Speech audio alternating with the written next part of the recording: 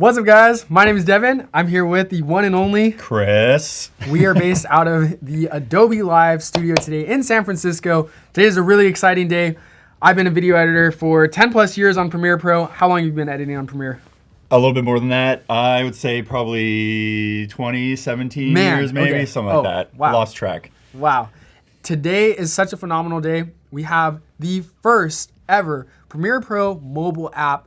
It's different from Rush, which you guys are familiar with. There's so many new features, so many new crazy added AI features. And it's really, really just a super fun and easy app to use. We're gonna be going over all the details, how to use it. But before we get into that, where are you based out of? Yeah. And what did you have for breakfast today? Put in the chat. Where are you from, Chris? I mean, let them know. I'm originally Canadian. Oh, really? Yeah. Oh, I didn't know this, actually. Wait. Yeah, 14 years in LA.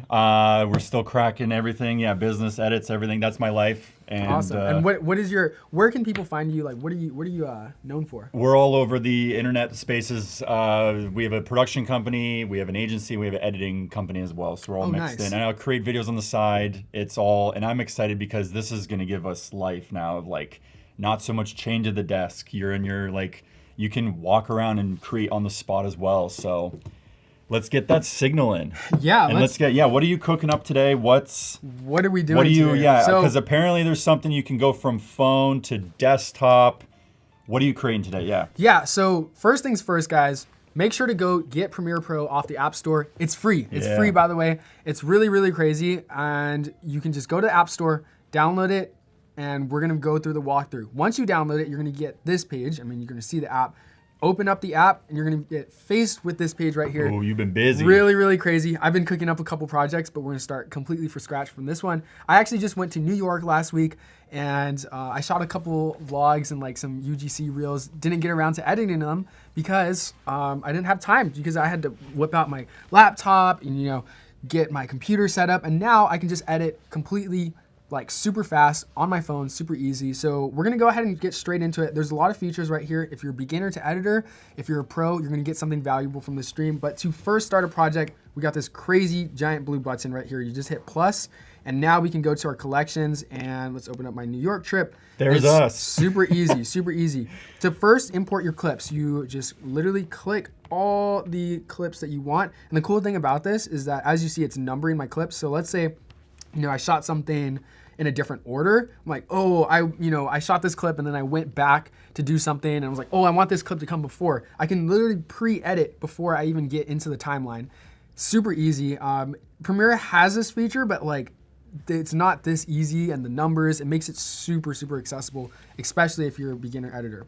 Right now, we're in our timeline right now, and it's incredibly easy to cut out our clips. You just select and trim, and you see it automatically is ripple cut editing, which is really cool because if you're on Premiere Desktop, you trim out a clip and then you have all this like blank space, right? Yeah. You have the ripple edit feature, but that's like a tool that you have to specifically use. And now this is just automatically instated into the mobile app. It's super easy. So what we're doing right here is, as you can see, I'm just literally cutting some clips. What I don't like, we're cutting out all the shaky parts. I'm on the subway. This part over here. Here's another cool trick. If you want to cut a clip, you can use this split tool, and then you can select the clips that you don't like and delete them. So that's another one. I just been doing this like quick 1, 2, and then 1, 2, this one 1, right 2. here. 1, 2. Gosh. Yeah, it's incredibly easy. What are you thinking so far, Chris? Everything. I got chat going off. I got who do we have in the chat? Look how quick this is going. We got Texas and avocado cheddar burger. Oh. Ooh. Dude, I actually, crazy. Germany forgot. It's right here. avocado burrito. I think, there's avocados in here. Germany forgot. There was an Argentina in there who just had coffee. Oh, nice. What's up, guys? We got everybody in the world. Yeah, put where you're streaming from. SF, just up I'm from LA. Yeah. This is actually like my first time back in San Francisco in like 10 years, I think. So did you miss it? Do you love it? What's your No, it's cool. It's like, I'm gonna go see the Golden Gate Bridge later today. I'm super excited for that. But yeah, world's a crazy place. Let us know where you're streaming in from. Anyways, what's your let's actually dive in a little bit more of your like lifestyle and the energy. That's a big thing for me. That's a big thing with the launch today as well. It's this I think today, for me, how I receive everything is like this is opening up the vision and the perspective of like the genre of a video editor. Yeah. So what's your style? Do you because like you're talking to me right now, like I love the streets, I love creating in the moment. Is that what you're known for? Yeah, what's your signature? Yeah, oh yeah. So I guess a little bit of background on me. My name is Devin. I have a YouTube channel called 11%. If you're streaming from our channel or if you come from our Instagram, tag us in the chat. As I said, I promise on our Instagram, we're gonna give away some free Premiere Pro presets from our website if you tag us. So anyways, any of my subs are there, but we have a video editing channel on Premiere Pro tutorials. It's kind of crazy. I mean, I started doing Premiere Pro tutorials in high school, and now we're here doing the Is that you on a billboard? Yeah. You made Times Square? I actually was. Shout out to Carrot. They put us on a billboard. No, that's Firefly. I don't believe they no, I know. The AI features, they caught me. Yeah, I know. So we went out to New York last week. Hell yeah. And one of my friends, Eric, has a billboard for creators, and he put us on there for our video editing channel. It was really cool. That's so cool, man. Congrats. But yeah, thank you. Hell it was cool. I just never got around to like kind of editing this, but now I can do so on Premiere on mobile because, you know, I like I'm telling you, waiting in the line, you know, you're at the airport. Yeah. It's super easy. So one of the cool, I just want to get into features real quick. In the chat, what do you want us to dive into? What are your favorite features that you're thinking of if you're playing at home with us? Yeah, let us know. So what I'm going to do right now is I'm going to decrease the volume. You see there's a lot of like, you know, excess noise. I'm not going to play it too loud because it's just like plain, but what I could do is I can turn the volume down on one clip, and there's this feature, this button right here that I'm going to click, and it's going to automatically, you see a volume applied to all of our clips, and just like that, we silenced all of our clips, and now we have a cool edit that we can mess around with.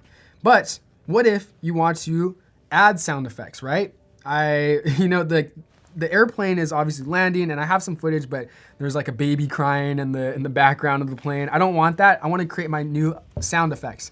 There's this new crazy feature, and this is the AI generative sound effects feature that is inside of Premiere Pro Mobile. It's actually not even available in the desktop app, so it's really cool. I recommend you try it out. And what I can do is I'm gonna scroll over here where it says sound effects. We're gonna, I have to click off a clip, and then I'm gonna hit music and audio.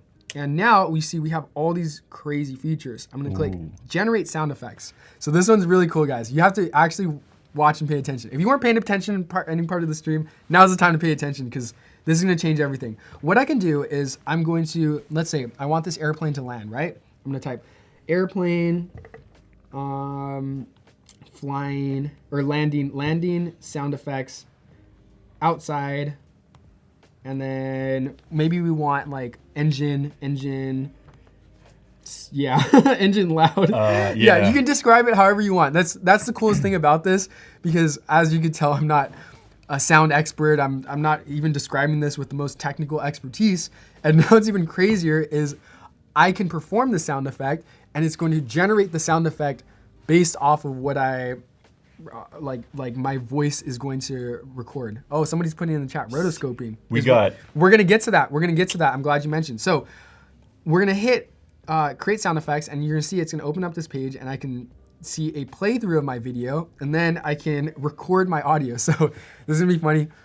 Y'all can cringe at me, but I'm gonna do my best impersonation of airplane sound effects, and I'm gonna play the video. So let's go ahead and do it. 2. Wait. Oh, you're covering. One more time. I'm gonna do that one more time. You're covering your back up just a bit because the overhead. Oh, is there it? you Okay. There you go. One more time. I'm gonna hit re-record because I think we had some. My bad. No worries. Okay. 3.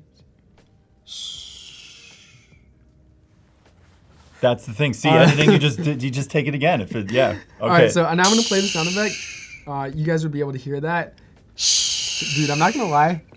That was kind of a good sound effect. I should had the inflection. I know, I perfect. did. Yeah, I don't even need to. I didn't even need to generate. But what we can do is we have this giant blue generate button. I'm gonna click generate, and it's gonna take a couple seconds to load. Can I just pause? Yeah. What are you thinking so far? Like, you do not have to go to like an external source. You just created a signature. You just wrote it down basically through your voice. And you have choices too. Exactly. So you can see generate are 4 different options for sound effects. This is insane. if you guys are listening on the stream, let us just know. let us know. Like yeah. I'm serious. We can. I mean, I've tried this sound effect before. It's insane how accurate this is. I'm gonna go ahead and go with this one right here. This one's the coolest. And I'm just going to hit add sound effect to our timeline, and instantly we have the sound effect added. It is insane. It is actually insane how easy this is. So I'm going to trim this down and then move this over here to our front of our sound effect. And okay. I'm gonna jump into your laptop real quick. Awesome. There's some behind the scenes stuff that we're gonna, when we jump over, we'll fix it. What we're gonna do is we have sound effects added, and we can now add some music, right? I'm gonna click off this, and then I'm gonna click music and audio. So we can go ahead and now add music. So if you have Apple Music, you can hit your music. I don't have Apple Music, I have YouTube Music actually. But you can go ahead and connect your iTunes library. But if you don't have that, you can also click the soundtrack library from Adobe's pre-built soundtrack. So I'm going to go ahead and play through some of these songs.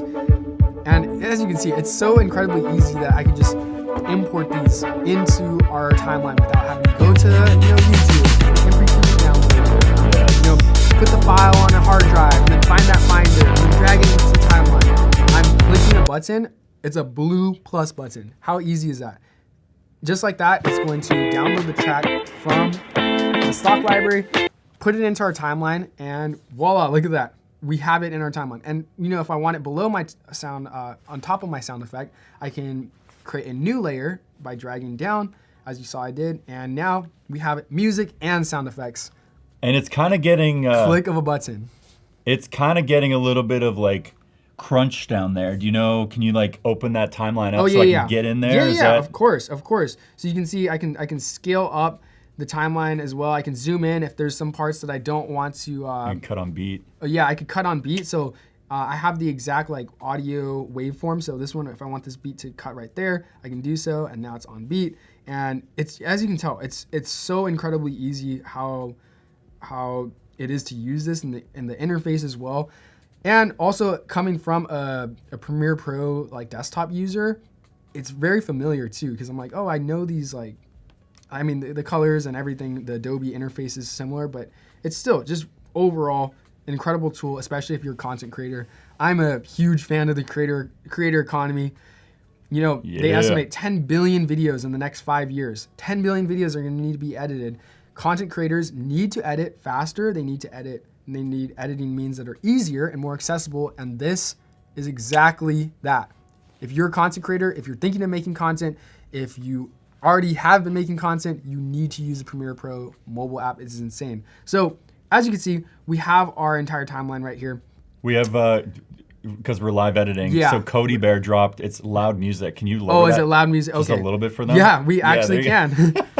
Thanks for the feature. We're worldwide editing. Yeah, we're live editing. This is why it's cool. So I can actually just decrease the volume of the sound like that, and the sound effect of the airplane I can see is a bit loud. My bad, guys. So I can just click this volume, and then I can decrease the volume just like that. And let us know if that's good. Let us know if that's good. Yeah. My headphones are right here. I'll try to like listen real quick to make sure they're good. But yeah, let us know if that's good. As you saw, it was super easy for me to also just adjust that as well. One other cool feature I do want to show you guys as well is we did AI generated sound effects. We can also do video as well. So what I can do is I can click add video, and I can actually generate images. I can generate stickers or video, which is what we're going to do. So I'm going to click this image. Sorry, I'm going to click generate video. Or let's start actually with the image first, because I want to do like an overlay, right? I want a film border, right? So I can come in here and I can type border film, border edges, and then we're gonna say like, what is that? 15 millimeter black and white overlay, and then we're gonna do the aspect ratio as vertical. As you can see, it's super easy to create this, and then I hit generate, and now it's going to take a couple of seconds. Obviously, I'm a big proponent of using AI as an assistant. I don't think it's here to replace editors, but I think it's here to make your job as an editor easy and get you a starting point. So even if, like, look at this. This is crazy. Just like that. That's exactly what I was looking for. I have a film border overlay that I can import into my timeline. I hit use image, and then now we can add this like film grain border around our images. And it's just a matter of, you know, blending opacities and screen modes. But it's crazy, the fact that we can do this. As you saw, like, I don't have to go to a stock library. I don't have to go to a third party, go on Google, search, download. It's just with a click of a button added to our entire timeline. And if I want to add this, of course, above our clips, we just drag and it creates another layer just as you would in Premiere Pro Desktop. So it's like sound effects, sound library, visuals from stickers. Stickers are fun. Yeah, stickers are fun as well. It's honestly sad because there's so many features we don't even have enough time in this live stream to go over everything. But we have 3 other. Yeah, I'm on 2 others later today, and then there's another one. Chris. Yeah, there's 4. Yeah, so keep watching. We have a bunch more streams coming today with a bunch of more talented creators. So make sure to tap in later as well. Make sure, let us know if the music is good, by the way, guys. At 9 a.m., right now, 9 a.m. to 10 a.m., we're doing a social recap. And 10 a.m., we have, shout out to Bowden and Fabiola. They're doing vlog editing on the go. So 11 a.m. is real-time mobile edits. With Chris. Yeah. And at 12 p.m., we have travel stories with Bowden. And then 1 p.m., we got Chris again. We're back. So make sure to tap in throughout the day. We have a bunch of cool, fun content planned. One other cool quick feature I wanted to show you is color grading. So you can actually color grade inside of mobile as well. Crazy. As you see, I'm clicking on this clip, and if I want to add color grades, we have this cool looks tab. So I click on looks, and there's a bunch of different cool color grade effects. We got dramatic, we got warm, we have cool. One of the ones I've actually been liking are these like ultra vintage ones. But as you can see, if we zoom in, there's grain on the image as well. So it's doing its own film grain. And on the edges as well, you can see there's like the film border as well. It's like it's generating the film border for us. So those ones are the cropping. I know. Yeah. You know, there's no property panel. It's just there. Yeah, exactly. Like it's just super easy. And if it's too harsh or like it's kind of too hard, I can actually just decrease the intensity. So I'll just do 54%. And once again, I like this color grade look. I want to apply it to more of them. I just click this button instantly. I can apply it to my entire timeline, and now we have a nice subtle color grade applied to all of our clips throughout this entire vlog. It's super easy. Yeah, let us know what you guys are thinking so far. What would you be using this for if you have, and also what type of content do you make? Yeah. What type of videos are you editing? Would you see yourself using Premiere Pro Mobile as a content creator? I got something since you had a DSLR there. What's your workflow like? Do you capture on your phone? It's on your phone, or do you prefer dragging and dropping from the memory card camera? So I actually shout out to my Sony A7 III. That's my go-to camera, and and then also I just got the iPhone 16, not the 17. But it's crazy because we were just having this conversation before the stream started. It's like I can bring out my DSLR and then I'll shoot a video on my phone. It's way easier, and the footage is almost near identical these days. Yeah. But the fact, ultimately what it comes down to answer your question is accessibility and ease of use. Yeah. I have to shoot on my DSLR, get the SD card, plug it in, load into Premiere Pro, drag it into my hard drive, and then import it. It's just so many steps, and now I can do this with just the click of a button. So as you can see, we've done a lot of features so far with the vlog editing. What I'm gonna do is I'm gonna show you this last crazy feature, and as we wait for it to load, is the Premiere send to desktop. So let's say you finish an edit, or you just wanna get the rough start of your edit. You have a bunch of bad takes, you're trimming out the B-roll selects on the plane, on the go, and there's a loud music compared to mics. Okay, yeah, thanks for letting us know, Cody. We'll go ahead and fix that. So what you can actually do is you can send this to your Premiere on your computer right here. So, you want to get this edit started, and then you can pick up later. So what I'm gonna do is I can actually send this to Premiere Desktop, and then I'm going to, I can either export it as well if I want. I have all the settings just like I would in Media Encoder, and I'm gonna click Premiere Desktop Data, Desktop Beta, and then I'm gonna hit Send Project. And as you can see, it's gonna load for a couple seconds, and then it's going to upload to my Creative Cloud, which I'll then be able to access on the Creative Cloud app, or as you'll see on my computer in just a bit, I will have access to it on my Premiere Pro Desktop Beta. So we're just gonna go ahead and wait for this to load. What are you thinking so far, I'm Chris? laughing because I'm like, it's so interesting. I've changed the way I edit too. So it's like I can now edit on my sofa and be relaxed. I'm, I'm chatting with you, but like I'm editing. I'm not on my phone. You can get away with it. Exactly. Yeah. With your clients too. You're like, no, I'm working. It's yeah. I know. It is funny because That's what I'm thinking. If you guys are like, I used to work in marketing, and it's like, now I'll just be on my phone. I swear I'm doing work here in the office, but it's crazy because it's in a way faster sometimes than the desktop, and I'm a productivity nerd. Yeah. I'm trying to optimize every moment, always trying to get something done, and now I finally can because it's so integrated into the workflows that I'm already using. It's, as you see, I'm sending this to my desktop on my computer, which is my my main workstation. But if I can't whip out my computer, I can just edit on my phone and get the head start and then pick up later. So it's really crazy. What are let them know, by the way, you make some crazy content. What type of content are you making? And thanks. Yeah. Same with you. Yeah, your stuff's dope. It's so like polished, clean, cut, like sharp.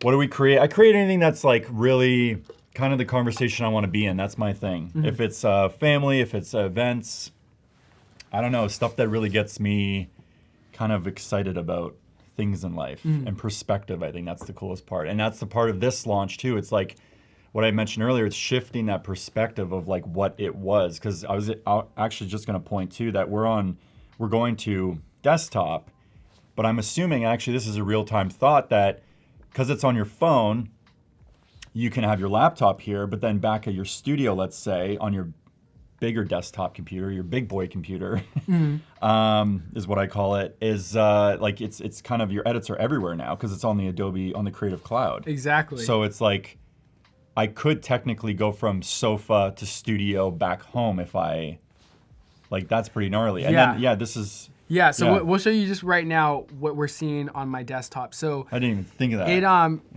It's because we had a larger project. It's gonna, of course, take some minutes to load. But as you can see, instantly it is now. I'm on my Creative Cloud app right here, and you can see the project just uploaded, and we have the media files. We have the entire project, like everything I need to work with, instantly on my Creative Cloud, and in just a few minutes we'll see the actual notification right here on my Premiere Pro desktop app, and then I'll be able to open the project. But as you saw, it instantly uploaded from my phone. While we wait for that notification to pop up, we're gonna go ahead and jump into our second reel, which is going to be, we actually did some street interviews yesterday, so shout out to SF. We're in the Bay Area. I actually went to go visit some of my friends at Stanford, and we interviewed a bunch of content creators. What editing softwares are they using to edit on? And we got a bunch of cool, real answers like from actual students. And a lot of content creators are doing these, street interviews. I think I accidentally misselected this one. I don't want this one. Word on the street. So you're doing these vlogs, street interviews, a lot of user-generated content. You need to come up with some quick edits, captions, make it look cool and enticing. And now you can do this on Premiere Mobile. We're gonna hit next, and we've imported these clips right here into our timeline. We have some interviews of some students. So as you can see, this guy right here, I'm asking him, what editing software are you using? And his answer, Adobe. Adobe, Stanford pays for Adobe. And I'm gonna go ahead and cut. I think we asked him what is his favorite as well. And he's saying, I think it was Photoshop, I believe. So I can go ahead and just cut his answer down using the super easy ripple editing. Why is this not loading? There you go. Awesome.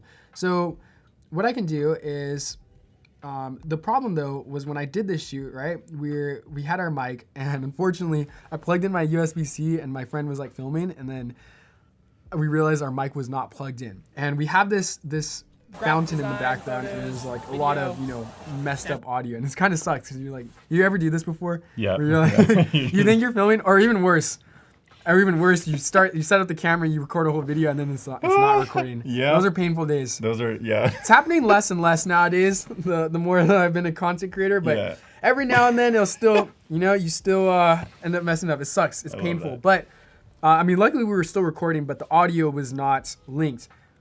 That's not a problem anymore. In Premiere Mobile, they have this new feature, which is enhancing audio. So as you can see, I can click on my clip right here, and I select over here to enhance speech. I click enhance speech. For those of you who are Premiere Pro desktop users, you might be familiar with this feature already. I can just go ahead and click enhance, and now it is inside, the enhanced audio feature is inside of mobile.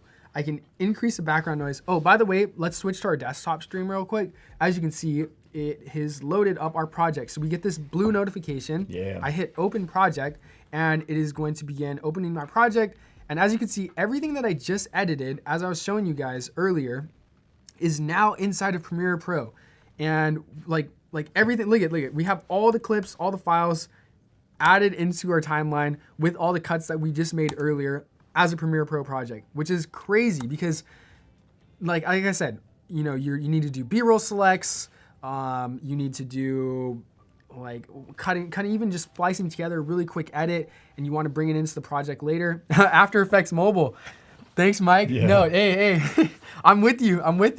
I think that we're at the Adobe HQ or the San Francisco office, so we'll put in a word. But yeah, that could be coming soon. So anyways, you can see we just took the Premiere project that we edited on our phone, brought it into our desktop, and we're working with the same thing. But I'm glad you brought that up though, because somebody mentioned earlier about rotoscoping. We're gonna get into that right now, because there's actually a feature in Premiere Mobile that lets you do rotoscoping as you would in After Effects on your phone. It's really crazy. So anyways, as you can see, we had that audio with the fountain. I can increase this background noise tab, and it's going to remove the background noise and basically give us a podcast level audio. So I'm gonna increase speech enhancement up to like 92%, and then we'll do background noise to like 49%.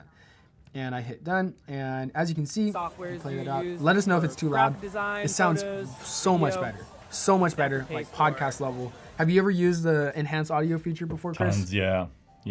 Early adopter of the podcast, Adobe Podcast. Oh yeah. On browser. Oof. Oh yeah, that's a crazy one as well. And Any podcasters in the chat? If you guys have been making podcasts, let us know. Tag your podcast in the chat, because you need to check out mobile enhanced speech.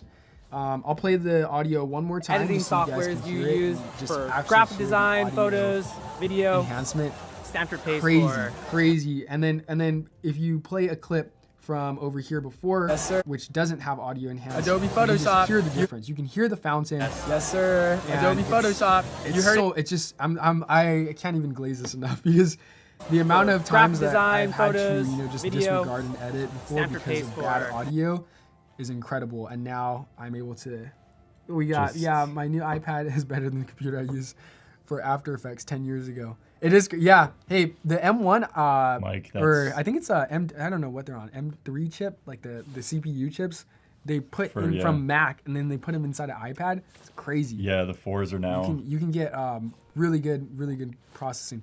Yeah, Mike, let us know what type of edits you're making on After Effects, and then what features you want to see from us. We can go ahead and go over some of those. But anyways, as you can see, we have our interviews.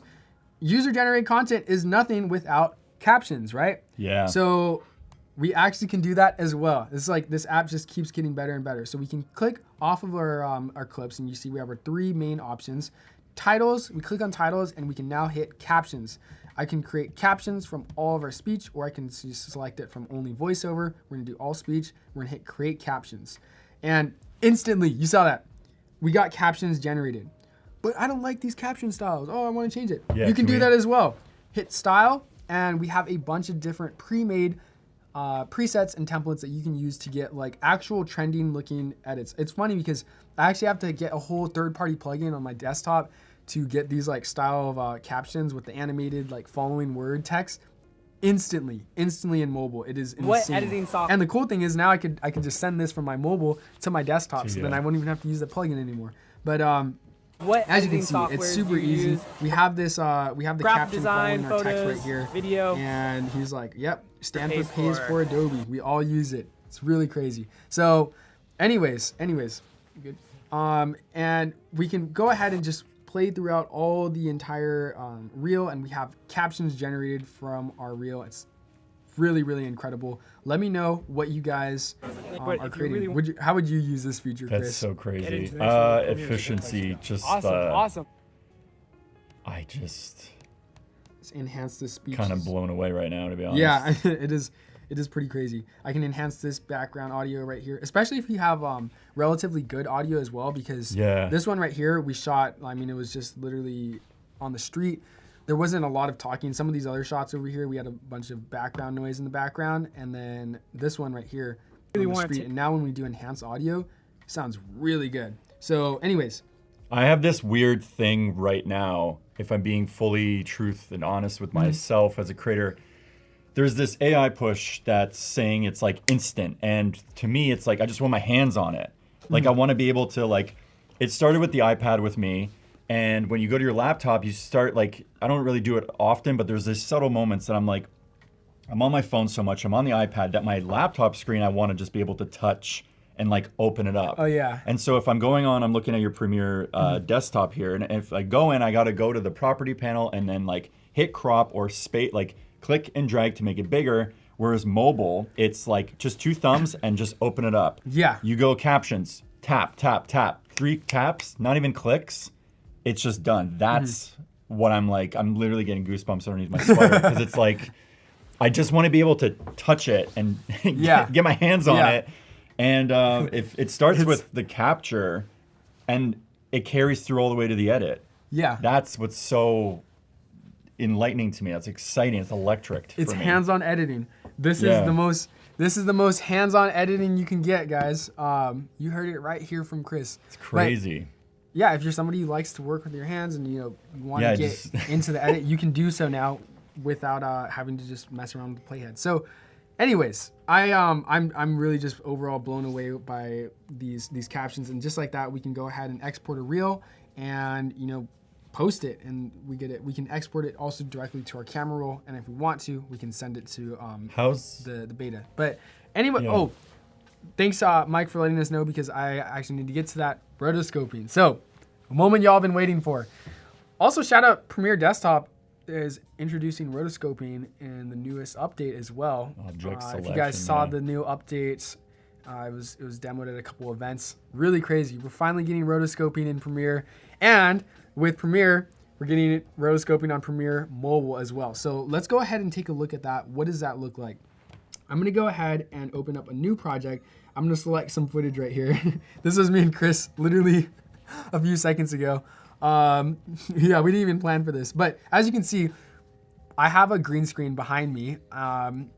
As you normally would, you'd have to go in key light, and then sometimes there's gonna be some shadows with the green screen, right? And then, the lighting's not gonna be perfect, and you have to do all the key light, and then it just gets really complex. Now, what I can do is I'm gonna start with a small clip, a shorter clip right here. I can go ahead and remove background. So I select the clip, and we have this remove background feature. I click on it, and watch. What? Look at that. Look at that. Isn't that not crazy? That's pretty And it's got, look at Chris too. Yeah. Oh my gosh.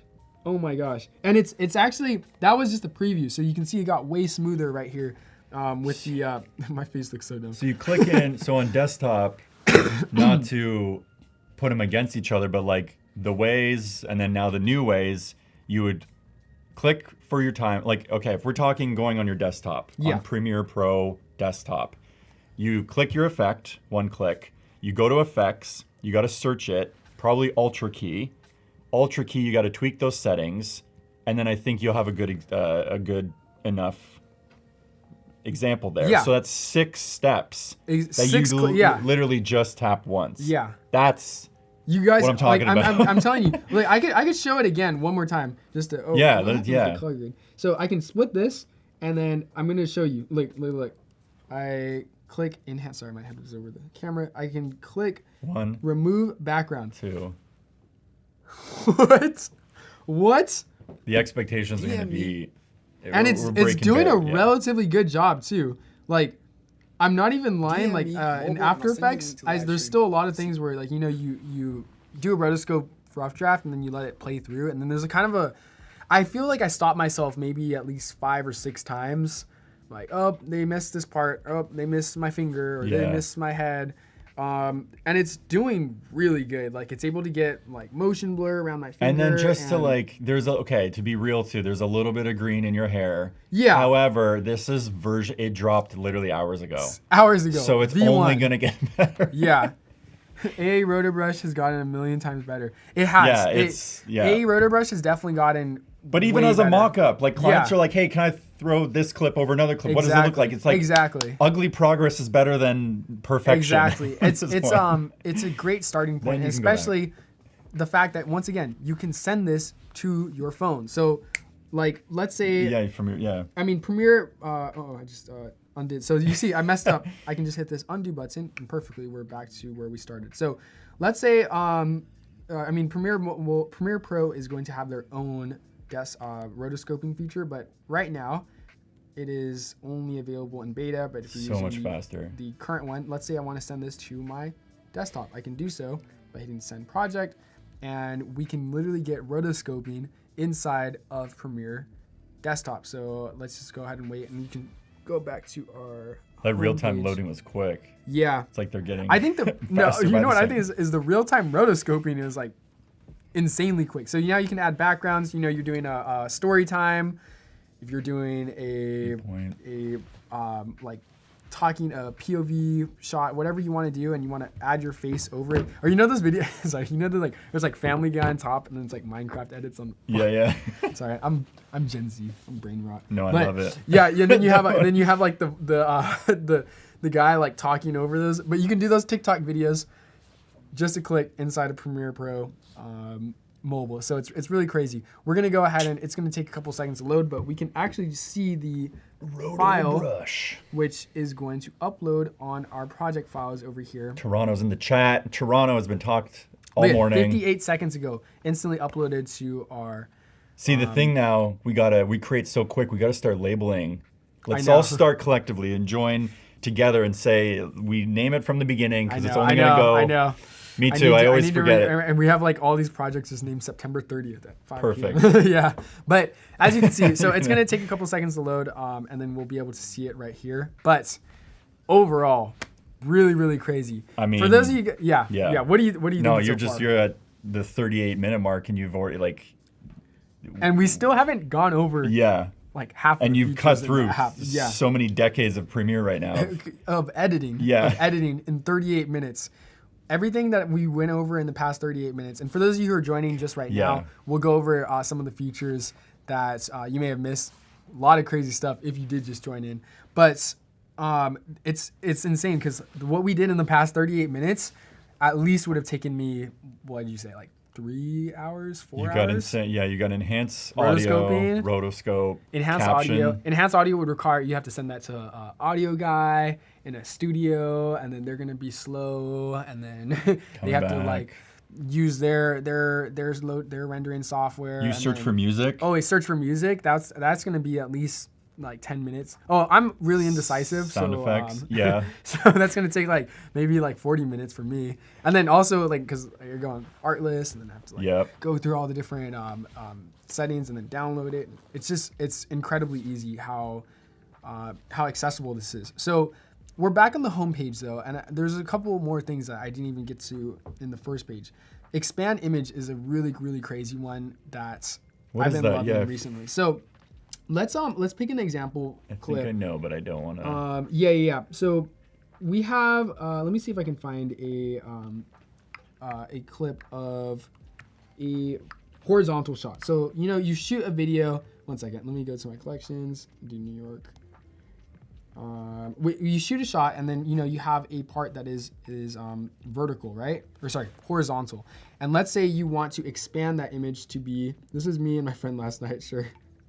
We'll go with it. And we have it on a square aspect ratio, and we want to generate it to vertical, right? Like we want the full portrait, not portrait, but it's vertical right there, just like that. We want to generate the aspect ratio to be full screen, right? We have these like, bars on the top. We can hit generate, and then it will generate the top and bottom layers, so then that way we can get expanded images. Let's say if you're shooting tripod shots, maybe you shot something horizontal, you can now expand those clips to be full screen on vertical. Look at that. Instantly it expanded my image. So now we have the top and bottom, and it gives us some different variations. So we have the top and bottom generated. Let's say, everything's being reformatted for short form content nowadays. We got podcasts being clipped.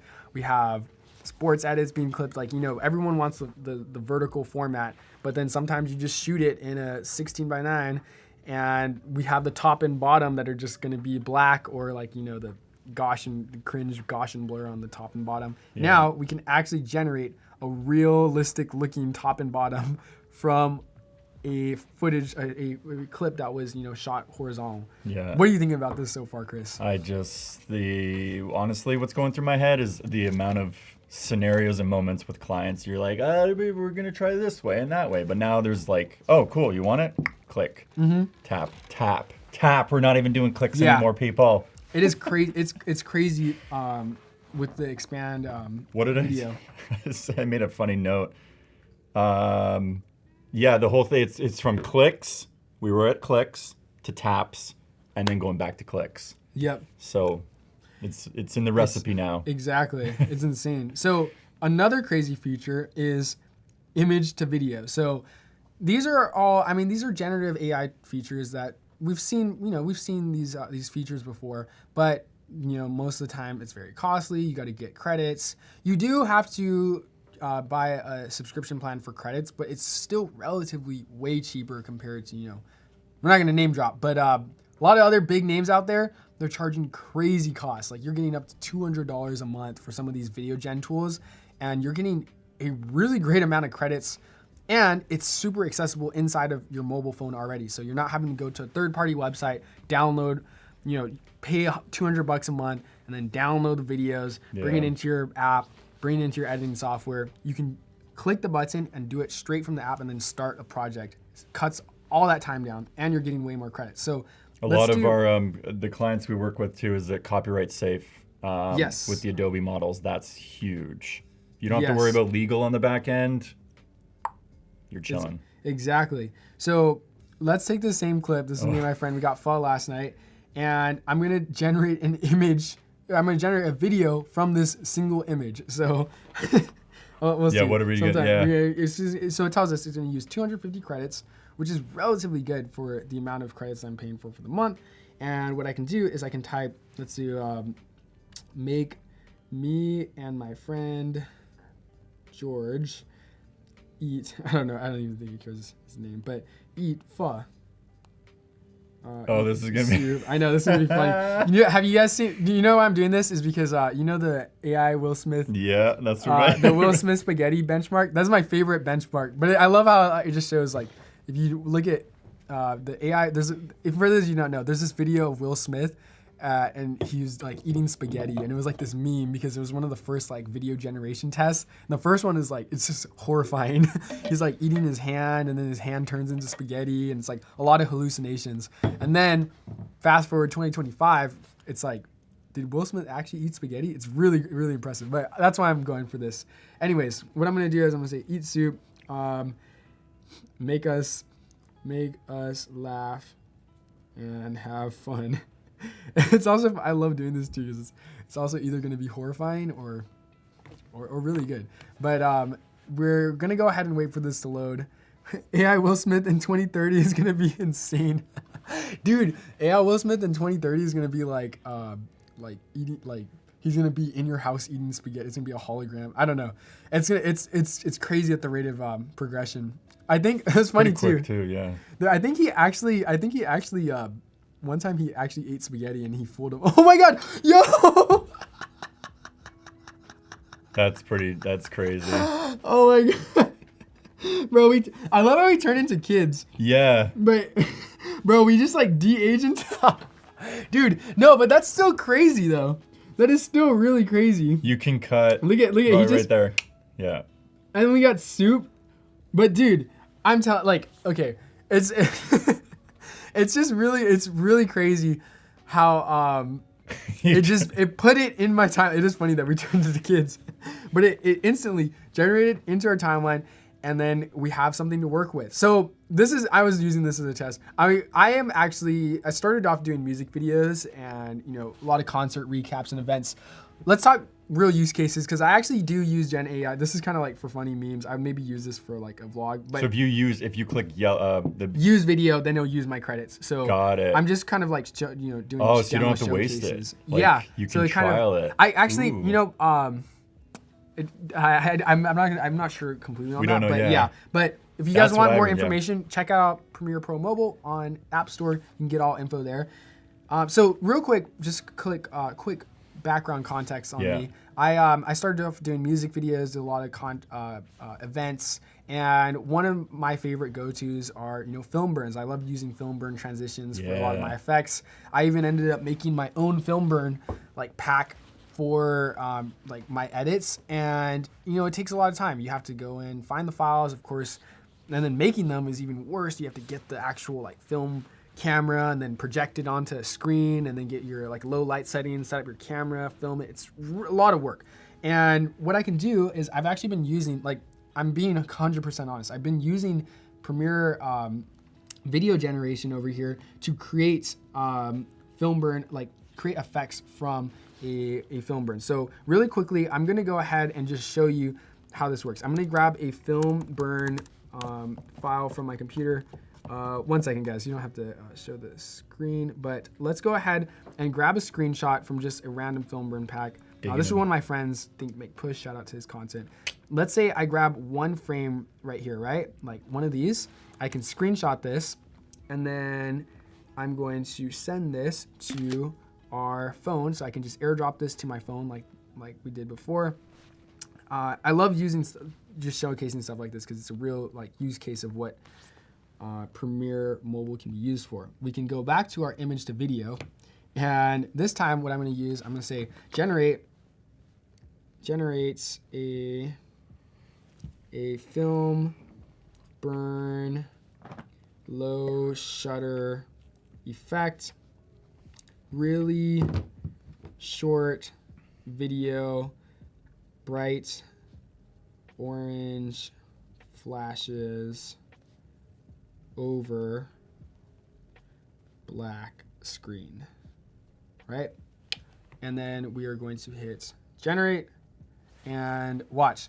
So this is a really cool use case of AI, and this is what I think we should be using AI. I'm a very like proponent for AI gen, but I always say, like, a lot of people are worried, oh, is AI going to replace editors? I honestly don't think so. I think, you know, you need AI somebody to guide AI and direct AI, but the creativity is still you. You're still human, you're still creative, and these tools are just only going to enhance that. And if you use them in a really cool way, you can actually take your creativity to the next level. So as you can see, look at this. We just generated a film burn effect from a screenshot, which is really cool. This one actually looks really cool. And what's cool is I can speed this up. Like, I would actually prefer this to be faster. I can do so. I can hit the speed icon and I can increase the speed to 5x, and then boom, we got a film. Is that not cool? That's pretty dope. And then That's so cool. I can get a film burn effect, and I can have this like overlay onto my timeline. So you're telling me. Oh, Sorry, by the way, guys, if you cut to my desktop screen, you can see my second Premiere Pro project just loaded right here. So I can just go ahead and open this. No, this way. Oh, this way. There you go. Oh, there you go. So we have our project that we were using earlier with our rotoscoping, and now I'm going to send another one really quick. You can cut back to my, sorry, going back and forth. I'm sending this other project to my desktop, and it will be ready in just a bit. But that way I can literally take these videos and generate my own overlays and presets, right, from scratch, from a screenshot. Or if you want to even generate the image itself, you can do so. from scratch and then generate a video from the image. It's really crazy. The possibilities are unlimited, but this is a real use case of AI that I actually use for my editing workflow. I'm creating real overlays and then using those for my edits. So what are you thinking so far, Two Chris? things that came up when you were saying the AI thing, which is a great platform to mention this right now. When it comes to AI, for myself, at least, it's taste and process. Okay. You cannot, we know this, you can't fake the hustle, the grind. You have that grit, you got to put the hours in for artists. The process, it is quicker with AI with the help of what you just shared, massive. But you're telling me that I can go in the streets of New York, go to Tokyo, find some neon sign. Yeah, 11% in the chat. Sorry. What's up, Manse? sorry, I saw the chat. Yeah, continue. You can walk the streets of New York City, snap a photo of a neon element with your phone. It's on your phone. Bring it into Premiere Mobile, remix it, and make a film burn from real time. Taking that DNA from the streets of New York City. Yes. And apply it into your cut. Exactly. Instantly. Exactly. That's crazy. It is actually like insane, the infinite possibilities. I'm glad you said that, you brought that up, because let me It's a big thing right now that's on my headspace, and I think it's the conversation that we need. It's process and taste, and I just stand by that, because that's the thing. Like, you can't mimic some of the taste sometimes. Like, it's authentic to you, your artist's signature. Exactly. And you can what create, you got here. Yeah, so if you guys see on my Premiere screen right now, what I'm doing is, this is a CRT. So like, this is what we had to do before AI. I made this, like, I would film CRT effects on my CRT TV, and it would take a lot of time. It took so much time and effort to get these like single overlays. And I'm just gonna show you again, just because this is still just amazing to me, especially as a video editor and for doing videos. We used to say, ask AI to add the tilt shift effect to your video. What do you mean? Wait, real quick, Mike. Are you talking like to rotate our video or Tilt shift is the. Yeah. I feel like he knows what I mean. What sets it apart from the competition? What sets it apart is you'll have to start from if you just joined. There's a whole, what are we at now? Almost the hour. Yeah, of examples to show you. Yeah, there's. Yeah, so the biggest thing, well, what I'd say is, it's a valid question. There's a lot of AI tools out there. A lot of, we've seen a lot of impressive demos from a lot of companies.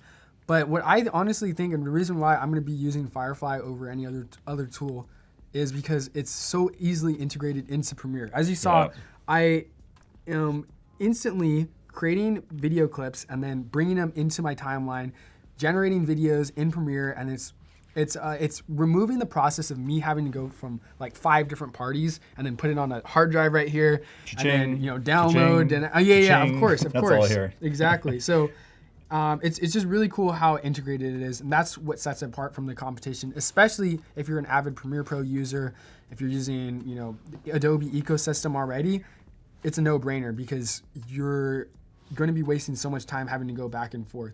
As you can see, I'm just doing another demo. I'm going to say generate CRT TV effects flashes, and this is so cool. And then make it South Africa coming into lightning. Oh, we got South Africa in the chat. We got Toronto. Wow. We got San Francisco, Argentina, Germany.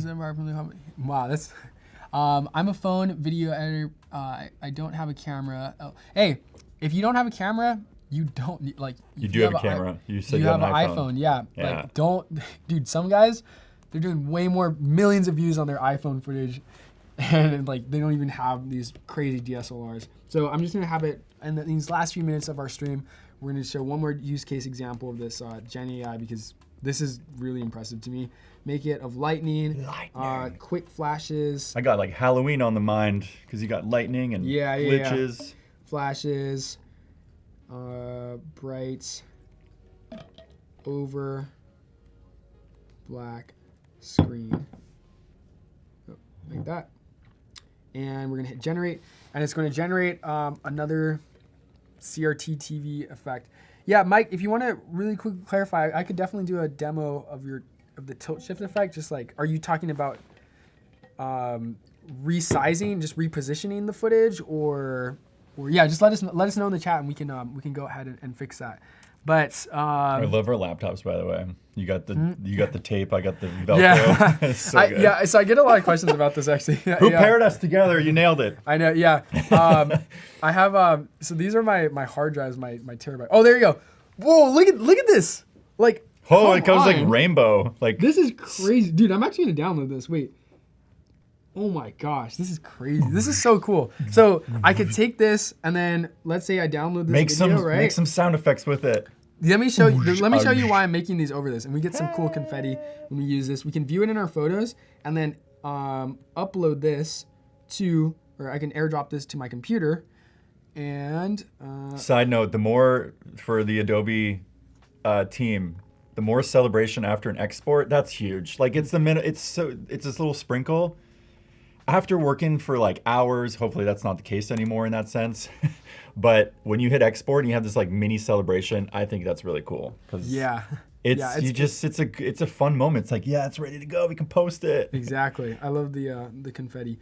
1 second, I'm just making sure this is able to thumbs up for me. To airdrop, unless if we're not having airdrop. Oh, there you go. Okay, I mean, sometimes you can remix it too. You don't have to send it directly to. Exactly. Yeah, you just airdrop it. As you can see, we have another project that's just ready to open up. So that was the film burn one that we made earlier. And you see, I didn't even have to airdrop. I could either airdrop or I can just open it directly in my project. And you see, we have this crazy film flash. And now I can copy this. This is what I was going to show you why I'm making these effects, right? I come back to this New York project that I was working on earlier. And let's say I want to add a film burn effect. I pasted that exact same effect. Now I can go ahead and go to my effects. I can go reposition this to 90 and change the blend mode to something like screen. And we have a crazy looking film flash effect that we can have cut over our videos. So now we have this cool. Is this not crazy? Is this not crazy? And then remember, we also made this overlay earlier. And then we can go ahead and change this. We got 3 more minutes, but I'm kind of in the zone right now. We got effects, so I can go ahead and change this, like add an invert effect, and then let's apply this, and we're gonna change this to to multiply, as well. And now we have a film burn overlay effect with some film burn edges, and we've generated this all pretty much from scratch, which is really crazy. So let me just see. I'm on green screen right now. This is what I want. I want to be able to like touch the timeline. Yep. Yeah, just do exactly. this. And we're just kind of like, we made a text, oops, sorry. And then we're just kind of repositioning this like that. I mean, is this not cool? Like we have like film burn overlays and effects, everything generated from scratch. And then also that CRT effect that I made earlier, I can go ahead and bring that in. Where did I put that? Rip this it, timeline. dip it, and flip it. We got 2 more minutes, guys. Thanks for tuning in the chat. As we end it, what do you say? Oh, no, you didn't update yet. Oh, can the mobile Premiere Pro add plugins? No, unfortunately not at the moment. You can't add plugins for mobile, but there will be some new coming features, some possible templates. I think there's a lot of cool stuff coming to mobile, and I think the AI alone makes it really worth it. So you can see, look at this. We're adding like overlays that we generated. These are actually really cool though too. Like onto our effects, onto our timeline, and using blending modes in Premiere to create that. But anyways, Times Square, you got mobile. Yeah. Thank you, man. Overall, guys, I just want to say thank you so much for tuning in. We made a full New York recap video. We've shown all the new AI features from Premiere. We've done AI captions. We've done enhanced speech. Let us know. Where can we find you? Where can we find you? At 11% prod on Instagram and also at 11% on YouTube. Make sure to subscribe. Thanks, guys. Thanks, Manasty, for popping in. It's one of my subs. Where can they find you, Chris? Chris Grubisa. You'll find me in the not next, but the next hour. So yes, sir. Go get some snacks. Watch the next stream. Next stream coming up soon.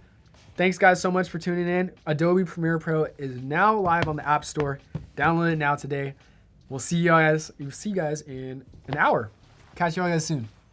I'm going to be showing you guys some cool use cases that I've been thinking of for the new Generative Extend feature. I want to first of all show, what is Generative Extend. We have this cool stock video of a flower blooming. So let's say, yeah, the time lapse ended here, but I just need a little bit more of the clip. In the toolbar, you should see this new Generative Extend tool. So it's a really simple tool to use. You just click the tool, you go on your timeline at the end of your clip, you just click and you drag. One of my first use cases for this was if we have another clip, for example, if you ever try to add a transition, so right click, apply default transition, it'll say insufficient media. Now, this is not an error. It's just letting you know we're gonna crossfade these two clips, but because you're at the ends of both of the clips, in the middle of it, we don't have the frames basically. If you could tell, the flower time-lapse just sort of pauses in time. Now with Generative Extend, we can make those frames out of nothing. So as you guys can see, it says AI generated. It has this little tag here. So if we give this a play from what we were just seeing to now, I mean, it's pretty convincing to me. So now where I want to make a transition between these two clips, I can now overlap the new AI frames with our typical cross dissolve. And now I get our Generative Extend powered fade transition. This is pretty cool. I'm able to create those frames out of nothing. You can also Generative Extend audio. It's perfect for like ambient noise or room tone. So if I show this clip, it's a train, arriving at a station. As videos you've probably seen, something called a J cut or an L cut. If you're wanting to do an L cut, previously you would have to actually cut out part of the clip. Clip cuts out, but you still hear the audio. The shame is I didn't want to cut before the train fully stopped. I wanted to actually be able to wait till we got to a full standstill like this and then do the cut. But the problem is now I'm running out of audio. But now with Generative Extend, I can just do the audio.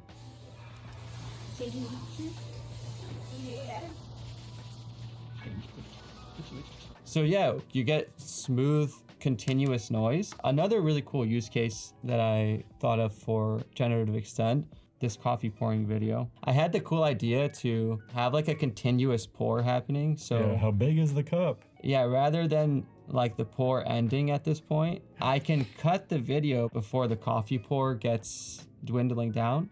Okay. And I can Generative Extend that clip. So as you can see, this is the real frames, this is the real frames, and then these are generated frames. Here's this time-lapse clip. Why not make it like we sat there patiently on this rooftop for an extra hour instead of going to lunch? So yeah, it gives you a nice continuity. It even adds like that sunshine. I'm going to actually head over to Firefly on the web.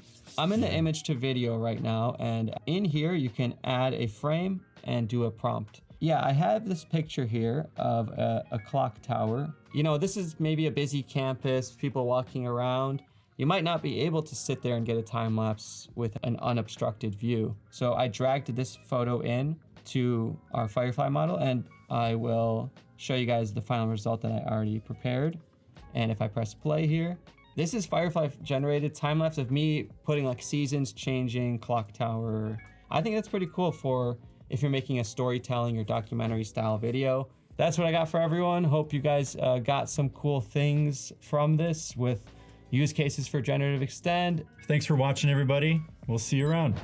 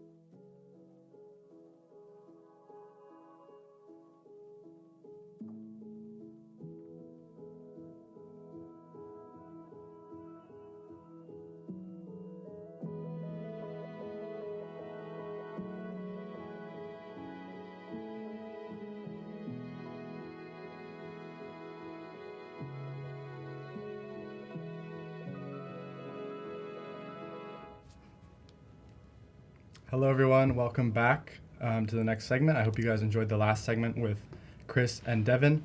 My name is Bowden. I'm here with Fabiola, and we're going to be doing some vlog editing. Yes, exactly. On mobile, finally. Yes. So Would excited. You like to tell everyone a little bit about yourself? Yes, so my name is Fabiola Lara. If you haven't caught me on a stream before, I'm an illustrator and I'm also a content creator. So I make a lot of videos about my creative process.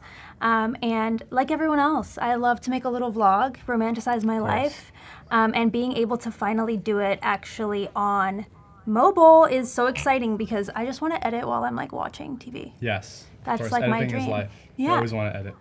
Yeah, and it's easier, I feel like, to start when I have all my clips already on my phone than to have to like get organized Yeah, on especially desktop. I feel like for me, a lot of the times when I shoot more of a vlog style clip, it's going to be on my phone just because it's like more informal. I'm always having it with me. It's really easy to just take out and shoot something. So being able to bring that into a mobile editing software is like so convenient. It's so cool, and I feel like I've been playing with Premiere Pro Mobile for a minute, and I'm just so excited to show you some of the features. I feel like underrated feature, voiceover, For sure. adding the effects we were talking about, adding all the sound effects, creating your own sound effects. Yeah, that one's really fun. So, all right, let me make sure I keep my phone on here. All right, does that look fine? I gotta put it down. I'm not used to working with my phone down. It's okay, we'll make it work. You know? Okay, here we go. So, new from library. Well, once you land in Premiere Pro Mobile, this is kind of like the screen you'll get. You, of course, probably don't already have projects. Me, I've been playing with it, have projects in here. But just so that you know some of the buttons here, we have new from Photo Library. That's probably the one everyone's going to use the most. New from Files, if you have a bunch of files that you send to your phone. New blank project if you want to start just like with an empty timeline. Extract audio, which is if you want to take the audio from an existing clip that you have in your camera roll. Add captions if you just want to upload a video and put the captions on it, which is pretty handy. Generate image, image to video, and expand image. So these last three here are Firefly AI buttons. So for these, you end up actually using Adobe Firefly to like create that effect. Yeah. For this project, for this vlog, I'm obviously going to start with camera roll clips. I'm going to go into my collections, and I have this album here. Now, when you select your clips, it's going to upload it in the order that you select it. Or not upload, put on your timeline. So the first clip will be the first one that first you clip, select. yeah. So I feel like sometimes maybe the last clip is up here because I added it that way Right, to my most photo recently, yeah. roll. Yeah, but you have to make sure you're editing it like the way that you intend to do it. Otherwise, you're just like creating more work for yourself. So I'm gonna go ahead. I have these in order already. I think that's a duplicate. Okay. I have some duplicates here because of course I airdropped it. If anything, it's always really easy to delete it from the times. timeline once you Yeah. import it. So Yeah, so I'm just selecting a few clips in here, just making sure. Oh wait, I got those out of order. Okay. also, like if you don't know what a clip is, you can always hold down and then it'll expand the clip, and you can like watch the clip, and then that way you can make sure like that you can make sure it's like the one that you were looking to add. Yeah, which is great when you have a lot of like similar clips because you just take more than you need. Yeah, exactly. Okay, I think that's good enough. 2019 clips. Next. So now it's going to load it into my timeline, and that was so fast. Now I know this clip, it's in here, but I don't need it. And if you look at this, if you just like hold your two fingers and squish it together, you can zoom out, and so you can see like more of the timeline, which is great. And another thing that I like is this button here. So you can like drag it up and down. So when your sequence starts to get like really stacked Lots of up, layers. I'm sure we'll get to that in a second, you can actually still see what you're doing, which is so handy. So for a vlog, now there's like 1,000,001 ways to do vlogs. Yes. of But course. for this one, I'm thinking I'm gonna do, it's kind of like a day in my life Okay. style video, but I'm not gonna call it that because that's kind of like whatever. Right. But I'm just going to show people the day, Yes. and I'm gonna Yeah, timestamp it. Okay. But then we're gonna add a voiceover that's not like 10 p.m. this or 10 a.m. this. So More like narrating your day. more and, like, what you narrating, did. yeah, or just like talking about something. Okay. So I'm gonna delete. Okay. Now I feel like I want to start with a more interesting clip than just like the actual For sure. first It's clip. always good to have a good hook, I think. Yeah. And then you can always like come back to that clip and then expand a little bit more and tell the story about that, maybe through the voiceover. Yeah, so I think I like this clip because I feel like it shows that I'm literally trying to vlog my day. And the story of this vlog is how, so it's a little bit meta. Okay. The story I'm telling with this vlog, guys, picture it, is how like it feels like capturing your day seems kind of meaningless sometimes, or like you're like, what's the point? Like, is this interesting? Until you actually do it and put it together, you don't really know. So like you have to try. I get that. You know, because sometimes I'm like, I'm just working at a cafe. Yeah. Like, is this anything? No, exactly. It's always the same thing as well for me when I like document something. I'm like, oh, like, is this worth it? And I always do it if I'm doubting it because, you know, it might be like something super good memory that you end up looking back on. So I feel like it's the same way with like vlogging and like filmmaking. Yeah, and I feel like, I don't know where I heard it, but it was like, if you're new to vlogging, which like vlogging is not something I am an expert on by any means. Yeah, me neither. I'm like trying to remind myself, like, take more clips. Yeah. Like, just do more. I feel like it's always better to have more than to go into editing and be like, I wish I five took clips. that. Yeah. Or like, I wish I did that. And like, you remember a lot of stuff, but you didn't take clips of it. Because I always find myself in the moment like, oh, do I really need to shoot this? But then if I'm thinking that, like, I probably just should. Yeah, so exactly. I can have more in editing and have more flexibility. It's better to like have the option to delete it than Definitely. to have to like Definitely. go out and shoot more. At Exactly. the end of the day, you're like, oh, I only have 5, there's not enough here. So I've been editing a little bit while we've been chatting, but just to give you guys kind of the basics here. So for this clip, I obviously shot like 21 seconds of this. I don't need that much footage. But again, more is more. So I'm just gonna go to kind of what I think I need, which is like maybe 2 or 3 seconds. I'm gonna hit the split and that'll split the clip. So now I'm just gonna delete the parts before and after that I don't need. And with this clip selected, I'm gonna just drag it to the beginning. I kind of wanted to show like, maybe like start with like my camera. I record on my DJI and then go into like kind of the other side of the camera. And you can also drag the clip out. So like if I decided actually I wanna make it a little longer, I could go ahead and do that.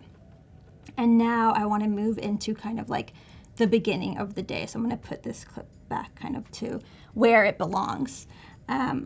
Okay, now I'm gonna squish my timeline because I have a lot of clips here.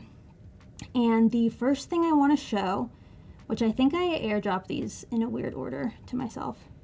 The first thing I wanna show is like packing these little mini prints. So just in case anyone doesn't know my work, I create a lot of little tiny art prints. They're really small, they're like that small. And so sometimes I collaborate with different brands for these little art prints. And this is a collaboration that I'm doing with the Philadelphia Museum of Art. And so this is me showing the day of me dropping them off. Okay, love that. So I recorded a lot here, but I don't wanna necessarily need all of it. I always think it's super cool to showcase like a creative process through a vlog because while it might help other people get inspiration and see your workflow, it's also really nice to look back on. Yeah, exactly. And kind of like see like how you used to do things or like just like have that memory from that time when you did something like different or special. So I definitely agree, and I feel like I haven't recorded much of this project just because I've been so in it. Right. You know that when you're it's easy to forget. Yeah, and half the time, most of every project is a ton of emails. Yeah. And that's like not that exciting. Yeah. So you want to get the highlights and showcase the interesting parts. When you can. So this is why I was filming this because I was like, okay, I'm actually gonna go to the museum and be there and drop it off and everything. So let me get some clips. So here are some other clips. So now I would just do this like the entire way through. And I think this clip is not the best lighting here, very backlit, but it was the only spot I was able to film here. But I wanted to, eventually when I bring this into Premiere Pro, I can maybe play with all of the shadows and highlights and see if I can improve it a bit. But for now, I'm just gonna clip it, cut it to maybe around here. And so this is what I'm gonna do. And the cool thing here is like, this is totally off center because I put my DJI down and then never looked at it again. Yeah. Sometimes you just put your camera down. I just put it down and then I forgot. Or you have to work with what angle you have. Yeah, yeah. Okay, so I set it down. So I feel like that looks a bit better. And then for this clip, something like this. And a lot of, I feel like a lot of times you don't see that half of a vlog is like putting down the camera and going out, putting it back down. Sometimes more than half of my clip will be the setup and the setup, takedown versus like what I'm actually doing in the clip. Yeah. But that's just like the reality of documenting sometimes. That's just part of it. And it's like silly, but also totally fine. And then for here, I wanted to like show opening my computer. All right, so that's kind of what I would do the entire way through. I am not gonna do it right now, but I do have it built out elsewhere, so I can show you at the end here how I would do it all the way through. But basically just wanna clip it, slice it. Yeah, cut it down. Cut it, there we go. Cut it is the word I'm looking for. And then put all of them together. And the cool thing is you can really just like, one thing I like is you can just like move them around easily. I feel like sometimes moving things around in mobile apps can be a little like tight and I can't really see like where I'm placing it.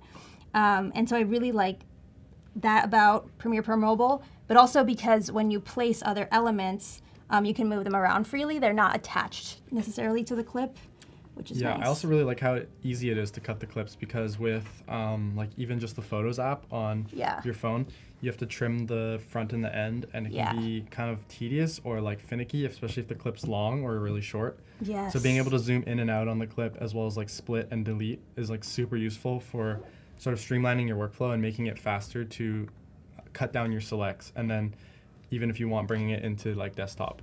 Yeah, no, I totally agree. The amount of times I've tried to like cut something on my phone and it's like the worst little split second that I have it down to, and I'm like, oh no, I can't do it. Okay, so from here, the other thing I want to do is record a voiceover because I didn't really talk to the camera in this vlog, and it's just not something I'm totally used to in terms of vlogging. Yeah. Like I'm comfortable talking to the camera, but I don't have like a great vlog structure, so I feel like this way I can really control it after the fact. So I already wrote my script, and again, I was telling you, like I said earlier, it's kind of about making it a point to document even the boring stuff that's also a part of your creative process. And so we're gonna record the voiceover directly in Premiere Pro Mobile, which is so cool because the iPhone mic is underrated. Yeah, it is. Just especially use it. if you can like put it directly onto the project. Yeah. Because I feel like, you know, having to record it separately into your voice memos or your files and then bring it in separately as well, and then like, you know, having to arrange it like separate from your videos, whereas like you can see the video and like record the voiceover is super useful when it's all in one. It's so handy, and then I'm way more likely to finish the there you edit go. because I'm like, I can just record it here versus It's having a to lot easier. like, if I do it on desktop, I have to like, I want to plug in a mic because I don't like the laptop mic, or I have to tether it to my phone, and then it's like super glitchy. So let's go into this voiceover. So if you hit plus, and then we do music and audio, and then you'll see the voiceover button here. And I have a script, so I'm gonna read it from the script. This is not, what's it called, a freestyle. All right, hold on, did I mess it up here? Maybe, there we go. Okay, I'm gonna go into voiceover so you can see the little voiceover audio monitor showing up, and then you just hit record and it'll give you a countdown. So I find this pretty cool. And I'm gonna just like bring myself closer to the mic here so I don't make anything loose here. All right, let's go. Whenever I'm working on something cool, I never feel like it's that cool or even worth documenting. I'll convince myself it's boring, skip filming, and then a week later, I'm like, why don't I have any proof that this actually happened? So today, I gave myself a challenge to document my day and prove myself wrong. Because let's be real, collaborating with the Philadelphia Museum of Art is not boring. For the last 4 months, we've been working together, and today I dropped off my mini print vending machine and my newest mini prints for Hispanic Heritage Month. Then I went to a cafe to work, which is kind of boring, but honestly, it's always these small, everyday steps that carry the big projects forward. And that's the part that social media never shows you. You see the big announcement, the polished reveal, but you don't see the ins and outs, the admin, the sketching, the late nights, the in-between moments. And without those, there is no big reveal. So here it is, the big and the boring, side by side, the way it really happens. Okay, there we go. Now Amazing, one take. Play it back, I know. Well, and I did start again a little bit, but I know I can like clip it. Yeah, exactly. Clip it, I can't stop saying that word. I mean, it's the same thing with the audio. You can always cut it and Yeah. rearrange and trim it as well. So even if you do make a mistake, you don't have to like restart the voiceover. Yeah. You can kind of just move it around and play with it that way so it aligns with your clips, Mm-hmm, which is also really useful because when I'm recording separately, I don't know if I should restart or if I should keep going. Yeah. So it's nice to be able to see the video visually while you're recording the voiceover as well. Yeah, and because I had already scripted this, I knew like that it was going to be under a minute, and I prefer to have a little bit more and just like cut it down if I feel like I really need to, versus then trying to add like an extra sentence at the end that's like kind of random. Yeah. So this method has worked for me, and now I like that I can see the waveforms. Yeah, that helps me a lot as well. So I'm gonna go, so I didn't start like right on time, but I'm just gonna go ahead and I split it right there and I'm gonna hit delete. And now it's starts right from when I begin talking, and I'm just gonna move that over. I really like that you can actually put this wherever you want. It doesn't have to go like, sometimes certain apps like it snaps to the front. I guess you could probably turn it off, but like, I like that this is flexible the entire time. And then I'm gonna come over here. I think here's where I like, start it again. Let me play it back. I have to put these on real quick.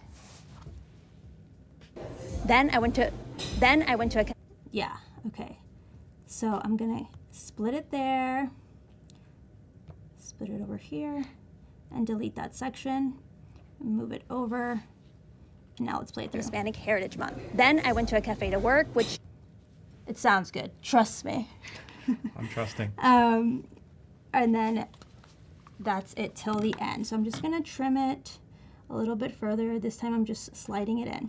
All right, so we have about 49 seconds. Obviously I have way more footage here, but that's just because I haven't gone through and like finished cutting it down for the sake of the stream. But from there, now the audio in here is really good because we are in a studio setting, but most of the time, if you record even in your own like room, there can be noises. Yes. But even if like you're on the go, like outside, like at a park or something, be a lot of background noise. Exactly, but now you can use enhanced speech to actually remove that. So I'm just gonna click on my voiceover and click enhance, and it will, enhance speech. All right, it's already selected. Now sometimes I like to like play with it. I'm gonna play it back here, see what it sounds like. So today I gave myself a challenge to document my day and... Okay, it's still processing, so I don't know just yet. But the Philadelphia Museum of Art is not boring. Okay, one thing I just realized is I have all my clip audio still on, so I'm just gonna turn all my clips off because I have a lot of random background noises, and it's just like not necessarily meant to be there. So I'm gonna select it, go to volume, turn it all the way down, or I could just hit this mute button and apply it to all my clips. So now all my clips are muted, so that's not a problem anymore. So there shouldn't be all this echo when I play it back for you guys. Now let's restart, let me see. Something cool, I never feel like it's that cool. Oops. On something cool, I never feel like it's that cool or even worth documenting. Right. I'll convince myself it's boring, skip filming, and then a week later, and let me double check the enhanced speech. I'm like, why don't I have... I'm gonna make it like really dramatic so we can see it. Any proof that this actually happened. So today I gave myself a challenge to document my day and prove myself wrong. Because let's be real. That works for me. And the other thing I like to do here, I already added the voiceover, so I would, in theory, go through all my clips and make sure that like they kind of somewhat align. I'm not narrating my day, so it's not like it has to be like on the spot, but on the dot. But you also don't want it to be like completely no flow to it. Non-related. So from there, the other thing we can do is add some music. We can go over to soundtracks, and I really like this feature in Premiere Pro Mobile, right? If you just hit, in case we just miss it, soundtracks, you end up getting all of these different soundtracks already built into Premiere Pro Mobile, so you don't have to like go to a third-party app to find your music and bring it in and all this kind of stuff. You can just pick something from here. Yeah, once again, it's like another really good feature that helps you save a lot of time. Yeah. And you don't have to worry about, downloading and importing. You can kind of just like throw it on your timeline there, and then it's also easy to compare different tracks because you can Just hit either play. layer them or place them one after another. Now, I really like this feature here, the moods feature, because I'm gonna like pick something. I think I want it to be playful, nostalgic. Do I want it to be quirky? Sometimes quirky gets a little too quirky. It's a little like cartoonish. But like the thing is, like, you can always like take it off after can take it and off, then yeah. see what, like, compare the different options that you get in terms of the soundtracks. All right, I think I picked happy, dreamy, playful, quirky. See what we get. Here we go. Let me put these on.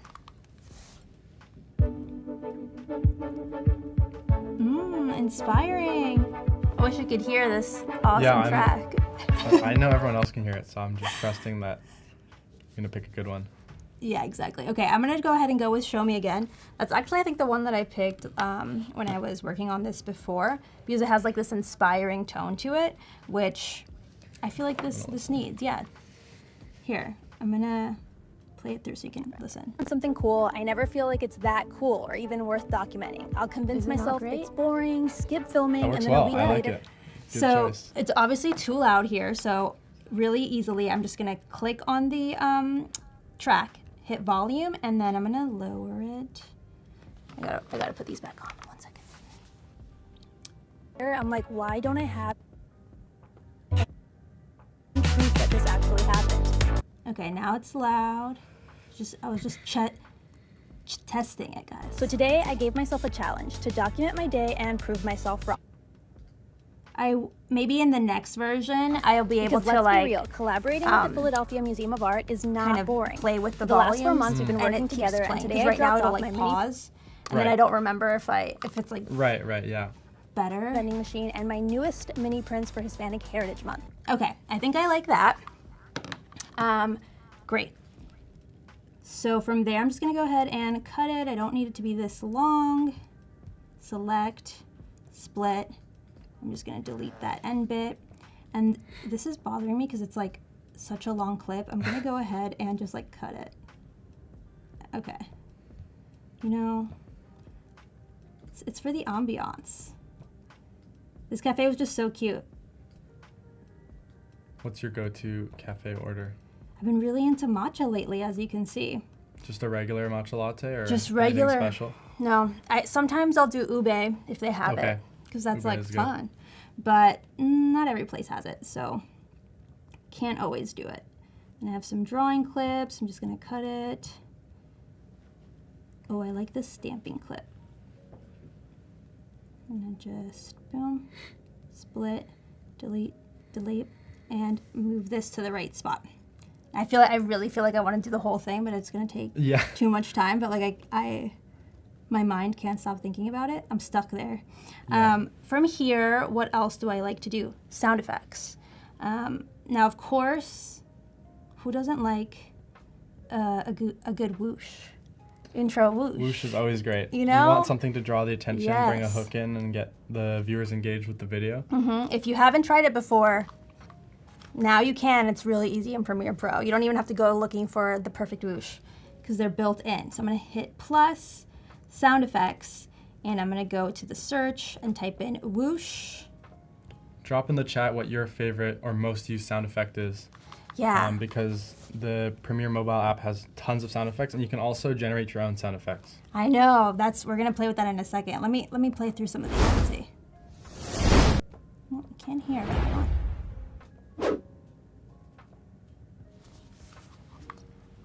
I'm gonna trust that that's a good whoosh, you guys. I'm gonna go ahead and press plus, and it's gonna insert it right into the timeline right where I had my playhead. So let me play it through, make sure it sounds all right. Whenever I'm working on something, I'm not getting any audio right now, but I can see it from the waveforms. You're good. Let me try it now. Whenever I'm working on something, oop, it's a quick one. See. Whenever I'm working on something, okay, I heard the whoosh. I like it. And it's a little faster than the way I zoom in, so I'm just going to split. I kind of wanted to pace with that, you know? So I feel like there, yeah, that works. And let's go ahead and add some of our own sound effects. Now, there are tons of built-in ones, but the other day I was like, I wonder if I can make my own click sound. Like I use a click a lot. Yeah, I was gonna say click is like one of my most used sound effects. What do you have any other ones? I'd be curious. Which ones Whoosh is definitely up there. Shutter maybe. Whoosh. I always film myself taking photos, so I need like a good shutter sound effect. Yeah. Do you ever use paparazzi sound effect? No, I don't actually. Maybe I should consider it. I should. Okay, sound effects. Oh, that's the one where we already did. But here you can hit generate sound effects, and I'm gonna write camera, shutter, click. I know it's redundant. I'm just specifying, and I'm gonna perform the sound, which is optional, but I think necessary. Yeah, it helps a lot because it like, especially if your clip has a specific timing for the sound effect, and you want it to align perfectly. Yeah. This feature is great for that. Now I'm just gonna do my own voice performance. Nice. That cracks me up. All right, generate. Let's see if I did a good enough job.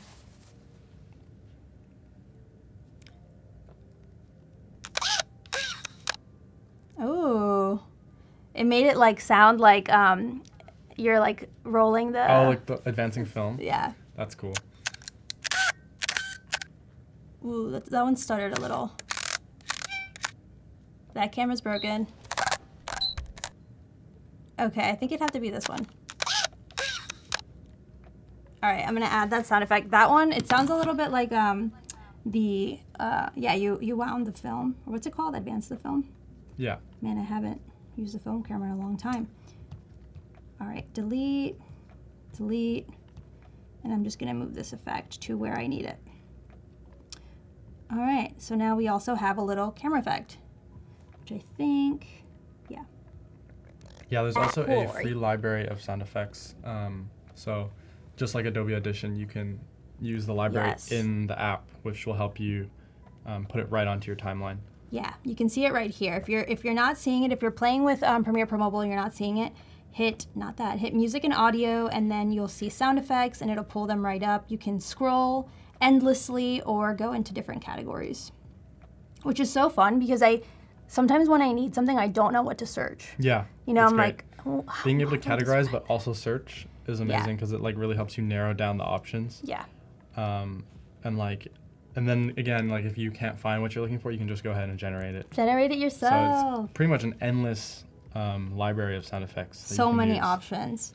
Now, another tool I like here, which I think is so necessary when we're talking about voiceovers and vlogs, is captions. You need captions nowadays. Yes, you do need captions. Some people don't watch videos with audio on because they're out, but... Or they just like silence. Yeah. Like or maybe they're listening to their own music. Yeah, exactly. Sometimes I'm listening to like a podcast or something, and I'm watching people's videos, but I'm not listening. But you want to know what's going on. But I want to know what's going on. So I hit titles and captions, and I really like this because it gives you the option to create from all of the speech. So there are some clips in here where I'm like talking to the camera, but I didn't actually end up using them in the like story of the vlog. So I only want the captions to be created for the voiceover. So I click only voiceover, very self-explanatory, and hit create captions. Allow. All right, now it's going to create those captions for us. And ooh, that was fast. Let's see. Whenever I'm working on something cool, I never feel like it's that cool or even worth documenting. I'll convince myself it's boring, skip filming, and then a week later, I'm like, they're in there. I don't necessarily like how they look, so let's go in today and I gave myself the style. I'm gonna edit the first caption clip, I'm gonna call it, and from here I'm gonna hit. Well, you can do a few different things. So if it was incorrectly captioned, I can edit the caption and actually edit what the words say, but it captioned it correctly, so I don't need to do that. From there, I'm gonna hit style, and it automatically gives us a few styles to choose from. So I think one that works for me is more like this one potentially. Oh, there we go. I like that. I feel like it matches the vibe of your project as well. Yeah, it's like between these two, somewhere in here, but I feel like this one is more, like stands out a little bit more. So I'm gonna go to fonts. I think I like Menlo, but sometimes I like to play around. Who knows? Get a little crazy, a little papyrus in there. I won't do that to you guys because I want you to watch my video. What are your guys' favorite fonts? I tend to have a few go-to fonts that I like, but I've been trying to get more into them just because I feel like they can play such a big role in like how your video looks. They definitely and like the vibe of your video. Yes. So it's like something I definitely need to explore more. But there's a lot of like There's unique so fonts many. out there, and even like similar fonts like they're so similar, but they make such a big difference in how the video looks. They're different. Yeah, I totally agree. Like this one, I like it, but it's a little too thin for me for a caption. So I think I might stick with maybe the one that it over. Ooh, I think I like that one. All right, it's settled. I'm gonna go for that. I think it's bold enough because I like to make my captions smaller. So I want them to really be bold as opposed to like skinny little captions. From there, I'm gonna hit color. And you have two options here. You have the text color that you can select or the background color. So I'm gonna go into text, and I think I want it to be yellow. And I think, do you use yellow a lot for your captions? I've used yellow and white. I think it depends on what stands out the most. Like sometimes my clips are more colorful and like white will look better. That's true. And like vice versa. Yeah, it really does depend, but I always like to try yellow and see, is that bright enough for me? Sliders, let's see. Be a little bit more. No, I like that it has the sliders in here though. That makes it you can really also easy. use, if you have like specific colors that you already like, you can use the hex code. Yeah. And that way you get the exact color. Do you have one? Do you know your hex code? I don't know the hex code. I'm one to go through the sliders or the wheels and find a color that looks good because I'm more of like a visual person. But drop some hex codes in the chat. I'll try them out here. We'll see if they look good. Yeah, we could try some different hex codes. Yeah, all right, so I'm gonna hit done. Close the colors options. And I want to go to the background. I actually don't think I want a background, so I'm going to hit transparent, but that is hard to read. So let's see if I can play with it here. Maybe I should put like a slightly darker background, and I can kind of change the opacity on it a little bit. Or maybe for this one, like you said, yellow might not be the color. Let's try white. Try white? Yeah, I think white's going to work better. I mean, it doesn't work right there, but I think overall it could work. And it's like, I always want to put it really low, but like... I know, and then the caption is there, and then it gets otherwise. All the UI. You gotta remember to leave some room for the caption. Yeah. Don't put it too low or too high. And even on the edges, sometimes you want to have some space. Yeah, because you don't want it going off the screen. I know, and then, or like the comment button is right on top of it. Yeah. You're like, oh no. I'm gonna hit style one more time, and I'm gonna click layout. I'm gonna move this up just so you guys could see it here. I don't actually make my captions this big. It's for you. I'm gonna hit text width, and here you can play with the width, which I really like because then that's basically like the lines. Yeah. So I think I want 2 lines. I like them centered, and so I think we're good there. But from here, I can also just like make it smaller or larger. So I think I'm gonna make it a little smaller. Oops, I moved my video.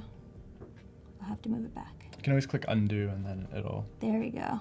Bring you back to where you were. Are we back? Maybe I didn't move it. I don't remember anymore.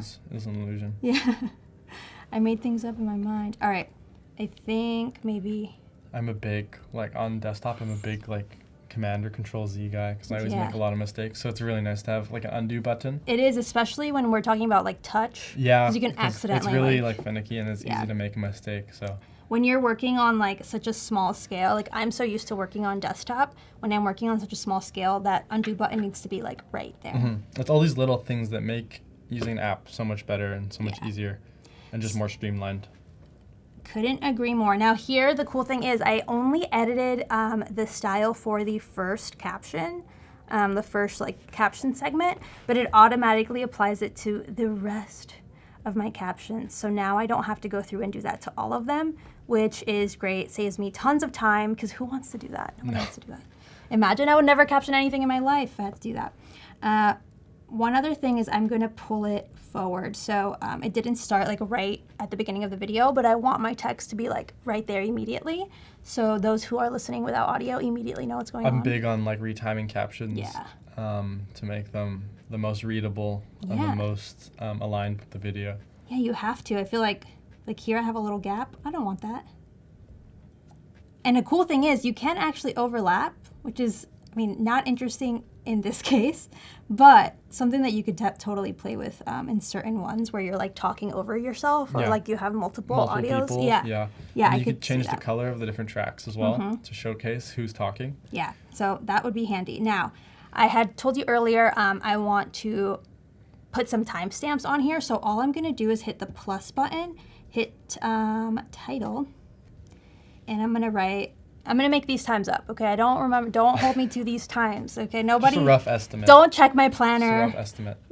My GCal and verify my times here. So I'm gonna do, like, actually, okay, hold on. I'll show you what I'm gonna do. So I'm gonna do 9:30 a.m. I don't necessarily know if I like that style. I'll go with like this one. It could be here all day if you can't tell. I'm just like, I don't know about you guys, but I'm not usually up by 9:30 a.m. You're not? Unless I have to be. Unless you have to be. Fair enough. I'm more of a night owl. I get that. Let us know in the chat. Night owl or morning person? Yeah, I like to edit at night. Okay, yeah, I'm the same. But then I like get carried away and then I edit for too long. And then it's like 5 a.m. You're like, why did I do this? Of course you can't wake up at 9:30. Yeah, exactly. Yeah, But, I feel that. I mean, it's wherever you're most productive. Some people are productive in the morning. It's true. I think that I'm not productive in the morning, and I'm like, no, I stay up better at night. It's better at night. Yeah. And then I do it, and I wake up early, and I'm very productive, and sometimes it's better. Yeah. But I don't want to hear it. I don't want to know about that. Sometimes it just depends on what you're feeling. Yeah. It also depends what you're working on. Yeah, that's true. That's true. So I'm going to move my 9:30 caption to actually kind of like the beginning of my schedule of my time. Oops, I'm going to zoom in here. Hold on. There we go. My creativity also comes out at night. I feel like when I have nothing else going on, like I don't have anything to worry about for the rest of the day. Yeah. I can really just like focus and lock in on creating. And I don't know why, but I always choose to color grade at night. And then I wake up and then I'm like, why did I do that? Because it's like different colors. Yeah, 'cause I'm in like the pitch black. Yeah, and then it's like, and then you watch it on your iPhone in bright daylight, and you're like, why doesn't it have the same vibe? And you have to recolor grade the whole thing. Which is so fun. Yeah, but I do find most of my ideas come to me in the evening. Yeah. After I've had time to like relax and kind of like think about my day. Yeah. So. Haruka's saying the same thing. Creativity comes out at night. So yeah, I feel you. I like to stay up at night and work on stuff, but then I always regret it a little bit in the morning. I'm like, was that necessary? Could I have worked at a decent hour? Now, one thing I'm going to do here, I already like the style of this 9:30 a.m. text clip thing. So I'm going to hit duplicate, and it's going to insert it another one right after. And so for this one, obviously time has passed because I'm not a time traveler. So I'm going to do like 9. It'd be really like, I'm going to do like a weird time. Yeah, you got to make them a little Make odd. it a little more believable. A little bit more interesting. Yeah. AM. Okay. Perfect. And I can extend it over any amount of clips that I want. So that's how I would do it to timestamp like the rest of the video. But you can't super clearly see the timestamps here. So one thing I like to do when I'm doing a timestamp video like this is go through and change the opacity of my video down to like 90. And because the background is black by default, this works. I'm gonna hit... Never thought to do that. Yeah, because I was like trying to figure out a way to do it, and I think this is like the best way to do it in this app is to just decrease the opacity. Just a little bit. So yeah, just a little. A bit more. Yeah, like this. Now you do have to go through and do this manually, so a little tedious, but also not very difficult. Like it doesn't close out. You can just select the next one and move the slider. So I keep trying to do like around 90. And okay. So it would be like this. And now another thing I want to do here is add a title. I feel like, are you pro video title or anti? I think it depends on the video for me. Depends on like what I'm trying to do. Like if I'm trying to like communicate something or like maybe like showcase something that I like specifically documented. Yeah.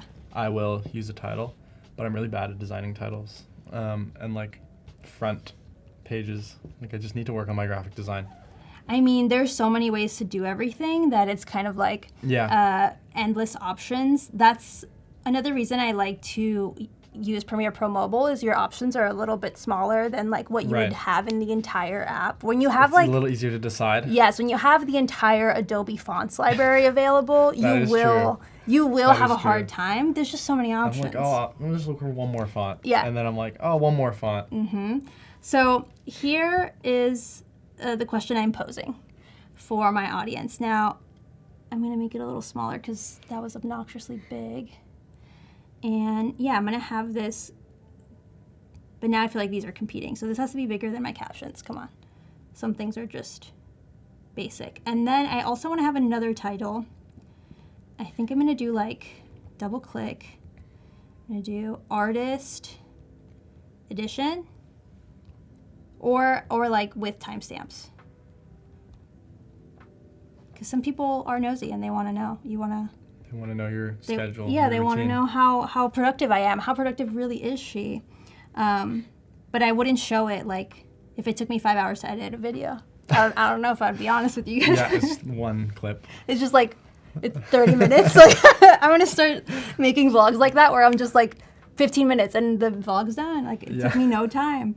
I'm going to hit style, layout. I want to make the width of this wider and the font can stay the same.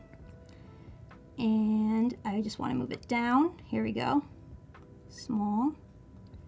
So something like that.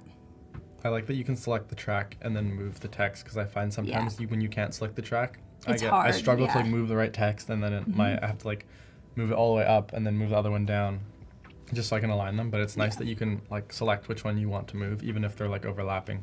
Yeah, it is nice because then if like your thumbs are a little too big, you don't have a problem here with Premiere Pro Mobile. Me. You're welcome. You're welcome in this app community. Okay, so I feel like that's kind of the basics of my vlog. We did a voiceover, I added a soundtrack, I added some rando sound effects, text, captions. The other thing left to do is like color, transitions. Let me real quick show you how you could do a transition.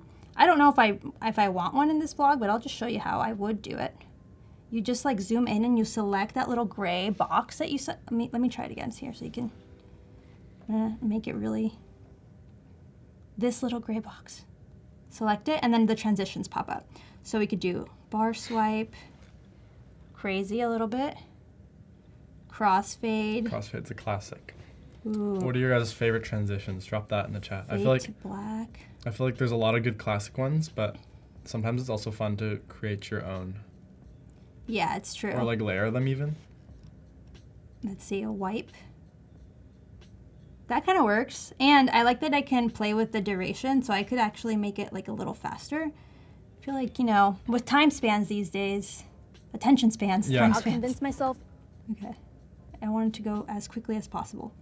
So let's leave it at this. I realize here that I don't have these like aligned, so I'm just gonna, all right, then it should. Nice. Now we're talking. Okay, I feel like I have it in a good place. Some other things I would want to do maybe are like mastering the audio if I wanted to, or going into the different color wheels. Maybe if I had a lot, I would want to do that. But I can't do that in Premiere Pro Mobile. But what I can do is send it over to my desktop to keep playing with it. So I'm going to hit the export button here, go to Premiere Desktop Beta, and send the project. Now it's going to take a second to send, but it'll open up in Premiere Pro Beta. So if you don't have Premiere Pro Beta on desktop, go ahead, download that right now while this is working. We'll wait for you to download it, and it'll pop in once it's ready. Now let's see, 27%. So from here, I'm just gonna give it a second, but I really like the idea of being able to send it over to desktop because sometimes you do end up, like a simple project maybe becomes a bigger project. Yeah, I think it's great because like especially if you shoot a lot on your phone. Yeah. And you kind of just want to build out like a really basic timeline with like, you know, captions, maybe some sound effects, like a song, whatever it may be, and then send that over to desktop to do a little bit more advanced or like in-depth editing. I think it's great because it's like it helps you, you know, expand on your project and just like build it out more to something that you might be trying to do. Yeah, and I feel like any tool that helps me get started on my project faster is like exactly very much I think necessary. starting is the hardest part. Sometimes I'll shoot a bunch of clips and then I won't have time to start on it because I'm like, oh, I have to like import it, Yeah, and then organize bring it into my library, and then files. find a song, and then it's like I don't start on it for like months, and then I feel like less inspired to work on it. Yeah. So whatever for me brings me more inspiration, I am an advocate for it, and I think like mobile editing apps are great because it's like it gives you like an idea of what you want to do. Yeah, definitely. And I think like when I think about the fact that I have to bring my clips into my computer and put them in the folder and organize them, Premiere Pro Mobile is great for those who don't want to organize. Exactly. Especially if you shoot them right on your phone, because then they're just like right in your library and you don't have to like, transfer them, AirDrop, whatever it may be. And then you can organize it once you send it over to your desktop. Once we have our project bins, you can definitely like, become that type A person that you always wanted to be. Yeah. I'm really unorganized on my phone. Like my clips in my library are everywhere and I always like struggle to find them. So being able to bring them into somewhere other than like on the Get Photos them app, off of the phone. Yeah, is great because then it's like you have them organized at least somewhat more, and then when you bring them into desktop, you can organize them even more. Yeah. Now that I have Premiere Pro Mobile, I'm interested to see how long of a video I'll make in Premiere Pro Mobile. Because I'm just so comfortable using desktop that I've never really thought about it, but I wonder, I feel like the organization in Premiere Pro Mobile is pretty good. The way that you can zoom in and zoom out and stack clips. I feel like I could build an entire, maybe I could do a 5-minute YouTube video. 5-minute YouTube video? Yeah, I feel like it's pretty intuitive. Don't hold me to it. No, I feel like it's really intuitive because I think, especially if you're getting into editing, it's kind of hard to get a hang of on desktop, building out a timeline. So being able to just do all the basic things on a phone and then bring it into desktop to even learn more or try to figure out how to use some features is great because it's it provides a really good starting point whether you're advanced or new to desktop editing.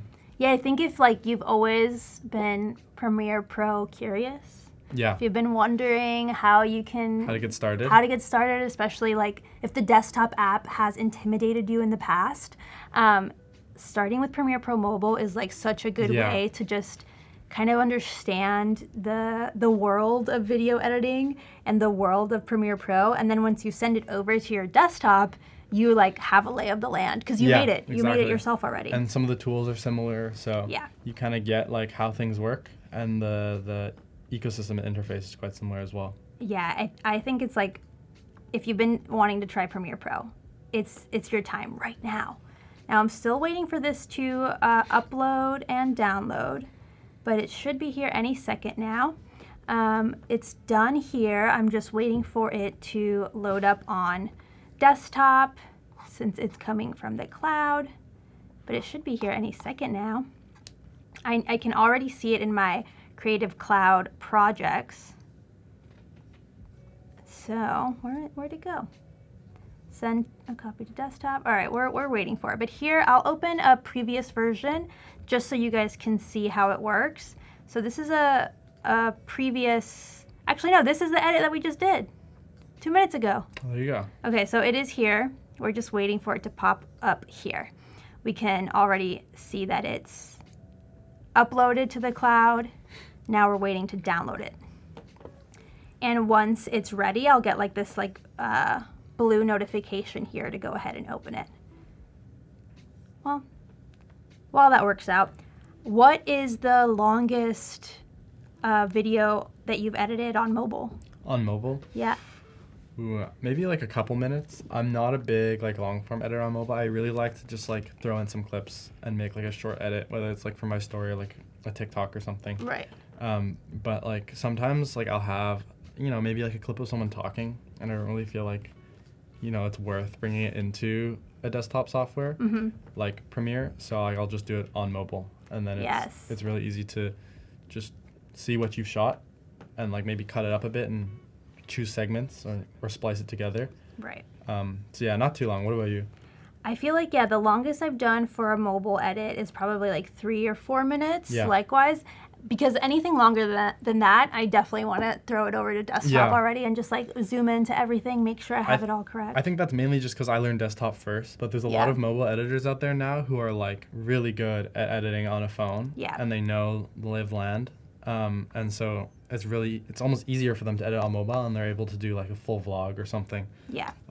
So right now I'm going to open a previous project that I've done just so I can show you guys. It loaded up. It was already shown to me like in my projects, but here you can see how all of the clips came over.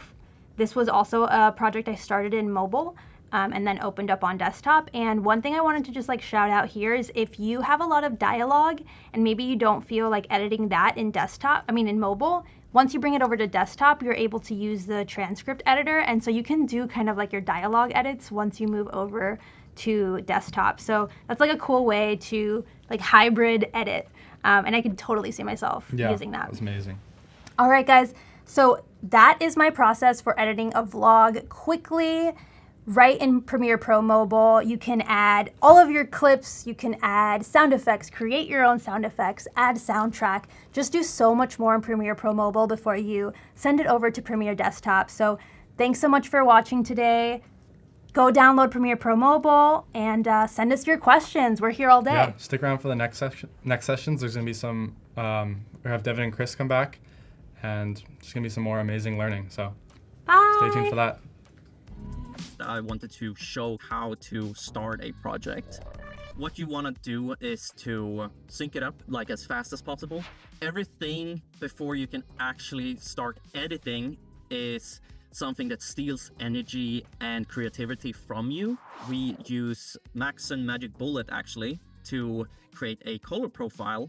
This is already applied, so we already have a template, so we know that it's a cohesiveness throughout every video. First of all, you want to synchronize the footage. I highlight the camera and the two adjustment layers with the color, and I nest them. Whatever I do out here will not affect anything inside of it, which is the non-destructive way of working. If you have a lot of cuts here, one feature I would definitely recommend start using if you don't already do it is the scenes edit detection. That will automatically scan your footage and then apply cuts to where all the previous or the other cuts are. Really useful, saves you a bunch of time so you don't have to sit and manually press them because it just takes energy. For a creator, if they react to stuff or if they teach you things, they usually have like a full body cam or full camera, and they have a react camera, basically like a smaller camera in the corner. One thing you can do is that we have the nest here. I can just call this cam. I copy this and paste it and I rename it to react. I'll drag this in. I go into the react nest and I delete all of this and I replace it with the cam instead. Every change I make here will affect both cameras. I already made a bunch of presets, which is great. You should definitely use presets and all of that. But we have something called React Cam. And I can also add a graphic where I add another preset, which is the cam border. So now you see like they are both showing right now, but they are all synced. So everything you do will affect both of them. There are different sections of the video, and usually what I do is that I just color them like this. The way I change my colors as well is that I have a little stream deck. That also makes it so I can like go into that part and see if there are things I can cut out if it's too long or not.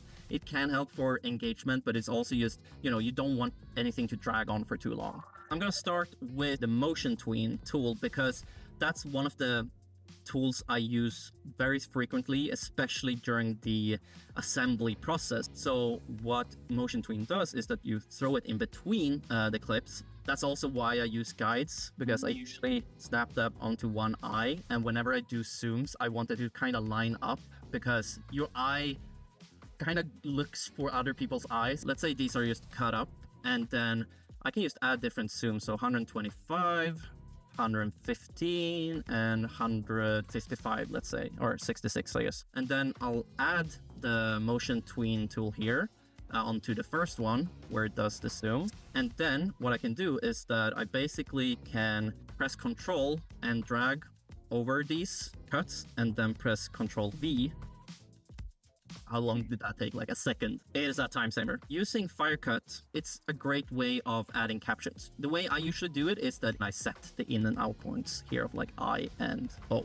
Then we press transcribe. We already made a preset, but there's so much things you can do here. We have a few versions for Gal, so this is the one I usually use. And once you're done, you can just add style to the sequence. It's animated, and I didn't really have to do anything about it. Version 24.2.1 is now rolling out. Yeah. So really neat tool. Yeah, thank you so much for having me.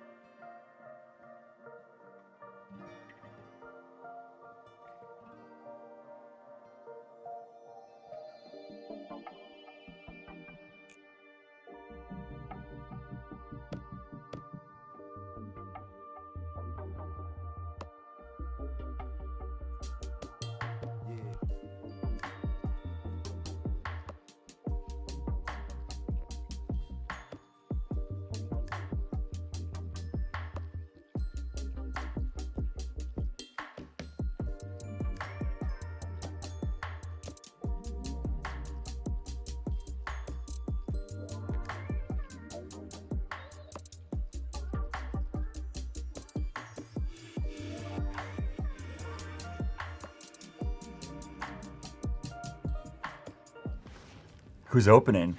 What's happening? What's up? We're back. We're back. I'm here with the one and only Chris and Devin Huynh. Chris is hosting right now. I'll let you take it away. yeah, what are we cooking today? Let's Premiere Mobile. Let's which device? I got 3 devices open here. Welcome everybody in the chat. Where you coming from? What's your favorite dish? We opened up with breakfast together. What did you have for lunch? What'd you have for lunch? This is, I can hear myself in those headphones, so that's all good.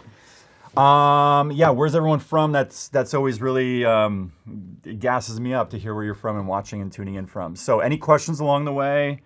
Any tips that you may have that we can learn, because we're always remaining a student? I guess I can jump into who I am real quick. Is that cool? Yeah, first up, we have a crazy talented creator. Thank Where are you. you based out of? Likewise. We are based out of the planet Earth. We're everywhere at this point. It's the best way to say that. My name is Chris. I'm a father, a husband. I'm an entrepreneur. I'm a video strategist, a video architect. I've been videoing my whole life. And I'm a creator as well, if you want to put me into that. I'm in many things. I have been creating, I lead 2 media companies alongside my wife. Acrylics is a creative agency. I can show you some of our work here. We do a lot of brand campaigns. We edit, basically, if you really want to put into a nutshell, we're a very business-driven media company. So we create social campaigns, photo, video, you name it down the line. Event coverage, to short form, vertical, and all that fun stuff. So we've been doing this for like 17 professional years, if not sooner. And then we've also have Let's Cook editing services. So we're everything video editing. So I literally live and breathe what we're sharing today, and it's exciting because it can serve a lot of different avenues and people and all that fun stuff too. I'll give you my little my story here. This is who I am. I've been creating videos since the 4th grade, all the way up to high school. Didn't like school. I don't know about yourself. Were you into school? Or? I always loved creating videos first and foremost. It's just about making stuff. But what got you into video? I didn't really want to take high school courses, and then I found I could take media, and I was like, well, hold up, that's half the day every single day. And then I found that I could take it into a career, and then I expanded that from Canada cross-border to America, and there we go ever since, creating with the world's funnest and best, and that's including Adobe. Awesome. That's sick. There's some fun stuff too. Now you can edit completely for free on mobile using the Premiere Pro mobile app. Yes. So can you give some people who just tuned in, why is today so important and why are we here? What are we going to be going over? I love that. We're going to go over the user experience, the workflow enhancement. I think that's the best way to say that, because we still use our old ways, scrub out some of those in our head space, and then also into the future of it. My favorite, and I have my cheat sheet notes here because I want to be prepared, is that this is the coolest thing for me. It's not, today's launch to me for Premiere Mobile is not just about editing. It's about breaking the norm and paving your way into the future. So it's for people, past editors, who just want to make videos on their phone. Yeah. There's that side of it as well. So this is, yes, for editors, but it's also for creators, creatives, students, beginners. It's, it could be an introduction. You can take it very complex like you shared and what we're going to jump into today. So it doesn't have to be super intimidating. And breaking that is so cool to me. Yeah. That it's that opening. It's also just so interesting today because like I could geek about the creator economy today is like the most insanely fast growing industry. It's gonna hit $500 billion by 2030. We're expecting edit tens of billions of videos, and all these videos have to be edited and put together in a software and platform. These creators need editing means that are easier, faster, and more accessible. And it's so awesome because today we finally got that with one of the world's most widely used professional video editing softwares, Premiere Pro, now on my phone. I can access this professional grade industry app software completely on my phone. So without further ado, let's get straight into it. I heard you got some cool content you're gonna be putting together. Yeah. I think we're doing a challenge today, right? So we're gonna be doing 2 reels under 20, what is it, 20 minutes? Or is that an hour? I don't even know. An hour, yeah. We're going to see where we get to. 2 reels though. It's a really fun, exciting challenge, but I definitely believe we can do it. We can definitely do it. It's possible because it's so fast. It's so easy to use this app. Premiere Pro is free, it's mobile, and without further ado, let's get straight into it. Excited to see what you're working with. Let's get into the very, very zero. Go to the App Store. It's free to download. Yes.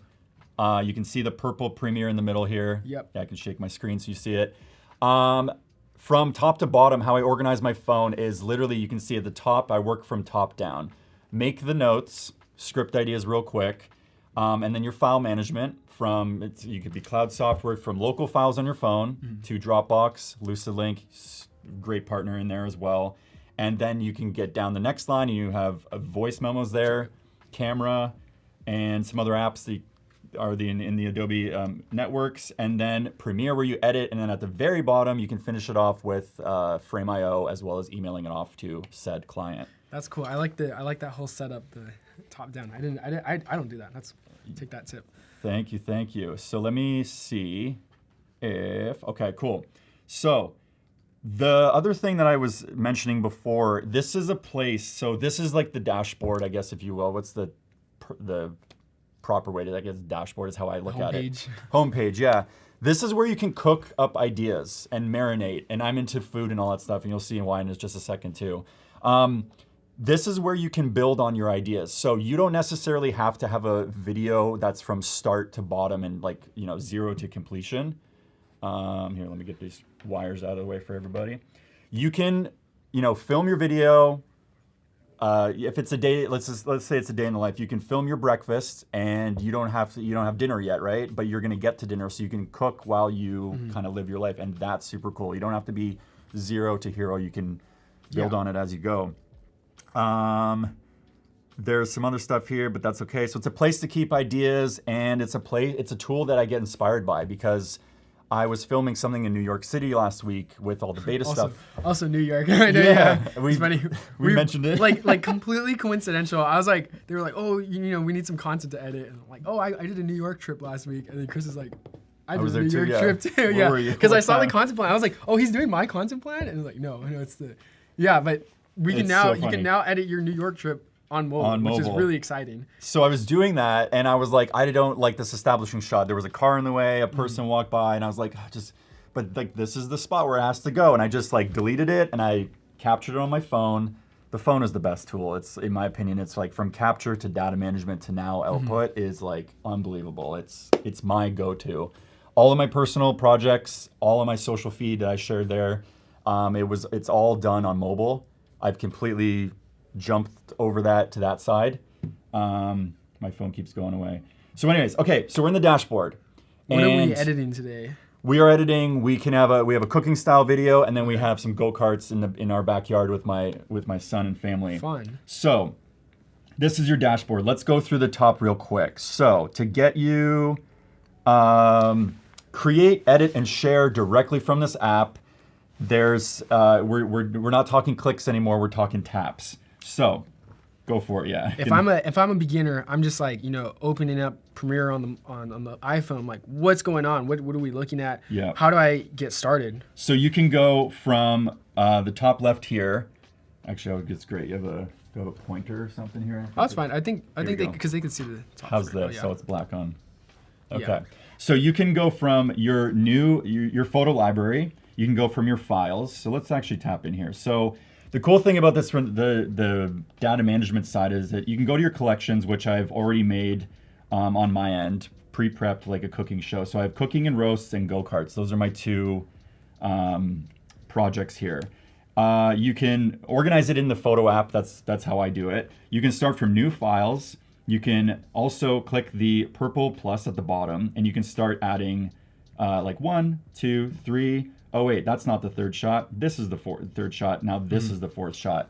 All of those clips will be basically pre-edited for you in the timeline, so that's the order that they're going to show up in. Pre-ordering everything, so makes it really easy upon import. And then if I can go to collections, that's just the other way of doing it as well. Awesome. My go-to instinct is just create from a photo library because it just keeps it simple. That's the other thing. It's not so technical. It could be light, and it is. It's very light in the workflow. Whereas born and raised as a video editor through the years, you got to set up your sequence, what's the proper frame rate and stuff. Premiere Mobile just knows. You can start from a blank project as well. So let's dive in from, where can we start? Let's just build the edit. So let's purple plus, and we're going to start with some fun stuff first. So go-karts. We have a bunch of go-karts, and this is my family. We started this as a hobby. It's becoming a thing. That's good. You guys have physical go-karts? Yeah, we'll see it. So let's do my son, me. He's got some other wheelie things here. I'm beating him there in the go-kart race.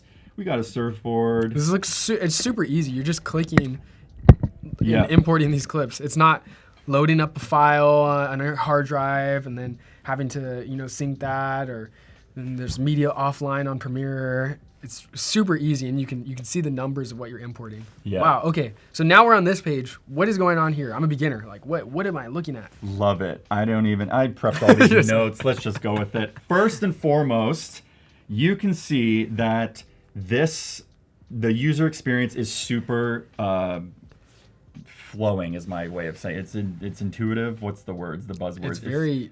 It seems very responsive. Yeah, and so that just goes across the board from and if you see any digital artifacting, that's me prepping. I just compress them into MP4s to make it super easy. So that has nothing to do with Premiere. That's my bad. But you got the Insta360. Yeah, GoPros. We got a bunch of footage. That's the other thing I actually forgot too. It's from iPhone footage to every other GoPro footage is in here. All that fun stuff. So yeah, if you ever want space, you can just use this arrow above the arrow here. I'll use my finger right there, that little thing, and you can drag and go up. You can go frame by frame. So let's do this. Oh, cool. So you can play here. I think it's better with my left. You guys can see. So, okay, play. You can go frame by frame. And what's cool about frame by frame is you can just tap the clip, split it there, and then delete it. So that's really cool. Wow. You can go sequence by sequence. So you just sometimes you're moving really quick. You're like, what's going on? You're like, just go, you know, frame by frame, or scene by scene, clip by clip. It's super cool to just watch you do this with your fingers.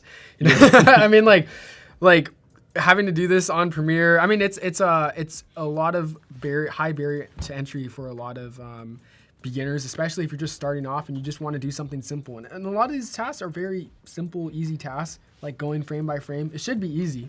And now you can do it with just clicking with your finger. So that's awesome to see. So what are we making today? What's the goal with this this edit? This one is just to show the demo. We can build up the edit together. There's that. We can kind of season that in and pepper that in. What I want to show here while you were explaining that was you can change the volume. You can just, let's actually do this for people who are not sure. You can adjust the volume and see, that's what I'm talking about. So if you can see those waveforms growing, so it's a very responsive platform. And it's minimal, but it's a huge little detail. I live by the saying, how you do anything is how you do everything, or how you do everything is how you do anything. Mm-hmm. And so it's the little details that help so much, because you can zoom in. And for a music side of it, let's do this. So we went over the play button. Let's go to the very bottom here. So you can add images, music, captions. Let's add music here. So this is the little detail. You can go to soundtracks that are all baked in with with the app downloaded. You know, you can choose any song you want. Wow. You can preview it. And then you just click the purple plus sign there. You can do voiceover. So here I am racing down the streets with my son, and these do look fun. Yeah, there's you can control them by the side. Yeah, like there's so many. We have the steering. We have so many different wheels in our garage. Oh man. Sound effects, generate sound effects, extract audio, which is my favorite one, and your music. So let's do files real quick. So let's just choose, I think this is a good one here. So again, it's crunched. We can open that up and we can zoom it in and we can get into what we need to work with. Audio, was there anything else that I have to do with audio? Trying to think. Like, what if I want to edit to the beat? Yes, that's what I was getting at. Right, thank you for reminding me. So when I zoom in, I can actually cut to the actual beat of each little boom. I can't hear the audio, but that's seeing it all like magnetizes it together as well. If I never wanted to miss this point. I was kind of doing a prep for this. When I want to move this clip, I simply click, tap. We're learning together. Tap, and then I can move this over just like that. You can also feel the little vibration in your phone, which is really cool because it's like it gives you that. You're editing. You're like connected. Somebody said, "I want to be Chris's son." I know Chris's son looks like he has a fun life. This is Travis. He's just ripping. So, yeah, from captions to everything. Let me see what my notes are real quick, because this is like, it's super fun. That's crazy. You guys have like a little ramp in your backyard. Oh yeah, we build it up, man. And so let's build the edit in a fun way. So let's do some other stuff. So this one's a long shot. I want to keep them happy, always laughing. So if you're noticing how quickly these edits are, you just move the playhead to where you want to be. You can do frame by frame and just delete. And I want to like take away overtaking shot. So we go here. Oh, nice. This is super easy. It's just I mean, we talked about this a little bit on the previous stream, but yeah, in Premiere Desktop, when you delete, you have these really large blank gaps. And of course there's ripple editing, but it's still another tool that you have to access. You have to access another keyboard shortcut.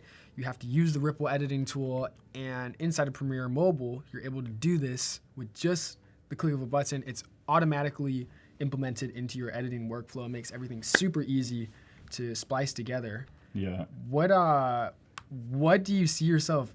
How do you see yourself using Premiere Pro Mobile in like the 10-year I think timeline? The crazy thing right now is it's all about workflow. So if I can take this edit onto my phone, my world starts, like the thoughts just start expanding. So for instance, if we film on yesterday and we fly today, I can be on my phone just like this, editing on the airplane. And then when I land, or probably with Wi-Fi, I haven't tested that out yet because it's just launched today. But you can basically have that workflow continuous. Yeah. It's a huge benefit to turnaround times. Expectations are in there with the clients, and it just speeds things up. Yeah. Like maybe we could send this off to one of our teammate editors that can just carry it on and while I'm in the sky or something. Man. And then there's so many other things baked in that you can do. Let's try the expand your image. So you can generate your image up top. You can image to video. You can make it in motion. We'll do that in just a second. Expand your image. This one's pretty crazy. This is my puppy dog, Sunny. And Oh, really? Dude, our dog's name's Sunny as well. nice. No way. Is she crazy. or he a Boston? Yeah. Yeah, wow. No, she's a Chihuahua mix. So funny. And then, but she's funny. So That's good. crazy. So I hit generate. I tapped generate expand, and Oh, you can wow. see that my sequence is in 1920 by 1080 horizontal, and it just fills in the gaps. And I can imagine if you have this, and then you want to go vertical, you could like double I think expand. I can do that actually if I just do this. Oh, you and change the then- aspect rate. Oh, So if I go at the very top, that's the other thing. If possibly the client changes their mind, yeah. you can simply tap. And then if you, reframing is a big thing of what we do. Is, the clips, the vertical video space. Reformat, yeah. It's a simple tap at the top here for the aspect ratio. And I believe the next one over is, full screen playback, which is really cool. So if you ever want to like show the client over your shoulder, think about this in events. Like, what does this look like? What does that look like? Yeah. You can, and I did this last week as well in New York. I gave the client an actual video within 15 seconds, and it was just like printing a photo to somebody, like a photographer on site. When they print the photo and they give it to you, the reaction is like, oh my gosh, goodness. Like, it's crazy. So if you can flip edits with less turnaround time in the moment, like think about event videos, wedding ceremony things that are in the moment of that. 100%. I think that this platform, this app would have changed my whole entire outlook as a high school student because of how easy it is for all that. Yeah, the speed turnaround is a huge part of video production, and I think I mean from coming from a client work background as well, I 100% agree with you, because clients ultimately at the end of the day, and if you're trying to monetize and build a business off of creating content, ultimately speed is the most important factor at the end of the day. You can make crazy edits, you can do all sorts of cool stuff, but if you take 4 months or like even 4 weeks, the client is like already at this point like, okay, it's already over. We live in the most instant era of content creation. We need stuff faster. The creator economy needs edits turned around.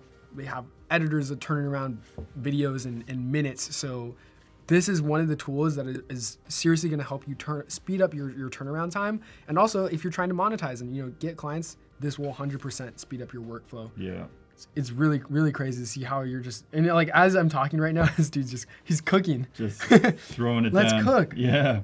Let's cook. That's our, I messed up. So we're going to go back. So we're going to do, let's go music and audio. So things like this that are so baked in and hidden.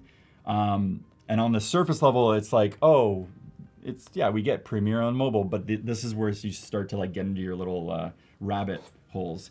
So you go to, the big thing about editing is it's all about the experience and all about like basically what they say is today, like vibes, right? Yeah. You got it. Like, what are we what is the purpose of each video and what are we leaving the audience with? That's the whole kind of premise of video editing. So if I have all these sound effects of my son, you know, going on the go-kart, or I'm cheering him on, you have these clips within all of your video files that you've created. You got to look for it in that sense. So extracting music, we hit music and audio, and we go to extract audio. And I actually want to go to my files, but how do I get there? That's my question. Looking for the video. Or maybe this is my organization now. It's in here somewhere. Yeah, I mean, I'm ultimately, trying to find it. the fact that I can at least just use the photo search in the iPhone, like file search, compared to having to open a Finder and then go through 50 different folders, is still relatively way easier than, you know, editing on desktop. And the cool thing about this is that you can actually bring these edits from your phone to your desktop, which we'll get into in just a bit later. Yeah. But the fact that you're able to search just a click of a button, it's a game changer for editing and content creation. So there's enhanced speech. So for instance, let's start a new project, and this is just me cooking. So let's do the roast because it's fall time. Oh, there you go. It's happening. We can do roasts a bunch of different ways. We do it on the open fire, or we do it inside the oven. So where's my opening shot? I'm trying to think. We could actually just import all of it, and then we can rejig it later. So we fry it. Let's do this. Let's preheat the oven. And you're numbering. You're like, I want to do this shot first, and then I want to do this shot. Guys, where are you guys watching in from, and what did you have for lunch today? Today, what are we gonna have for lunch today? I don't know. Yeah, what I do you know. think? I think I actually genuinely forgot what I placed on my DoorDash. But yeah, where are you guys watching in from, and what type of content do you create as well? Okay, so simple cooking show. We like to have things really quick in and out. We're gonna sear this to get the flavor first. Oh, there you go. And you're able to just cut and delete. And as simple as that. So we take it from pan to pot. So shout out to the Cookie Monster. I know. So this one's actually a better shot here, right there. Nice. So if you pull back a minute, we're 14 seconds in the timeline, and it literally took a couple of taps. Yeah. And we already have a structured video. In the timeline, numbered, which is already kind of a process within the desktop apps that I grew up and we all love. And yeah, we have something. Yeah. And I can't hear the feedback on my end, but I do have the range, the fan on, and I can do enhanced audio. So I was speaking over the fan that was in the back. See. Oh, the headphone. Can I hear it? Yeah. Studio environment. Mic check, mic check. So let's see if I can find my. Yeah. How many times have you guys shot a video, you had the audio hooked up, and then you get to the end of the video and it turns out the mic wasn't on, or the Bluetooth wasn't connected, or worse yet, there's some extremely terrible static or background noise, wind. It's super annoying. I've encountered this problem hundreds of times, at least in my editing career. And the crazy thing is, I mean, it's sad because I have to just basically go out and reshoot this stuff. And now what you're seeing Chris is able to do right now, he has this fan in the background. It's kind of messing up his audio. He's able to now go ahead and revitalize, he's able to go ahead and revamp his audio so that he gets podcast level dialogue with a fan going on in the background. You're good. Are you good? Oh yeah, you can put, You're good, I can hear it. I just need to, let's play it back. Let's see what. Let's turn on enhanced speech and see what it can do. Oh, right here. Hey, this is me talking with enhanced speech on. You're It's good, all you're found good. in Premiere Awesome. Mobile. We got Austin, Texas. Austin, Let's Texas. turn on enhanced speech and see Austin what it in can the do. chat. Hey, this How do is you me get the Gen talking AI with enhanced features? speech on. My plan It's should all have found it. in So Premiere that's a Mobile. great question. Generative Yes. AI is one of the new features. It's only working on one. Is it only working on one? I need both of you to put your headphones on. Like this. Like fully. On enhanced speech there we go. and see There you what it go. can do. All right. Hey, this is me talking with enhanced speech on. It's all Okay, so let's. How do I do this now? This. Yeah, click the turn on. Oh, I got my feedback. 1 sec. So enhance noise. Background noise is probably 0, right? Yeah. Well, I think you turn it up to like enhance the. Right there, right? The background noise. See, we're learning. You increase the background noise tab so that it removes more background noise. Yeah. Like, so background noise, we want it not 100, right? We want it 0. We want it like higher because it's gonna reduce more background noise. Oh, we're thinking opposite. I believe. I'm thinking background noise. Or we could just experiment. Yeah. That's the thing. We have a. Yeah.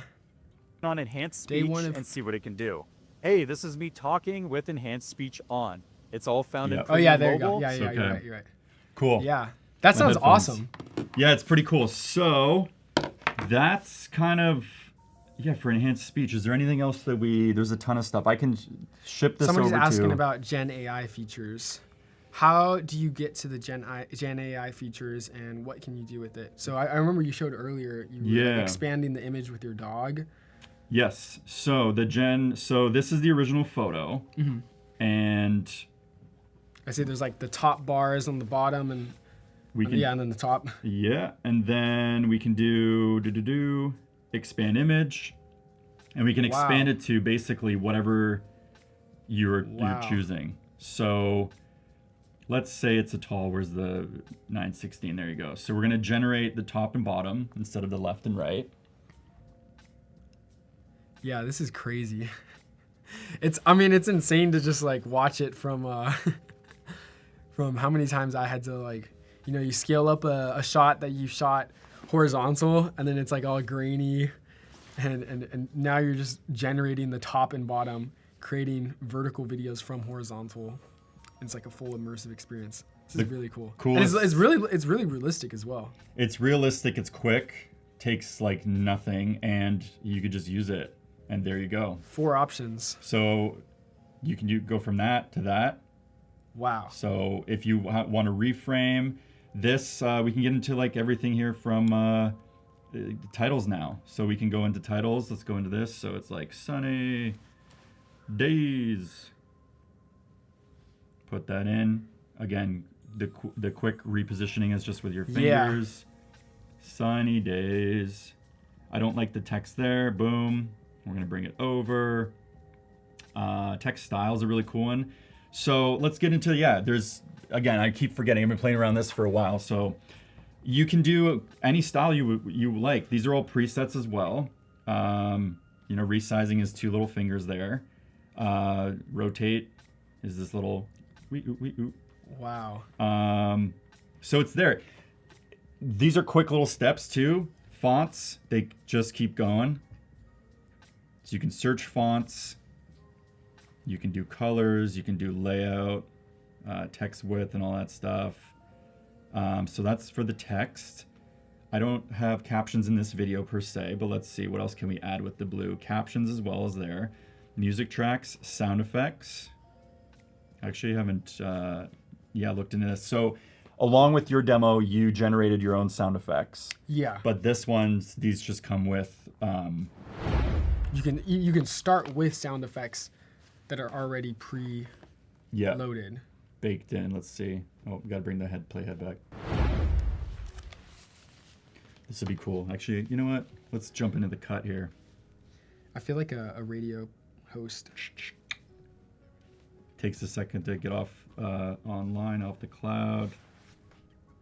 Let's try this. But this is still incredible. So if you're editing videos and you need to add sound effects, I do it all the time. Go on YouTube or you go on Artlist and then you're searching for a sound effect. You have to download the MP3 file. You have to put it in an organized finder. You have to drag that file into your media bin. You have to drag that file from the media bin to the timeline. Like 5-6 steps that you are doing just to get a sound effect. And you saw Chris right here is able to just go ahead, click one button, guys, on his phone. He could be on his phone anywhere. Add sound effects to his video instantly. It's really, really incredible. And the fact that like in Premiere Desktop, it still requires like, a couple, plugins to get there. You're able to do this directly from the app. I mean, no plugin. It is just Premiere Pro Mobile as is. Yeah. It's incredible the features that and the accessibility this just opens up for so many more content creators, especially if you're doing, dude, ASMR. Oh, ASMR content creators, chat. Let's try this. This is going live. I never really do this. So okay, are you gonna generate a sound effect? Yeah, let's do. Oh, fun. Can I just do whoosh transition? Currently, it is not available for Android. However, there is, possibly coming soon. I can't. Not sure exact dates, but not at the moment. Right now, it's only available for iPhone, but you can download it on the App Store for free. And yeah, it's overall incredibly impressive for the amount of accessibility you can get with this. Okay, so this is fun. What are you gonna do right now? The big, again, energy, leaving people with, leaving the audience with a feeling. It's high energy, it's racing, it's backyard, head to head. So we're gonna create these transitions. So let's try this one. 3, 2, 1. Goosh. Okay, let's try it. So these little enhancements, we can re-record too in case someone was talking. Goosh. Perfect. Dude, that's actually pretty good. I know. I was saying this like we could just leave it as is. No, but let's hear these. Wait, play them one more time. Sorry. Whoa, that one's crazy. Okay, I like this one. Let's do this. So let's get that is insane. It was able to just take your voice that you recorded right now and turn it into a professional grade sound effects. I think the cool thing about this is that because you're able to control it with your voice and give it that like rough structural outline, it's gonna be exactly tailored for your video. You're not having to, readjust or adjust the speed or maybe even time or speed ramp the actual sound effect itself. You can just record your sound effect as long as you want it to be for the exact highlight moments of your video, and then the sound effect is generated for that. Oops, sorry.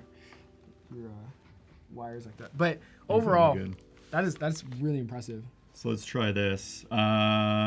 These are some fun action shots. We're cooking while we chat. I love it.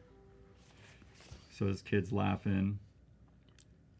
So this flower shot's really cool. Oh, that's cool. We're gonna cut through here.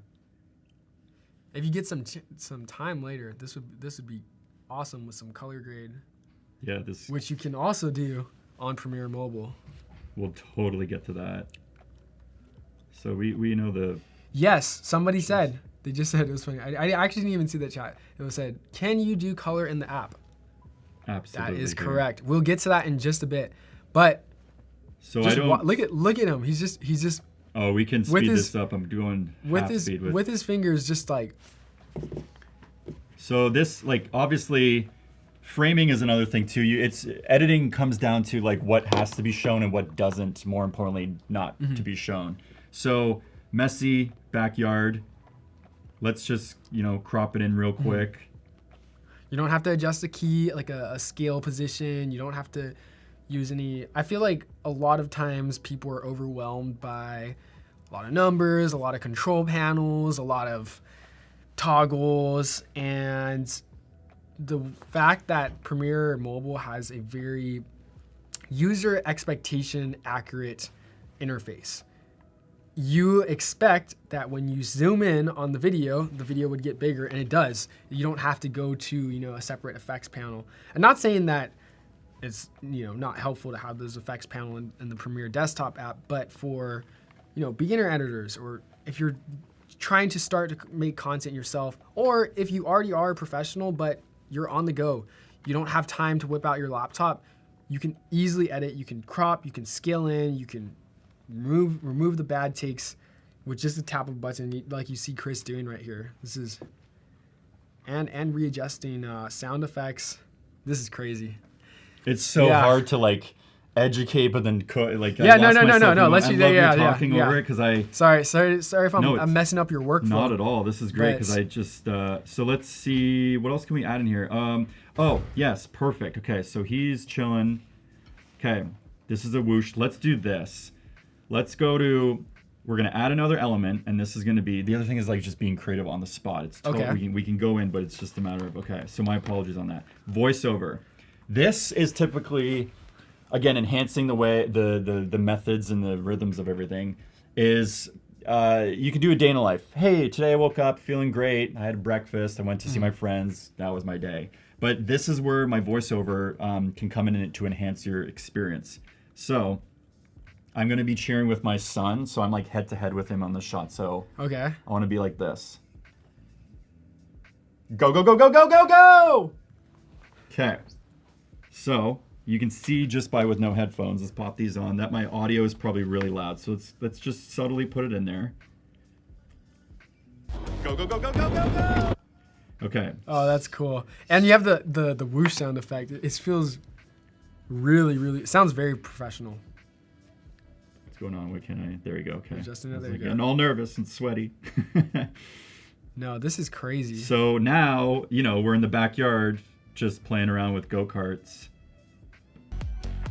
Go, go, go, go, go, go, go. Cool. So I'll sick. Remix it and fine tune a little bit. Yeah.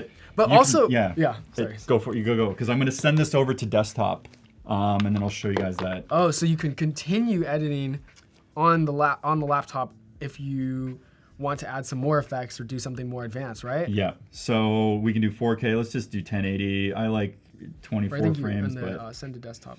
And then that's going to export the video. Yeah, you can export this straight to your photo app, but I'm going to hit up Premiere Desktop. It's really cool. There's a hesitancy in some of the ways. I'm like, how big are the files and whatnot too? And now all the metadata here is like, 16 files at 156 megs. Let's send it on over. And then I'm going to open up my laptop. And this is Premiere. I had this one open for another reason, but let's open up beta.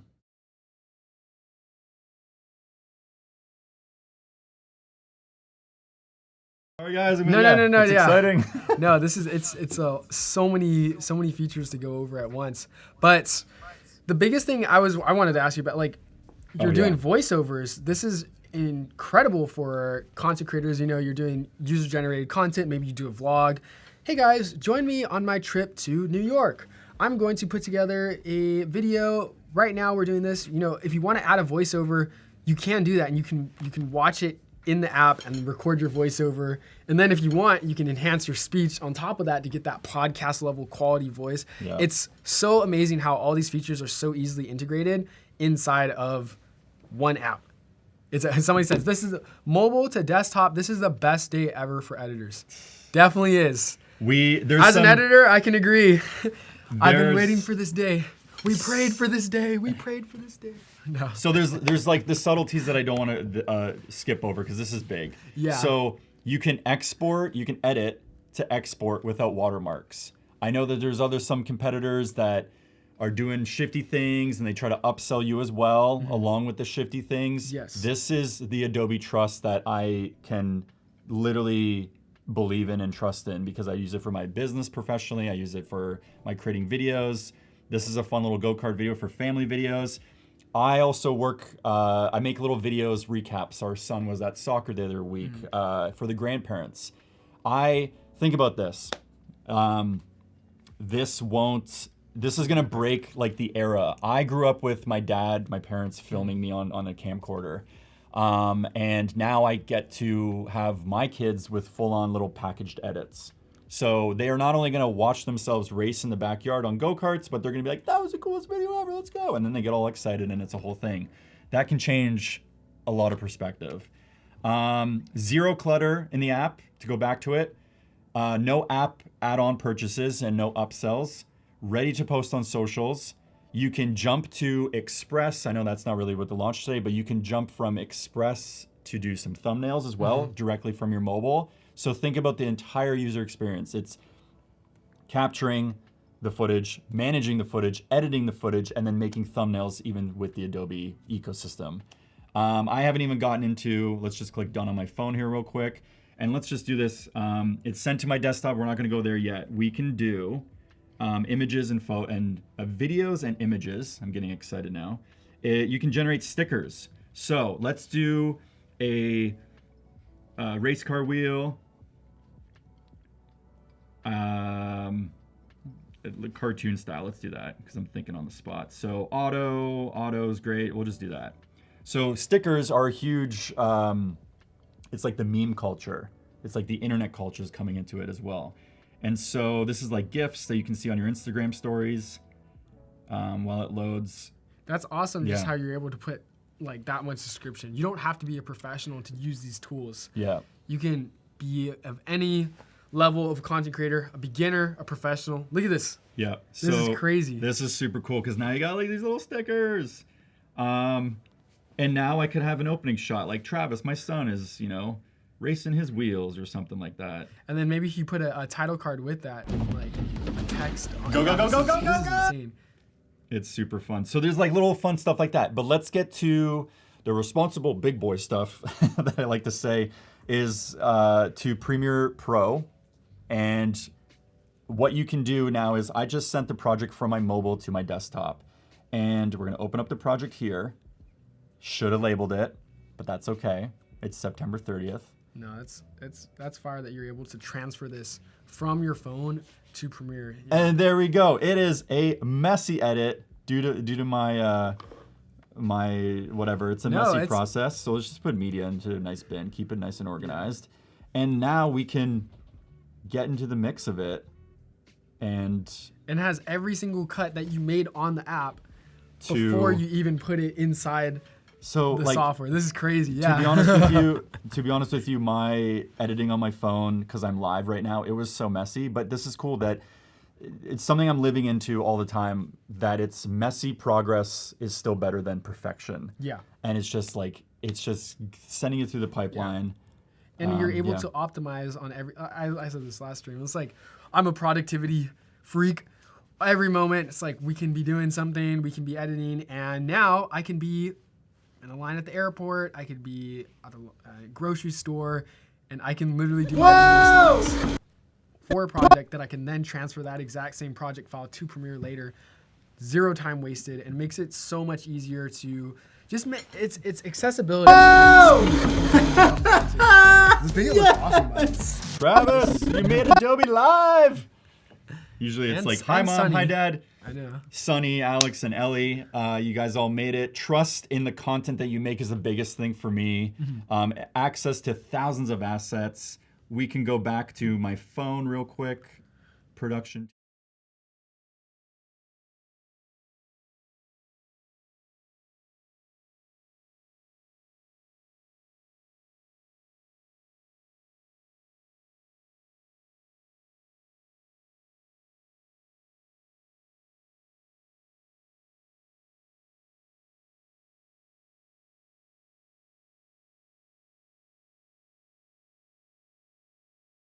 Under the skyscraper in New York City.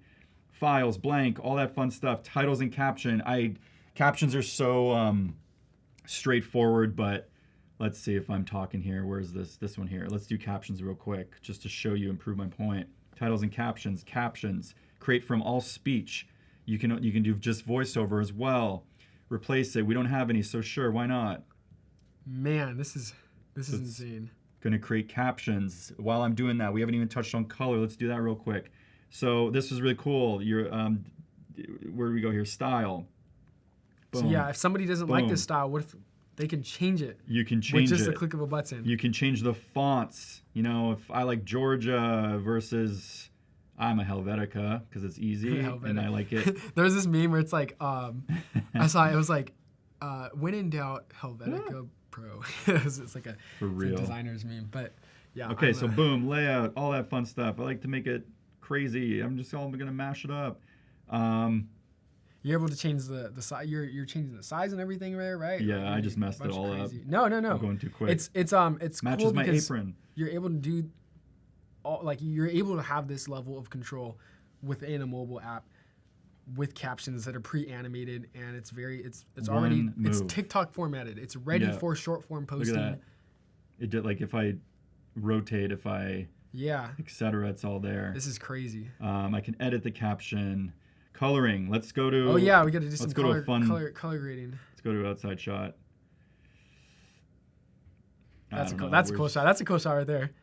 Let's do. Oh yeah, there you go. Let's do this one. That's right sick. Here. Okay. So everybody, the color grade questions in the chat is for you guys right here. You're able to actually color grade and create realistic cinematic looks inside of the mobile app. It's incredible. So you're gonna animate it? No, I'm like focus up, Chris. Oh yeah, we didn't even. Oh my god, we didn't even get to go the transitions and like the animate in and. My glitching is probably there. You go. The last stream. We'll put that on the list next. Yeah. There's so much intensity. If you want to just to chill, it was a hot summer day, so maybe a little vintage. I'm making it look horrible. So let's bring it back. Let's do warm a little bit. Like just split the diff. Dramatic. Yeah, it's dramatic. It's erase. Then this little icon here, you would just apply all. It's clear and communicative, and now everyone has like a little. So it looks cinematic and has this orange and teal vibe. This is crazy. Playback at full res. Wow. So if your client's over the shoulder or your son or daughter. Yeah, this is super fun. The transitions, really quick. Let's go back to the the desktop. Yeah, desktop, because I know they totally said what's up. Okay, so this is what's happening. Yeah, so Film Impact recently joined the Adobe team, and this is where it starts to get in multiplication mode. I am super excited because we're low on our time. So with Film Impact, I don't know if you've touched these enough. Yeah. Oh my gosh. This is a whole separate window that I'll just leave. Actually, you know what? I'll bring it into to the ecosystem here. Open this up. We don't need this. This is just... You can now apply all of these effects to what you got going on. So let's just apply this. Actually, I don't want that one because where's my other one? You know what's my favorite one? There's is all that, these film. that glint, the glare one where it's able to make the light like shine. Oh yeah, look, right there. The glow maybe. The bottom one, this one right here. Yeah, because like when you have a window, like, or maybe like right there. You see, like, you're able to get these like crazy glow effects. It works best when you have and you just like all you do is hit apply. And then, distort. These are transitions now. I'm under the transition. So let's highlight, these two clips. What are they? Yeah, they're pretty good here. Let's actually tighten this up. So let's highlight these two clips, and we're going to glitch between them. And if you notice, there's a little, the crossfade happens here. And okay, that's too long. Let's bring it in. And now it's a nice shortened, boom. Man. So from literally nothing to something, it's pretty wild.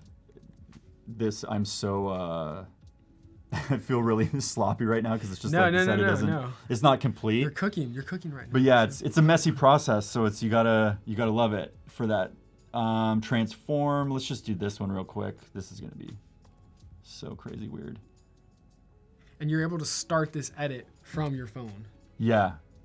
That's what's crazy to me. And then when you click on these, the Film Impact, why are we losing? I'm just pressed for time now in my head. The effects, you can hit Surprise Me, and then it changes each time. So much like that same new way of working from your phone, all the taps, you can see that kind of leaking over into the experience of what, in the desktop. So it keeps surprising me. And it has parameters within these surprise me so that they all look really cool. Like you're able to make your own custom presets for Film Impact specific effects if you wanted based off Surprise Me. And they're all gonna look really good when you use Surprise Me as well. Okay, let's see. We got a couple more minutes, so let me just cook this real quick. Man. So we're running. I hope the audio, the soundtrack is good. I guess I could hear it, but my hands are tied. No, this is awesome. This is awesome. What are you guys going to be creating with Premiere Pro? It's free. You can download off the App Store, and there's no watermark.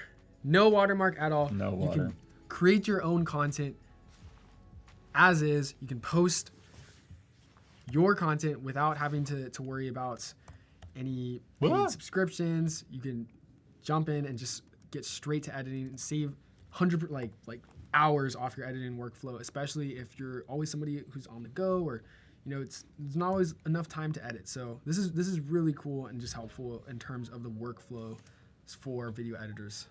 All right, we got this video. Wow, this is crazy. It's super fun as well. Go. So just to pull back, this. Wow, that was cool. That's cool. Yeah. Good stuff, man. Yeah, appreciate it, dude. That was awesome. This is the caliber of like home videos in my household, but I'm gonna close it with this because I'm sure I can even give you some last minute notes too, but the impact is why I jumped into video my entire life. There's no better way. We know that content leads. What was your stat? It was like 10 billion. 10 billion videos are gonna have to be generated in the next 5 years. Two things on that is you got to cut through that noise as a creative, and it's the impact of what you leave in your legacy. And if this is can change a perspective with somebody, possibly my own kids or their friends or something, that's what it's about. And the fact that I just this was all captured on a GoPro or a phone, having fun in the backyard, and then this is the output. I hope the soundtrack is decent, but you can get your kids involved. You can just say laugh out loud and just have them record it in the edit. It's all that fun stuff. And just because I'm here, I have some other stuff. Generates. I think that's kind of it. These are my big ones. Portability, speed, efficiency, it's all in one. Instant sharing, you can text this to your friends, you can airdrop, they can remix it on there and they can drop it back to you. It's a social connectivity that I think there's a disconnect in the creative space today. Just because it's just the default of what we all live in. Exactly. Flexibility, collaboration, like I said, low barrier to entry. Anyone can pick this up. Exactly. My other friends and family members, you can edit, what's it called? Maybe family dinners, Thanksgiving edits, your little nephew or your son or whoever else can do it. And creativity on the go. So it's basically removing that chain from the desk, burying it down, and you can go live your best life. Yeah, no, that's like a fantastic explanation. And this is what we do. Create. Go. Easy. Whoa! And it's free. And it's free. Well, Chris. So many new features, Yeah, this is awesome. Thank you for having me. Of course. No, thanks for hosting. Ugly progress is best progress. Hey, what are we talking about? This is an awesome video. There's my Instagrams here. Shout out to Chris. Follow him on Let's Cook. His content is insane. If you want to learn more tips on Premiere Pro, you can check out his stuff over there. You guys too. You'll be in the networks. He's actually crushing it out here. You too. And in terms of just for all the other creators out there, if you have been inspired to make something, if you've been wanting to drop or create content, this is your chance. This is your opportunity. Premiere Pro Mobile is now out on the App Store. It's a crazy day for video editors. Excited to see what you guys create. Excited to see what you guys make with Premiere Mobile. Make sure to tag Adobe Live. We'll see you guys in the next stream. Thank you guys. Later. We're gonna be talking about Reels editing, and we're gonna kind of do tag team this one. We have so many behind the scenes clips that I wanted to kind of just compile into a little mini vloggy kind of BTS type of video. Premiere Pro is my baby. I feel like I gave birth to this program. I feel like you need to teach me how to use it. Yes. Making sure your workspace is set up is the first thing that I really want to go through with you. So under my workspaces, something set up for Reels editing. So now look, if I click Reels editing, it's going to move my screen around to what I normally. That's so cool.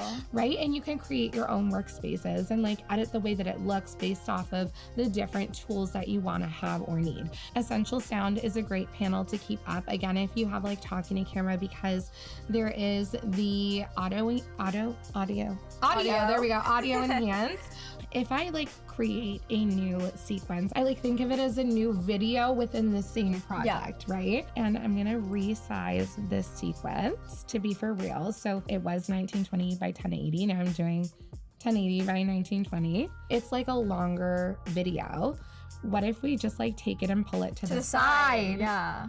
Tell me this is not so amazing. Smart. I actually never knew you can do this. Sequence number 3 is all of my raw clips, and sequence number 4 is the video that I'm editing. Okay. So I want to stack this and bring them down so I can see 2 timelines, because as I cut through the clips that I want, like let's say I want this clip here, I can literally drag it down. What you can do is now go to Window, Workspaces, and then save as a new workspace. Oh my God. And do behind the scenes. Like, I'm sorry, can we get a round of the applause for the Premiere team? Because this is what we have needed. So now that we're kind of in here, I use the C key and it brings up this little razor, and then I just like cut it and then play, and then like let's say I want to cut it there, I'll just cut this now, press V, and that's gonna be now back to a select tool.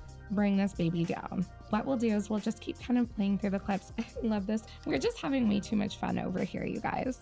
Now's the real test. Are you ready to cut the clip yourself? Oh my God, wait. I feel like I'm being put on the spot. You just do that, right? Yeah. And then I would literally just end it there. Okay. And then V, right? And V, and then you drag it down. Oh my gosh! She is a Premiere Pro girly now. I'm so proud. And we're just gonna delete these spaces to start bringing everything in really close together. Okay, and then what we'll do is I'm just gonna drop in some audio. This audio. Do you see this like tiny little square here? Yes. Okay. If you drag this, that's your fade out. Okay. Yeah, fade in, fade out. Yeah. There we go.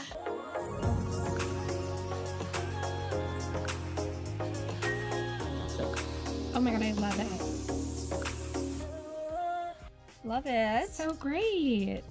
We're gonna pop over to Samantha's screen. Whenever you guys have like any videos that you want to upload with text on screen, the easiest way to do this is you just open up Express and just click upload, and you can upload them straight from your computer. So I'm just gonna bring this one in. This was a reel where, you know, things in the Adobe Office that just make sense. And then we're just gonna play around with it. So get rid of this one. Like even if we do like something like simple like that, and then we'll add in a new text box. Cute. And then if you just continue doing that, and then you're done. That's like so easy. Yeah. Don't be afraid to like really play around with the different programs and the settings and the features and all the fun stuff, because the more that you do it, like the better it's gonna get. Practice makes perfect. Practice makes perfect is our new motto. So this here, we have created an Instagram Reels planner. Just gonna drop a QR code on screen for you all. That's so cool. Chat, scan the QR code, grab your Reels planner. Thank you so much for joining in. Thank you so much, Samantha, for sharing all these juicy tips.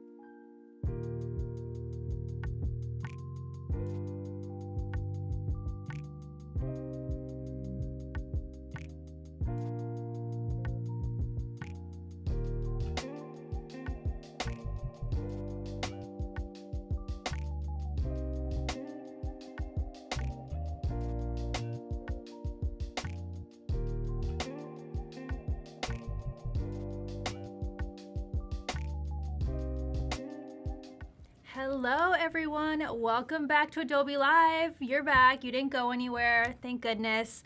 I'm Fabiola Lara and I'm here with Bodon Lee, and we're gonna be talking about some travel content and filmmaking and editing that. all in Premiere on mobile. Premiere Mobile, yes. Yay, the day has come. We're here today to demo it. Yeah, do you want to talk a little bit about your work so people can learn a little bit more? I'm primarily a travel filmmaker and street photographer, so I like to travel to different places and document that through photo and video. And so for today's video, basically what I did was I landed here in San Francisco yesterday afternoon, and I went straight to like shooting, mainly on my phone just because of how portable it was, and I didn't have to pack a lot. So that was really nice. And I basically shot these clips less than 24 hours ago. So I really want to show you how I might go about a workflow and edit a short travel cinematic video, all on mobile within 24 hours. So that's kind of what I'm here. What a challenge. Yeah. You really set I was yourself like, up for why that. Why not make it interesting, you know? Why not add a layer of stress? Yeah. Okay, do you want to get started right in Premiere? Yeah, so just open up the app. And as we went over earlier, there's different ways to start your project and import it. I haven't started anything in this one yet, so I'm just gonna do a new project from library. And I put everything in my San Francisco folder. And I also marked, you don't have to do this, but I marked my clips that I'm gonna be using with the favorites. And I'm gonna go down to the beginning and just grab all of these ones that I marked.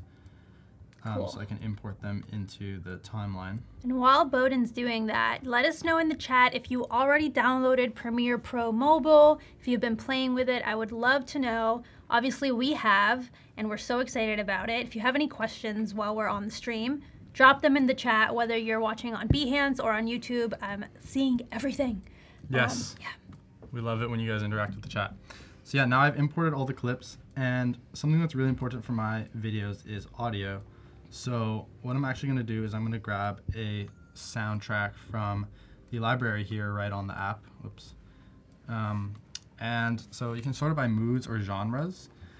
I'm not usually too specific, or like, at least I don't really know what I'm looking for until I hear it. Like, I'm that type of person. If you search for music, you get the struggle of searching for a really long time. So I'm gonna keep it kind of broad and go into genres and just click on acoustic to try and find something without lyrics, because I kind of want to focus on the visuals for this one.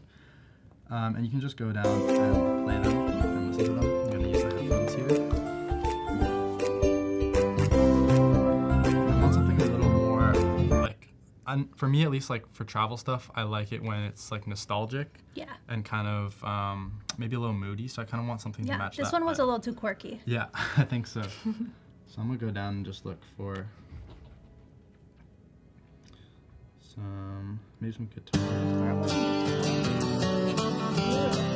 It's a little too inspiring.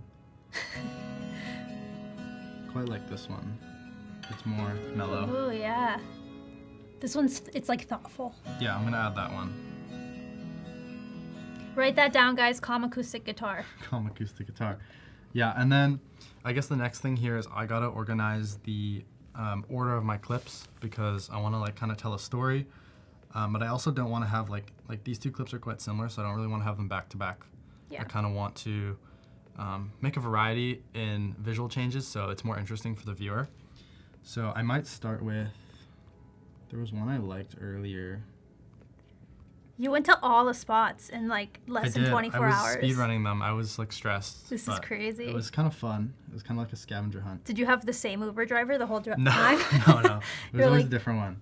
But I kind of like this one because it like starts at the ground and pans up, and then I like zoom in. So I'm gonna move this one all the way to the front. That's a good like setting the scene, right? Yeah, exactly. And again, it's so easy to like move your clips around on the timeline, because like it shrinks the timeline, and then you can see which clips are where, and then you're able to like move them around like that. So I'm gonna start with that, and then I quite like this one of me. I actually got someone random. I just saw they had a camera, and I asked them to shoot this clip of me, which was a little embarrassing, but. It was like probably my favorite clip, so you know, you gotta do what you gotta do. They don't know that they're on Adobe Live right now, that their footage. Yeah, that their footage is on this live stream. I really like this clip. I asked the skateboarder if I could get some clips of him with the skyline in the background. So that one's that's cool. nice as well. I'm gonna move that one up here.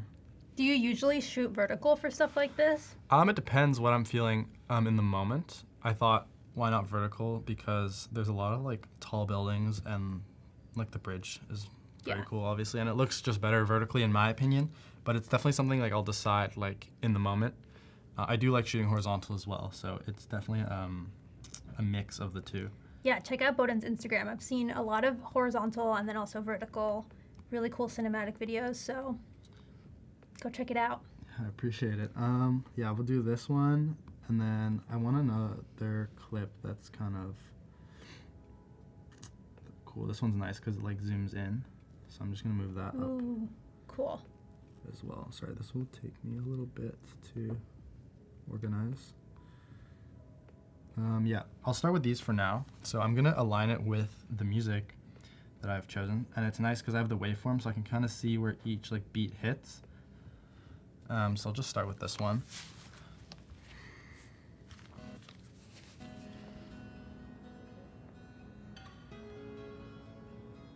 I like how it zooms in on beat, but I think the clip might be a bit too long. So I'm going to split it right before it zooms. And then you can see the beat switches right there. Yeah. So I'm gonna extend a little bit on the back end, or is that the full clip? If it's the full clip, I can slow it down. Oh, that's cool. Just like a little bit, so I can extend it past that beat there. And that should be good. And then this one, I kind of like it starting with me in there. So I'm gonna split it and then delete that first portion, and then it just snaps to the side there. And then you can see the next one's here. So it's pretty easy to just split each clip once you have the order, and then it'll move over and you kind of get all the clips aligned with the beat pretty easily. And like I am gonna do some sound design later, but I think the audio on the background of the clips is a little too distracting. So I'm just gonna go in to, where is it there? The volume, mute it, and apply it to all clips. So there's no background noise at all. And then that way it's just the music for now, at least while I'm aligning the clips. Makes sense.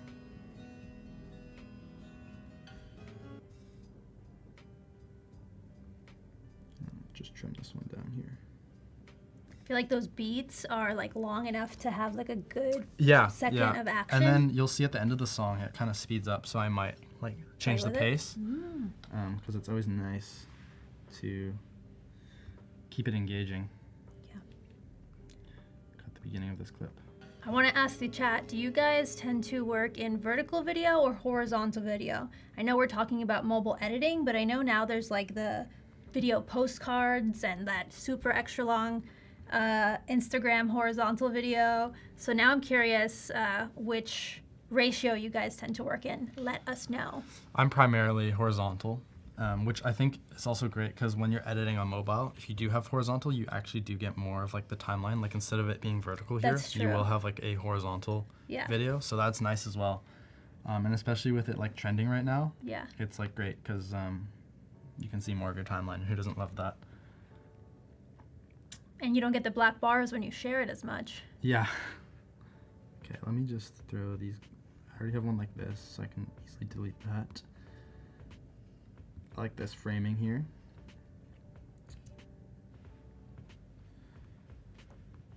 Let's just see, I have a few more clips I want to include.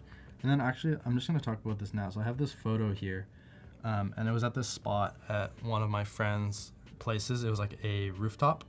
And I didn't manage to get a video, I just kind of forgot.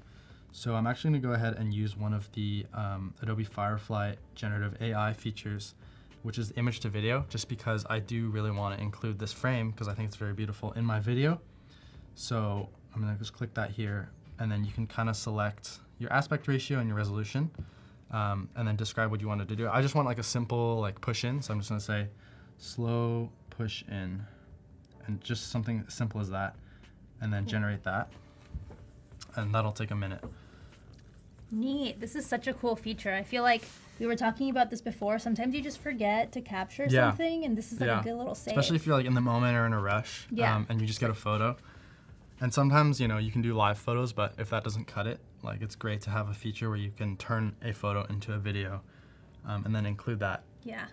It's like you didn't even know that this was going to be so helpful. No, literally, yeah. So it's great. So that's done, and you can see it does a great job at like creating sort of like a push cool. in towards that door. So I'm going to use the video, Neat. and now you can see it's replaced the photo. The photo. And it's in the resolution that, or the aspect ratio that I need, which is 1080 by 1920. That was awesome. And then I might use this. Okay, I'm almost done organizing my timeline here. I'll just throw this over here. This is like a beautiful homage to San Francisco in one Yeah, I mean, little it's my video. second time visiting, so I really want, like last time I was here, I was super busy. Yeah. So I kind of wanted to document it, and like you were talking about earlier with vlogs, like it's nice to have proof stuff. Yeah, it's nice to have stuff, like videos that you captured as like a memory. Yeah.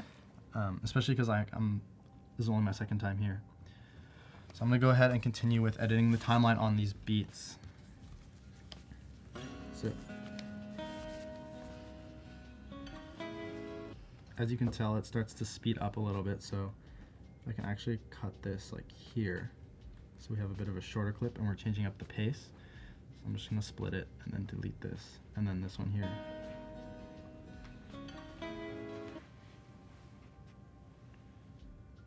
Split that there.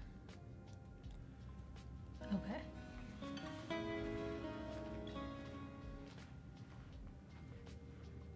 And yeah, I'm just using the waveforms here with some audio cues to make sure I get the timing of the split like exactly on beat, because like I feel like every little detail, every little frame that you do to ensure that your video is a little bit better, they all add up and it makes your final product a lot more cohesive. So I feel like if it's offbeat, it takes the viewer like out yeah, of it. so it's really great that I can like zoom all the way into the timeline here, and then I think Chris was talking about earlier, you can go like frame by frame or even like scene by scene, which so like really like minuscule details, which helps a lot, especially when you're doing things like this with the waveforms.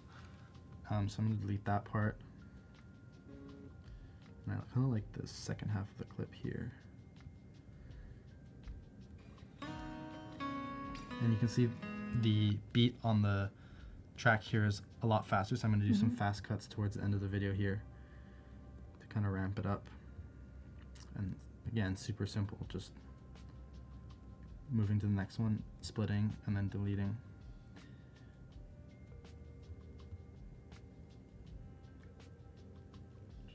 I love those like subtle videos. Yeah, it's kind of like, have you seen like the art of noticing trend? Yeah. That's kind of like my inspiration for this. And as you can see here, we have the image to video clip, and I'm just gonna pick a segment that I really like. I think this part's pretty good. And you get a full 5 seconds, so that's usually like, at least for what I do, more than enough. Like, I never really have a clip span more than 3 or 4 seconds just because of pacing and attention spans, obviously, in social media. So I try to keep it pretty fast paced. And it looks like that's around the end of the song and the end of my clips, which is perfect. But if I did need more, I could just go here and then add more videos. And then the other thing is like, say I wanted another clip and I wanted like, say the Golden Gate Bridge, but I didn't bring a drone with me. So I could actually generate an image, drone shot of the Golden Gate Bridge. And you can choose what you want here. I'm gonna go with just photo and generate that, and that'll take a second. But what I'm gonna do is I'm actually gonna combine this with the photo to video. Okay. And then that way we generate the photo and then we generate the video. So you're basically making it completely from scratch, which can come in really handy in like situations where you need like... We're just missing that. Yeah, you're just missing like one shot or something. I really like this one actually. These are all really nice, but I love this one with the angle so you can see both of the arches. So I'm gonna use this image. And then, like I said, I'm gonna go image to video. And I'm gonna change this to 9:16. Actually, let me first fill this to the frame. Oops. And then we'll do image to video. And then make it 9:16. Oh, I don't know why it's doing that. Okay, we'll just do auto. And then we'll just do slow push in again and generate that. Yeah, you can use like super simple prompts, or if you have more of a specific vision, you can like really like type it up more. I think Devin was showing that. Yeah, just let that generate. Let it do its thing. We'll get this cool. I did have a day touring myself. Yeah. I was like, I had a list of spots and I didn't even get to all of them. Like there was more I wanted to go to. You could definitely make like a guide. Yeah, yeah. My phone was dying, so I was like, I don't wanna risk it. As you can see, we have the video here, so it's perfect. It's like I flew a drone over the Golden Gate Bridge. And you did. Yeah. According to this. We can say it. We can go with that. And maybe I'll incorporate it at the end of my video here. So let's just see how this plays. I'll just like cut it right there. Oops, that's not what I want to do. Delete, and then you kind of have this here. And then right at the end, I'm just gonna split this. And what I want to do here, I'm gonna do animation and just fade it out so it ends nicely. Yeah, there we go. Nice. Just fades out. So now that my timeline's done, the next thing I like to do is either sound design or color grading. Because you already removed, like you muted all the audio for the clips. Yes, I did. What do you think I should start with? Color grade, sound design? Ooh. What do you want to see? That's so tricky. Maybe start with sound design. Some sound design? Okay. Let's start with some fun clips. What do you think? Like this one? Yeah, that one's cool. This one's cool. I think for this one, what I can actually do is go to the music and audio. I'm just gonna go with sound effects and search like traffic and see if I can find anything that works there. I think that's literally perfect. Because it's like traffic going over a bridge. Let's see if I can find anything that matches a little bit better. It has to be like distant. Yeah. I think this one's pretty good. Yeah. So I'm gonna just throw that on there. And it's a minute long, but not to worry, we can trim it down because I only need like 2 seconds. Can you press pause on it? Yeah. Does it still load if we do that? I think so. Okay, cool. I think it's just a little slow right now because it's a longer track. Otherwise, we have all this traffic noise. We don't want to listen to traffic in the us. studio. I'm sure we hear enough traffic. It's like funny that you chose traffic because in my head I was thinking ocean. Oh, really? Okay. Because I was seeing the water. I just remember when I was there, it was like noisy. Like that's what you hear. Yeah. Victor Elias Photography is asking what app is that? It's Premiere Pro Mobile, which just came to iOS today. So you can go download it right now in the App Store. We were demonstrating how to use it, so stick around and see how our workflows go with it and what we create with it, so you can get some inspiration for your projects. And like, tag us and tag Adobe Live in the stuff that you create with it, because we'd love to see how you guys are using the app. Oh yeah. I love that these sound effects are just like available so easily. Yeah, like right straight in the library. So literally like that's all I need. And then I'm just gonna like split it here and delete the rest of that. Oh, whoops, that's on the wrong clip. Just move it over. And it's really nice because it like snaps to the clip. Yeah. So I don't have to like try and get it super right. Yeah. You can hear it there. It's a little loud, so I'm actually gonna bring it down to like 50%. And that should be perfect. Yeah, there we go. Ooh, and then that seems real. This one's a fun one because it's a skateboarder. But the thing is, he does like a trick at the end. So you have to like match the sound. So I have to match the sound, and that's going to be kind of hard to do. So what I might do for this one is generate the sound effect, and I'm going to describe this as skateboarding. Just one word. And I'm gonna click, you don't have to, but I'm gonna click perform the sound just so I can get a sound that matches the clip more than me trying to search for one through the library. So we're gonna do this, allow access to microphone, and I'm just gonna click this and it's gonna count down. I'm gonna start it a little bit before actually. You're trying to time it, right? Yeah, I'm trying to time it. I'm gonna start a bit before I give myself some room to work with, but I'm gonna try my best here to imitate how a skateboard sounds.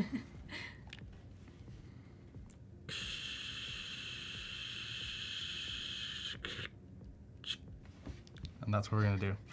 That was a great job. It's always so funny to like do it, and then you're like, you seem ridiculous, but watch what the sound effect sounds like. We'll take a listen. Okay, so we have a few different options here to choose from. Let's play the first one. Okay, maybe not that one. That one. The beginning is great. The beginning's really good.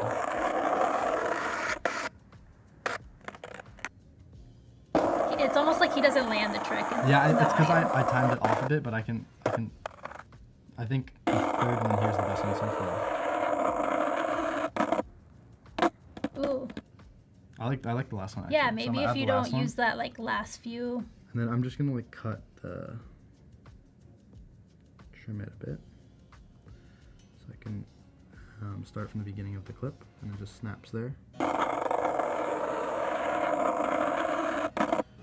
It's a bit too long, so I'm gonna shoot a bit more.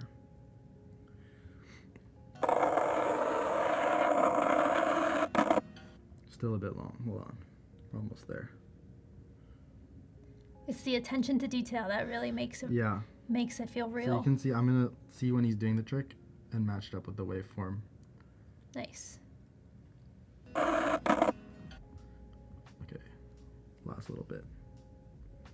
Okay, that should be good. Yeah, okay. Do you? Nice. Nice. We'll just cut that last bit out there. Did you ever use tech decks? I did, but you I have was not. experience I was not very with the good at sound them. effects? I was not very good at them at all. What's another fun clip we can add? This one should be fun. So, some bikers going down a hill. I'm gonna go to sound effects and just search bike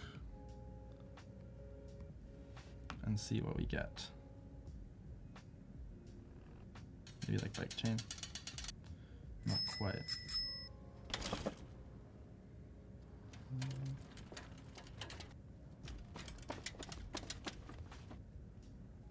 Don't want a bicycle riding the stairs. So that's the thing. I'm not really finding much, so what I can do is I can just generate one. Again, we'll do smooth bike ride, maybe? Yeah, smooth bike ride downhill. Because that's what they're doing. I'm not going to perform the sound because it's just like one smooth sound all the way through. So I'll just generate it there. I was hoping you would do the... Yeah, maybe I'll find another one to do it too.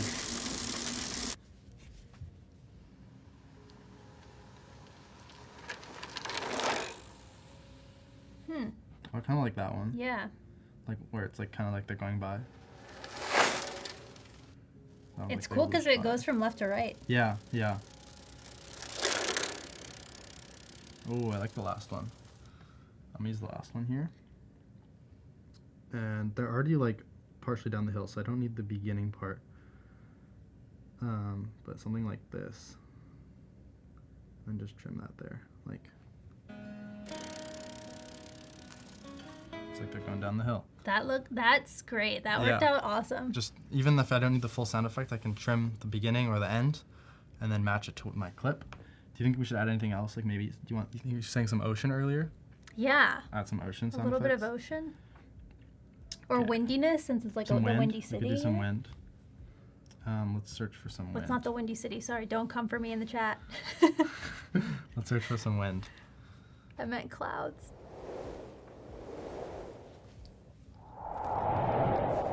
I want something more like constant. Yeah.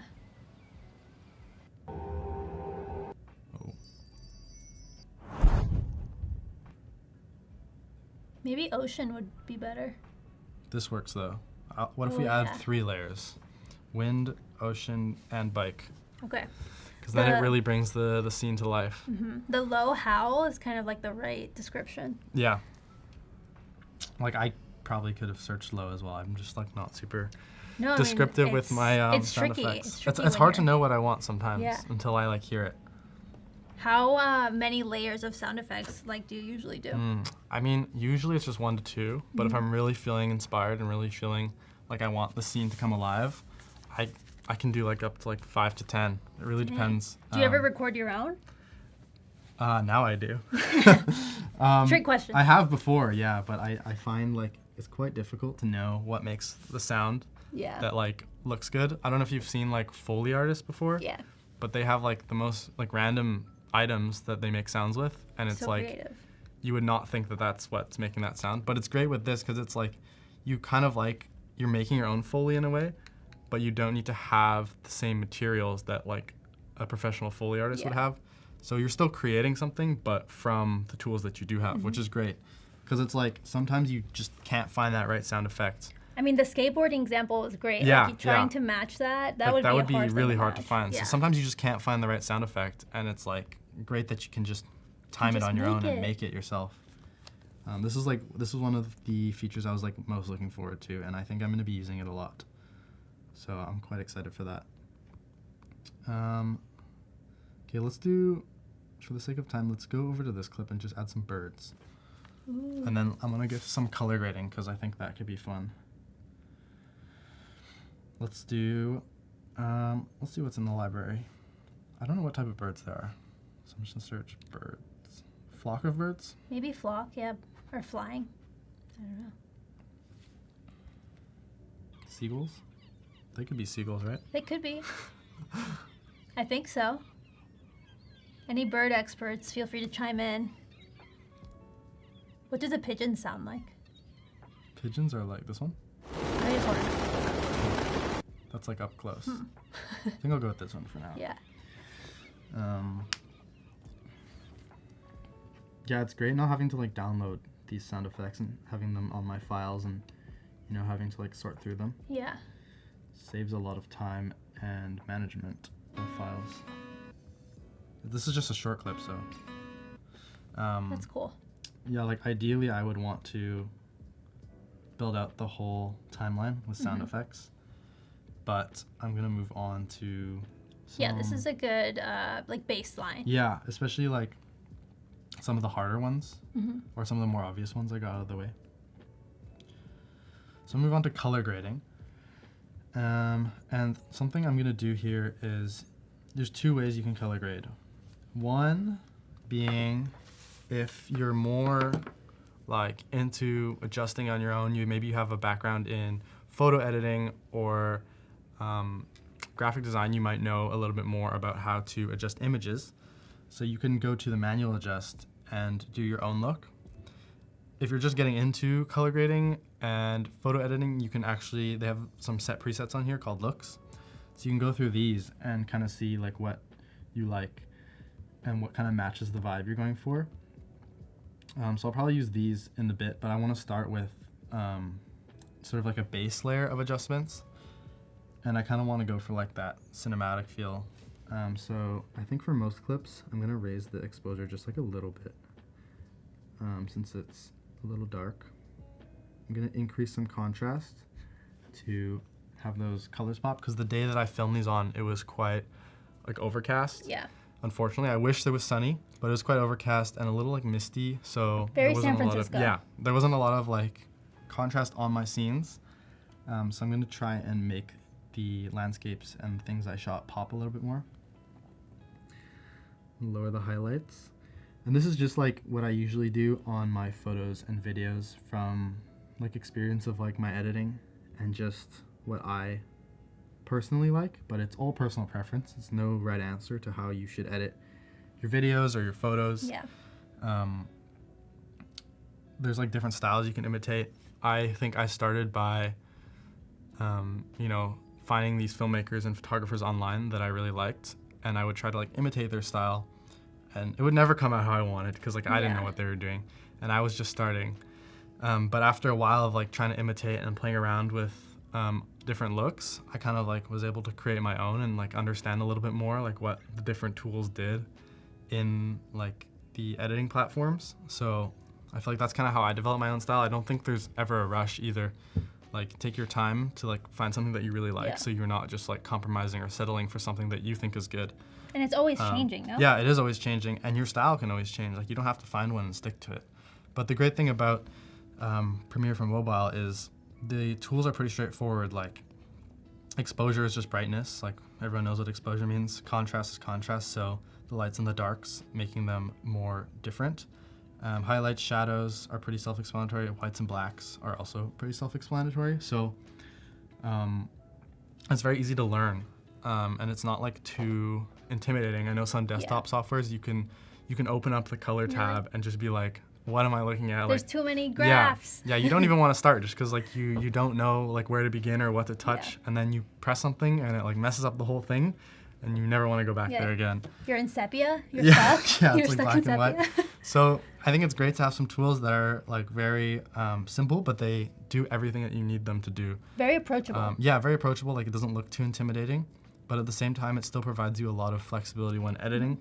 Like you're not missing out on anything. You have all the tools and all the features that you would on like a desktop platform. Or even iOS, right? Like if you ever edit your videos in iOS, this is very like similar. Yeah, very similar. But a little bit more robust. Yeah, and you can do a little bit more. Like for example, I think my favorite one's the grading one, which we'll get to in a sec.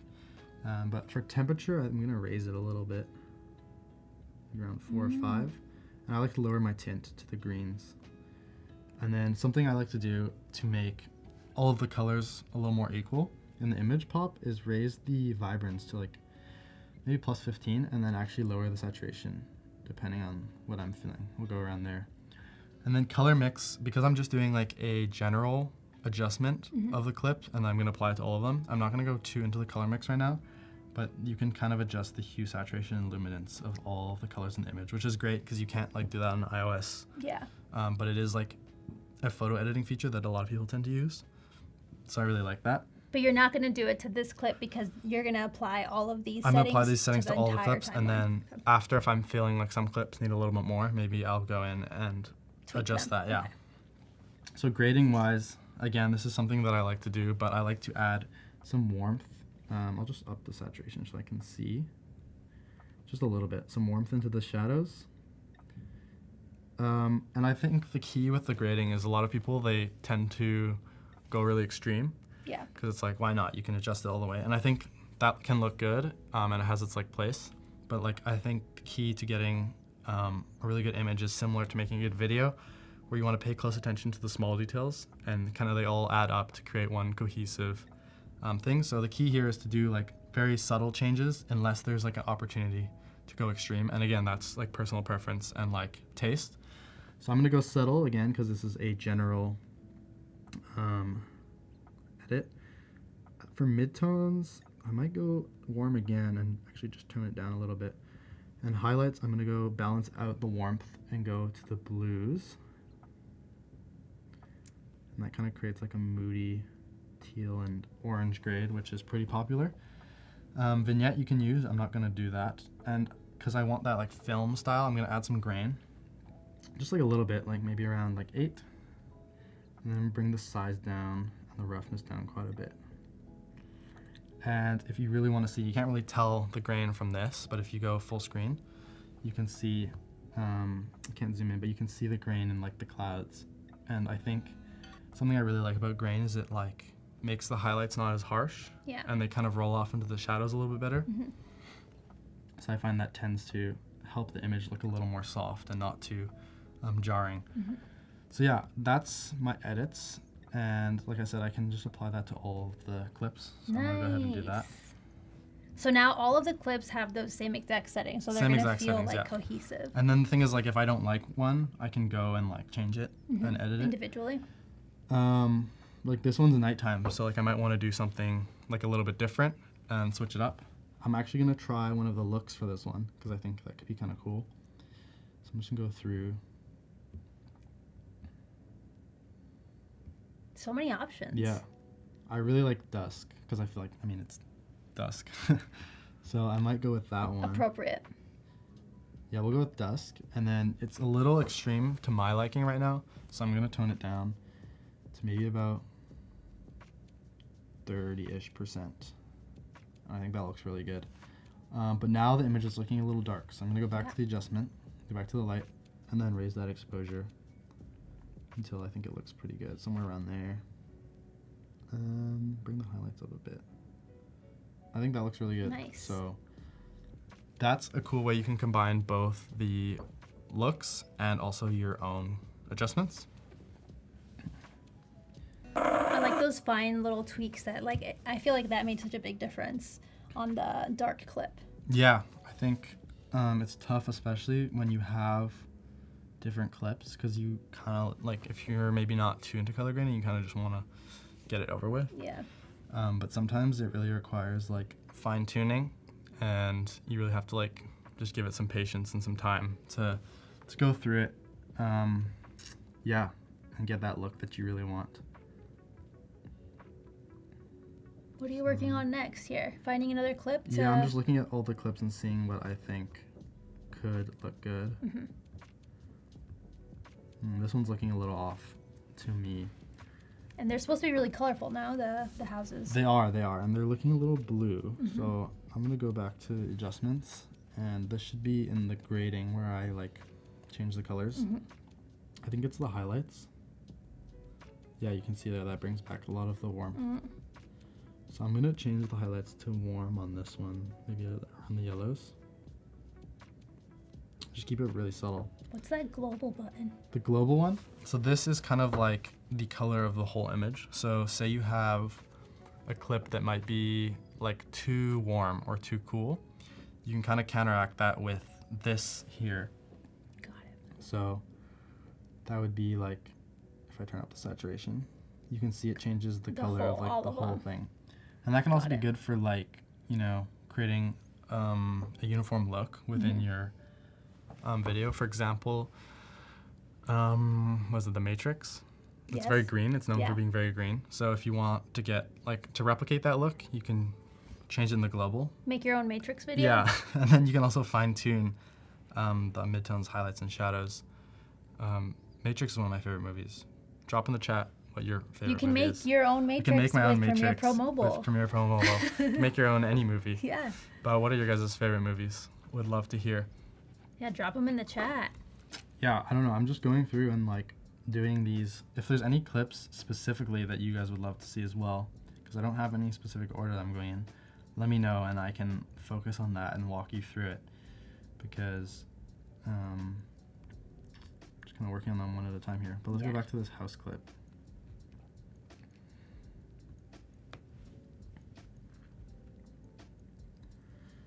I think maybe bring the midtones a little cooler. And then the overall color I want to bring a little bit warmer. And also it's a little bright, so that just reset all of mine, so I'm just gonna undo that. What's another one I can do? That one? Have you done? The skateboard one? Yeah. I feel like the other ones look a little sunnier. Yeah. It's kind of unfortunate that the weather was changing. Yeah, but that's like exactly what happens, right? Yeah, you kind of have to adapt and go through. The highlights are quite bright in this, so I'm going to bring them down. I also don't like, when I tend to, I don't like the greens in this, so I'm going to like bring out little bits of purples. And what's one I can try to mix on? I feel like we can work on this one a bit as well. That zoom in is cool. With the different lenses, right? Yeah. I was shooting on the 17 Pro, so I went from like 0.5 all the way into 8x. And it's like kind of crazy how good it looks. And it like maintains the image color really well. Definitely. Not an ad, but it could be. Yeah. Let's see. I'm gonna bring the greens back again because I don't like how they look in this one. And then also the highlights are quite bright.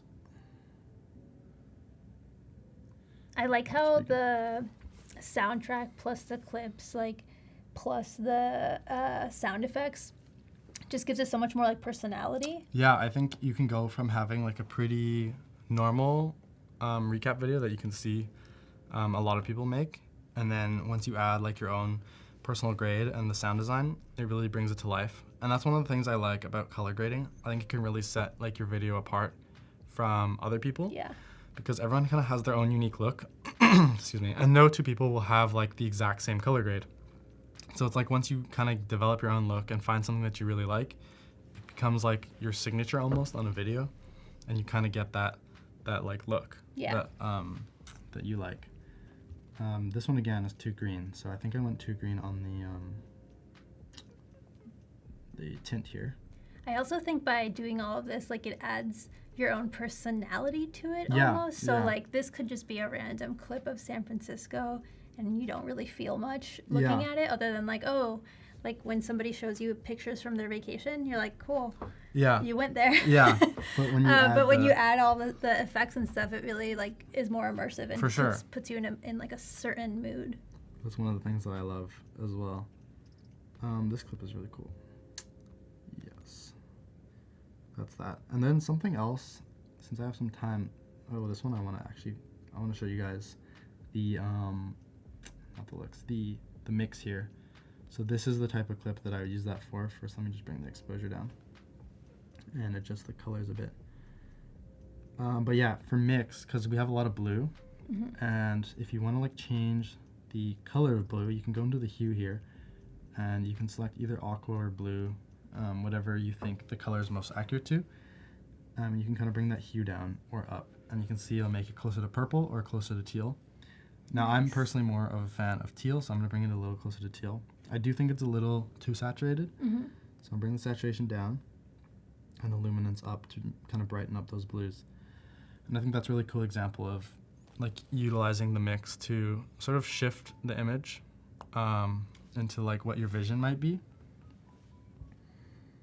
Should bring the temperature up a bit as well since it was more like sunny.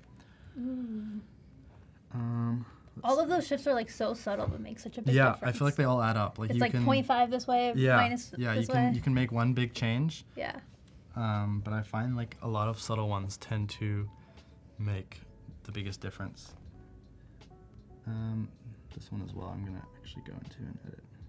Oh yeah, this one is the one that you created from an image. Yeah, so I think the colors are a bit different because it was from a photo. And it was like the perfect time of day or something because it's like really Yeah, it was like bright. midday. Yeah. I want to try a look on this one.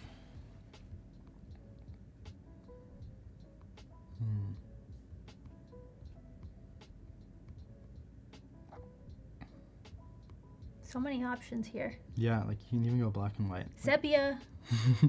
That looks cool. I really liked, was it dramatic? But yeah, it's a little too dramatic. So I'm bring it down again. Like I said, the key is like small adjustments. I think that's believable. One of the biggest mistakes you can make is like, you know, seeing all the sliders and like wanting to just slide them around because they're fun, and they are. Sometimes I do it just to see like what the difference is. Yeah, right? like sometimes I won't know like how it'll affect a photo or a video, so I'll want to slide it just to see like what looks good. So there's no shame in doing that. Just don't leave it there, unless you're unless going it looks for good, that unless look. you like that look. Like I said, it's all personal preference. You know, like in a true crime movie where then they're like, until it wasn't, and it goes to like negative. Yeah. That's what you could, that's when you could slide it all the way. Yeah, and there's actually something I want to try here. I think it could look cool with this clip even. But like something I like to do to get creative, especially like when we're talking about vertical and horizontal video. Sometimes I like to combine the both. So I'm gonna go ahead and go back to images and video and back to my collections and San Francisco, and I'm gonna add some more videos to kind of get some other clips that I shot. Like I really liked, where was it? I believe it was one of these, yeah. I really like this one, but it was like horizontal. True. So I'm gonna actually add that. And it just like kind of butted in my timeline there, which I don't want. So I'm gonna drag it onto the second track. And you get unlimited tracks, so don't be afraid to add too many clips or photos. And I'm gonna drag it over the clip here, and I kind of want it to start maybe around here. And I want it to cut at the same spot. Got it. So that'd be right here. Neat. And then you can just kind of align it like that. Okay, and then you have these two clips, and then if you want, I'm going to shrink the clip and kind of put it up here. Cool. See if I can make it a little bit smaller. Put it up here as like an overlay. So it's kind of showing like a different perspective of the same scene in the same location. Have you ever done the ones where it's like triple stacked. Yeah, those are really fun, especially if you shoot a lot of horizontal and you want to make it into a vertical video. You can do that quite easily, especially in this. Like, you can just throw 3 clips and then stack them yourself. And if you like, you can also add like a background to the triple stack, so it's like kind of you get those white borders.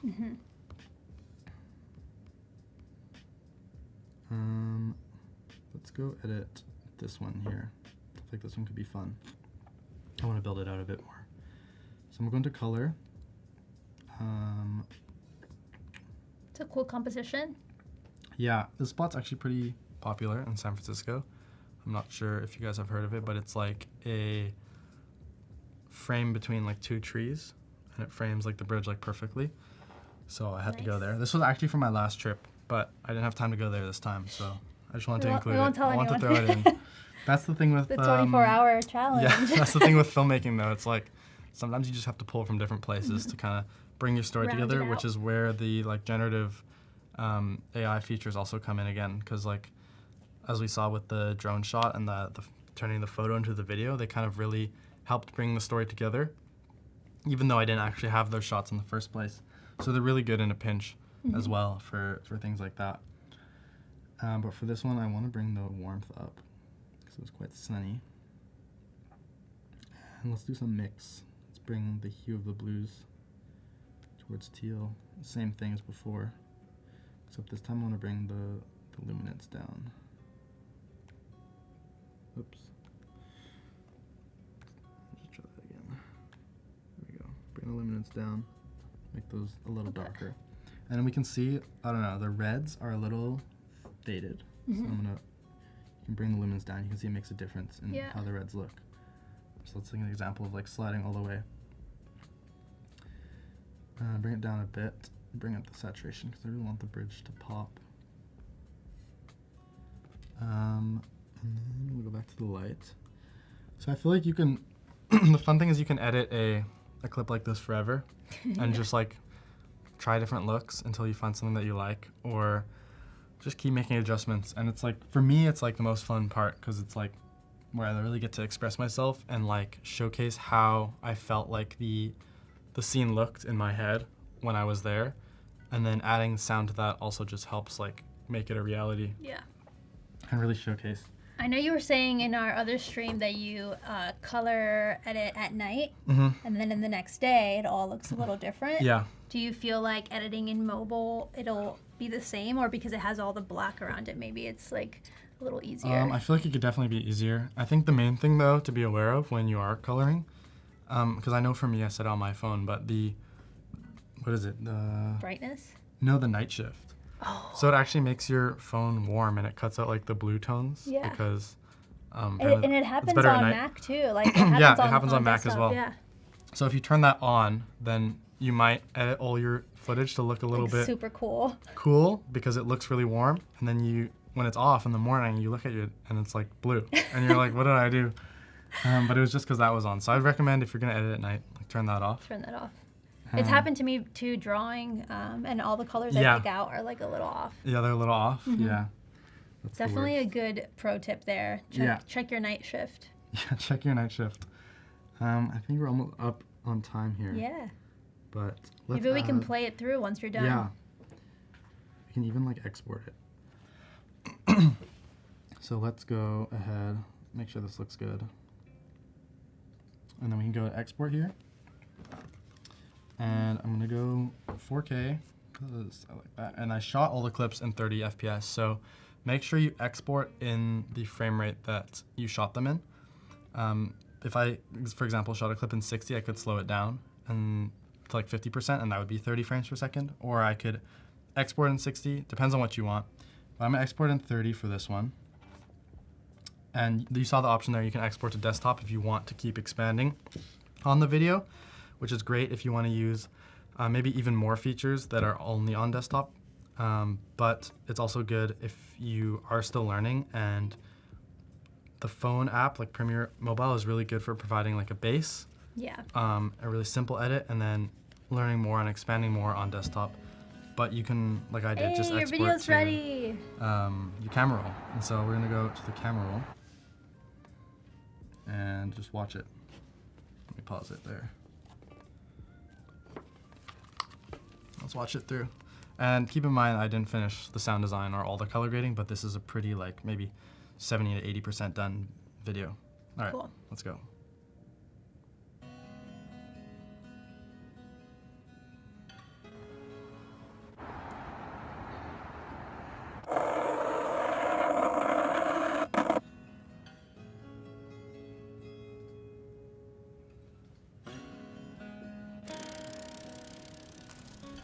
Nice.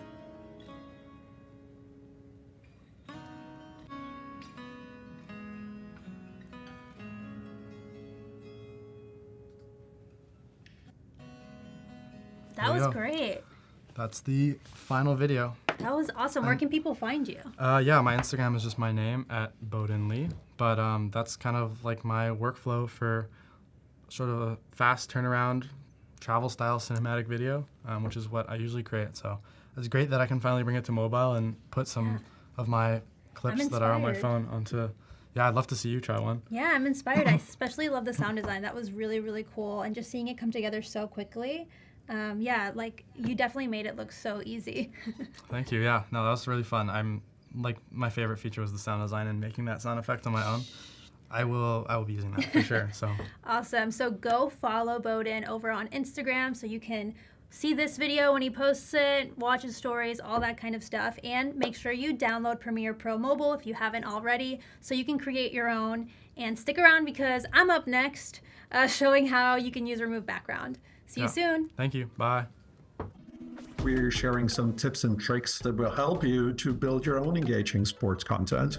So just to give you some context, Marcus is post-production supervisor for this big sports event. Thank you for having me here. How can we get a live feed from an event and put it into Premiere projects? So there is EVS, who, for example, captures all the live streams, and you can see several cameras, which I can record by just a click of a button. And I want to have a Cam 6 and a Cam 5, let's say. The recording is done, as you can see here, and then it gets into the cloud. The cloud is called Lucid Link. I don't have to download the files because the files are already there. Helmut is a cloud database where I have all my projects, and I can open a Premiere project, and this is the Premiere projects where my clips are ingested. You can see this volley clip. This player just scored a point, so let's take this one, and I can put it into my timeline, and I can go to the next one, and this clip is a growing file, so I don't have to refresh, I don't have to do anything. The game is still going on and we're still recording everything. So the file, and that's why it's called growing, is expanding all the time. So every single second a new frame is written, it will also be updating the file. What this workflow allows that anyone worldwide could participate in editing a sports event wherever it's happening. We've done some rough edit, but in those cases we need also some graphics. And this one is a motion graphic template created in After Effects. So I imported this OBJ in this case there, and then I can change it to, let's say, first half, and I can change this one to 4:1, and then I can drag and drop it here and change this logo to this one and this logo to this one, and bam, it changes automatically. The animation is still there and everything is there. It's interesting how you can tell a story and how you can improve your story by using different recordings. This is a really nice view I like, but I prefer this one because in this one you can sort your footage and you can make groups. Let's start, for example, on those ones. So I can create a new sequence from the clip, and then I can see, for example, we're driving in a car, and then I press Q to shorten this clip, and then also some feet. The car is going from one way and the feet are going from the other way. So that's a perfect option, of course, for the effects, horizontal flip. And then we can also do like a normal default transition so that we create like a story of arrivals. When we have so-called GVs, generic views, we can do some flags. Also, for example, things like this, where we can see some birds flying, some details. It makes an edit more livable, more interesting, and just exciting. This was a great event, and hopefully see you soon, and have a good day.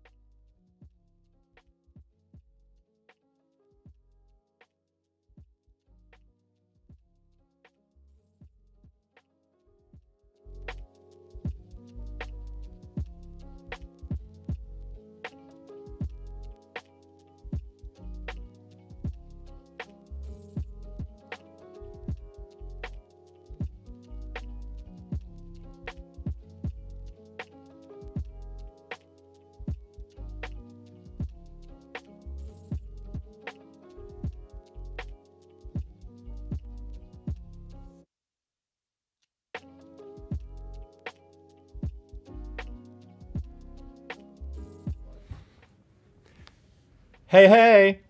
It's us. We're here. We're back. Premiere Mobile is the launch today. Big day. We've been waiting for this. I've been asking for this. I'm so excited. Yeah. The day has finally come. What do you have here?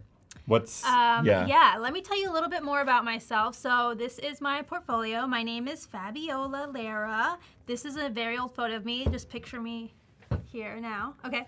And here's a little bit of my work. So if we go to here, I tend to create videos around my artwork, around my illustration process. So it's a lot of like behind the scenes kind of videos, process videos, and yeah, this is a little bit of my work. So some content for QuickBooks, some Instagram stickers, murals, comics, live drawing. You know, I draw a lot of things for a lot of different mediums and brands. So that's a bit about my work.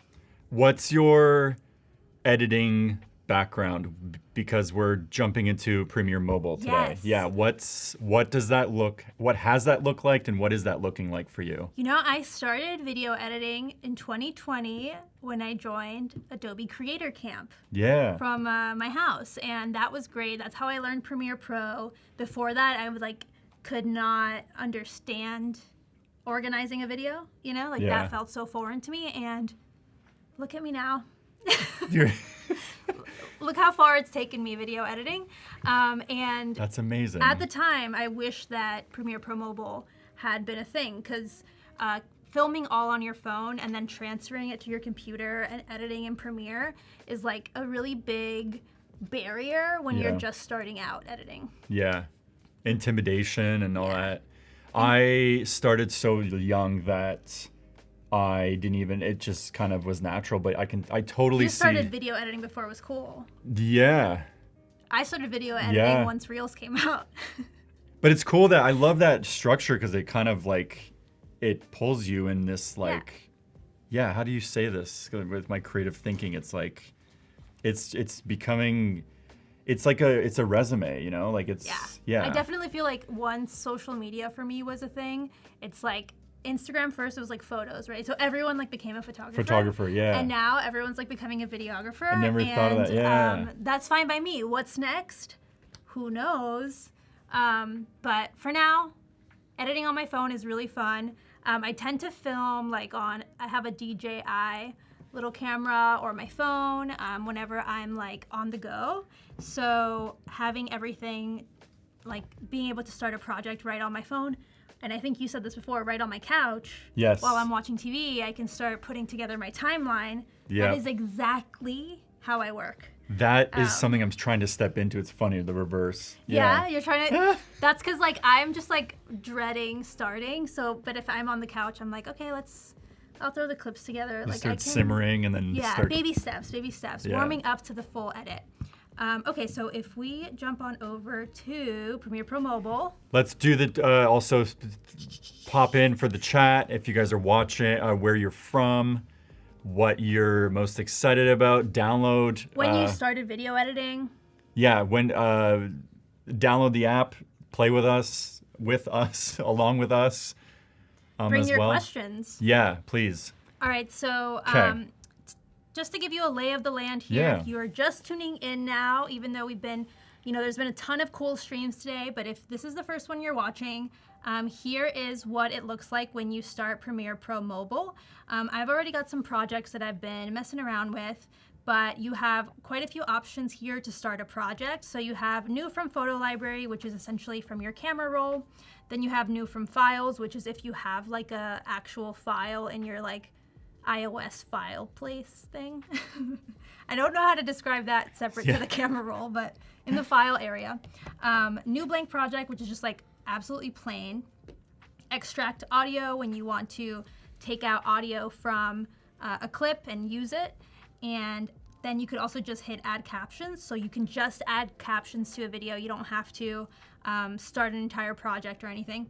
And then we have the 3 Adobe Firefly powered options here, which are generate image. So you can prompt it to create an image to video, where you upload a image and it turns it into a video, which is a super cool feature.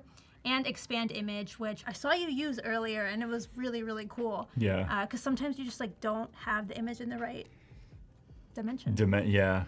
Or movement, motion too, even with it's a whole thing. It's gonna become, you can get away with so much. Yeah, it's getting crazy. There was one thing actually last week. This is a plug into the Premiere Pro Film Impact. All these features, all the effects, I should say, are now inside Premiere Pro. And one of them is like a handheld shaky camera, and it was a still photo of a coffee mug, but it's subtly zoomed in and shook as if I were to film it from my phone. Yeah. That's great, because so sometimes like a clip looks too like professional. Yeah. You need to you need to like lo-fi it. Or you're filming it by yourself and you're like, no, I had a crew with me. And Exactly. It's blended. This is a huge project. There's a big crew. Yeah. Okay. So for this one, I'm just gonna start a brand new project. I have all these random clips. So I actually have this clip. It's from like a little Instagram reel I was making about creating Instagram reels. It's a little meta there. But I filmed it against a white background because my plan, I don't know if anyone in the chat loves reality TV, let me know. It just might not be the right demographic here. But I wanted to create like a green screen effect. You know how whenever they have confessionals, they're fully like somewhere that's not real? Yeah. Like it's not a place. Yeah. So that's what we're going after today. And I'm just gonna, this is just like an 8-second clip that I'm gonna use as an example. But what we're gonna do is I'm gonna select the clip. Wait, no, I'm gonna start by generating the background image. So we're gonna go plus, generate image. So do you have any ideas for? Well, I'm thinking the Kardashian thing now. If we go like Love Island, it's like a beach setting. That's true. But You could go. I don't quite match. What's your context of the video? Yeah, what are you talking about? Well, first off, I'm not wearing a swimsuit, which is what they wear when they're doing photos. I haven't watched it, so I don't know. But I have an idea of what. We could do like a mansion. Yeah, you could do bookshelf, library. What else we got? You're talking about reels. You could do like a carousel with videos behind you. San Francisco backdrop. Brooklyn loft. Like a photo studio. Like exposed brick. Yeah. Photo studio. Yeah. Exposed brick. Well lit. This might be. Do you have to put like soft background? A few plants. Yeah. Soft background. Is it gonna know what soft background, like focus maybe? I don't. Yeah. Out of focus soft maybe. Background or out of focus. Hold on. Maybe out of focus. I'm setting myself for something. Can you blur? I don't think you can blur video on. Slight blur. Now this prompt may be a little, I don't know if this is gonna be perfect or maybe overkill, but we're gonna have to try it out to. I'm also not texting, I'm trying to Adobe Premiere. He's working. Yeah. It seems, it always looks like we're all just texting, but this is work. So I'm gonna hit generate, which does use my generative credits, but depending on what kind of Adobe Creative Cloud membership you have, you'll have like a certain amount that you can use. And I find it really fun to generate these images. Ooh, wait. Oh, you are, okay. Oh, this is kind of interesting. Oh, it's wow. very sharp. Wait, I'm like turning my brightness up. This is so cool that you don't have to, the Firefly has an app, but the fact that it's built in is like one place. We were saying this with the soundtrack and the sound effects, the stock as well. Love your phone case, by the way. I didn't realize that I like the bumpers. Yeah, because I'm clumsy a little bit. That's so good. Even though they're like more durable now, every now and then I'm tempted to just no case. Wait, you have cases? I got cases. Yeah, I have to protect the fonts. Okay, I like this one, but it doesn't have. I think this is like a little odd here. I don't know what it's doing. So I might try it one more time. Maybe, what if we do like photo studio? Ooh, that's gonna change a lot. Sunny photo studio. I love how it had Brooklyn and it nailed it. Let's take out the plants part because it's focusing too much on the plants. Can you tap content type? Because it's so new that. Ooh, this is great. So yeah, there's a few options here, right? So art, I imagine it's gonna give us like a more graphic style. Okay. But let's try it. Let's see what it does. And I switched the aspect ratio to portrait because that's what we're editing vertically. So let's see what it creates here. I haven't played with the art style yet. Hopefully this prompt is a little bit more, wow, look at the mood. Ooh, that one's nice. Wow. That one looks like you're gonna be making this one and you're gonna be making bread. Yeah, I don't know why. The art one, I feel like made it more like, it gave it that depth. Like in the previous versions, we weren't getting much depth. And I feel like this one, it's trying to be like a little more, dare I say, cinematic. Yeah. Okay. I feel like I'm gonna use this one because I feel like now I'm switching my vision. But if you watch a true crime documentary, and sometimes they're doing their like interview like in a weird basement. Yeah.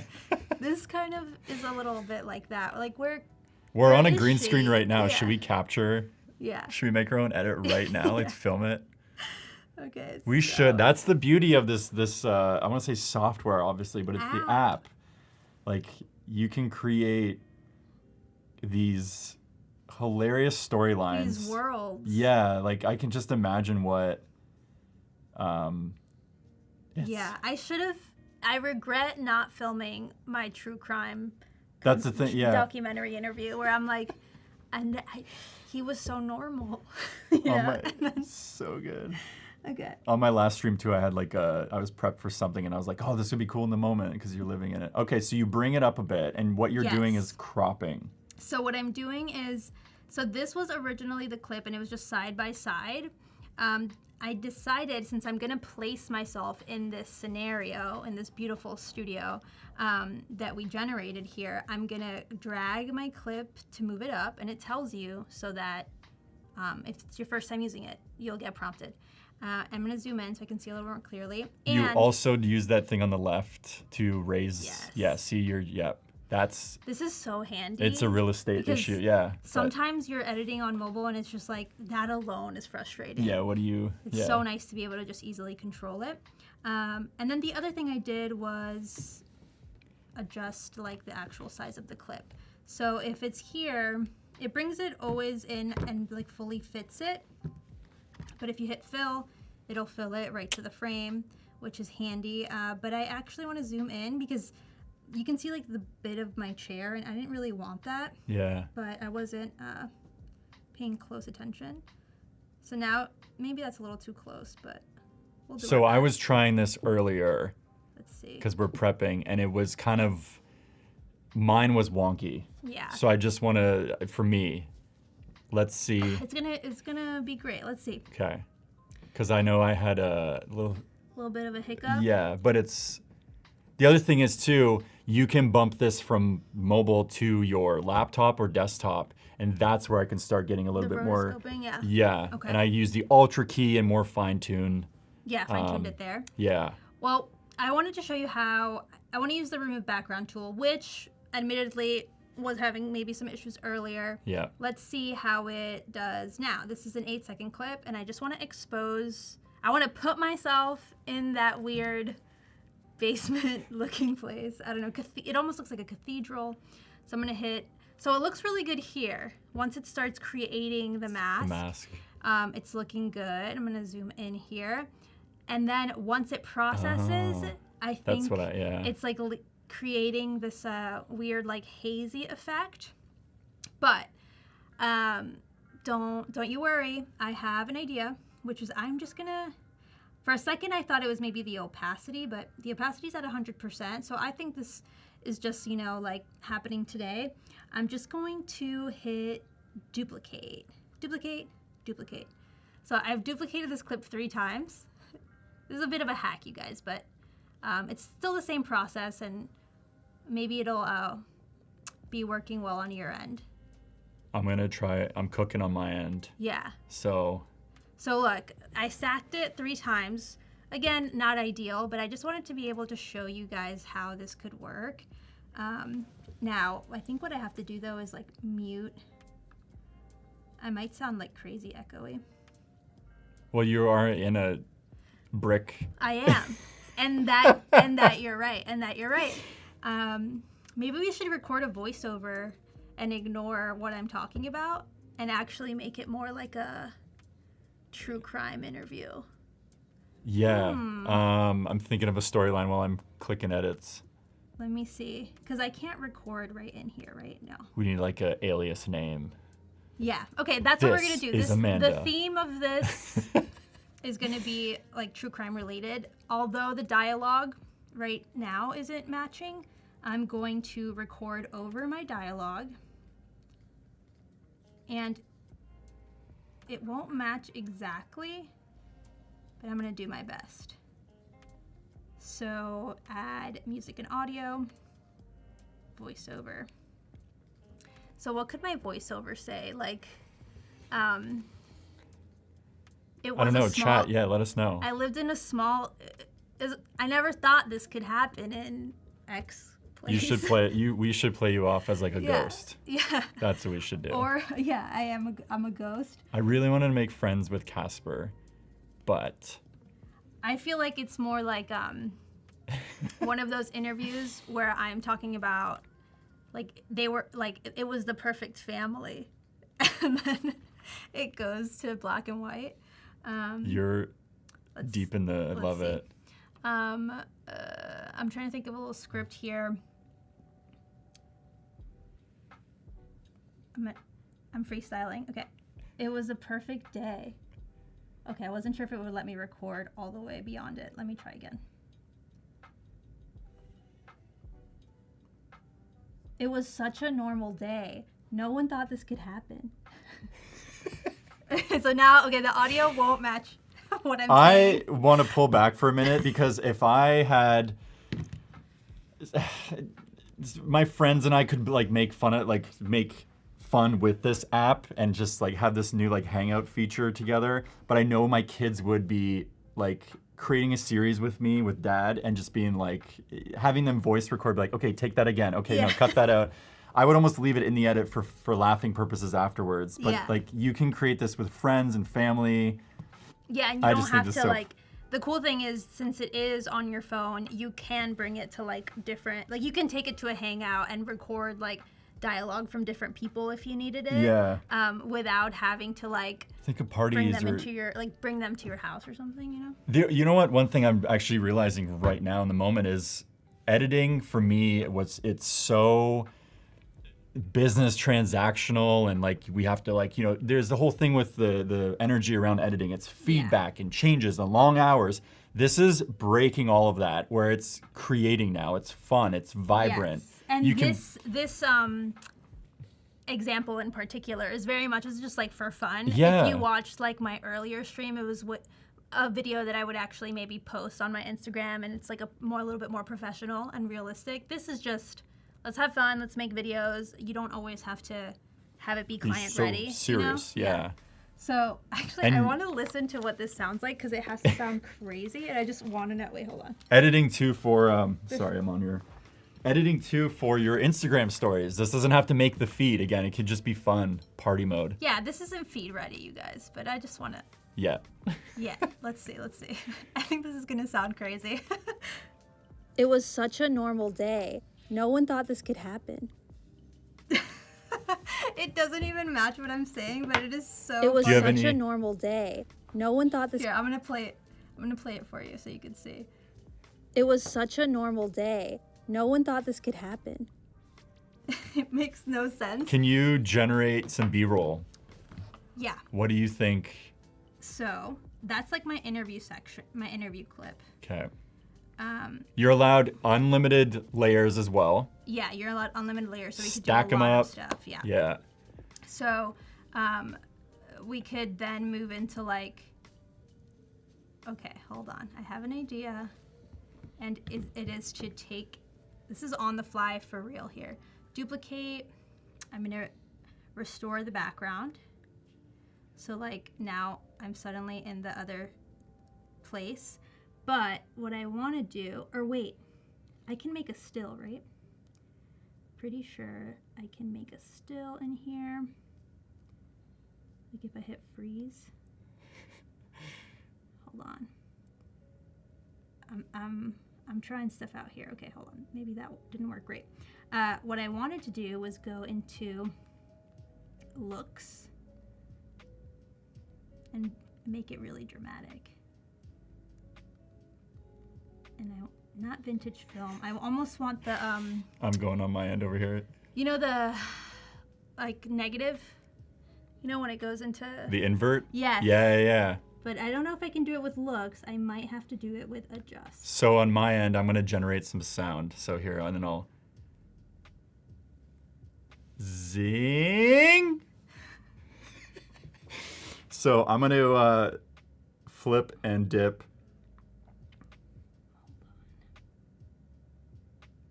So I'm generating sound effects on my end, and let's see if this works in terms of the collab. Ooh.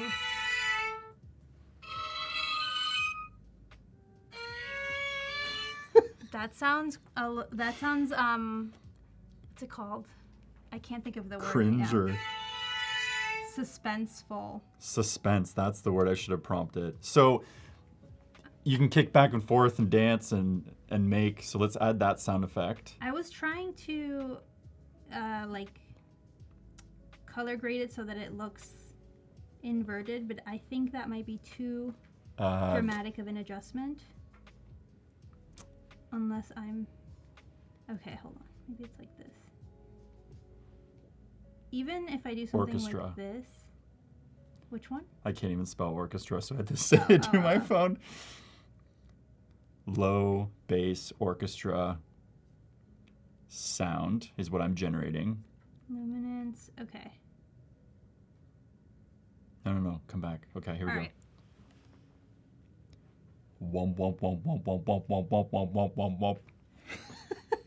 Generate. Okay, I'm gonna make you some sound effects to heighten this edit up. Okay. Yeah. Well, so I always really like that in these edits, it's always like totally fine. And then suddenly it goes to like the crazy colors. Okay, now, so we were just being silly, trying some different stuff with the background remove tool, but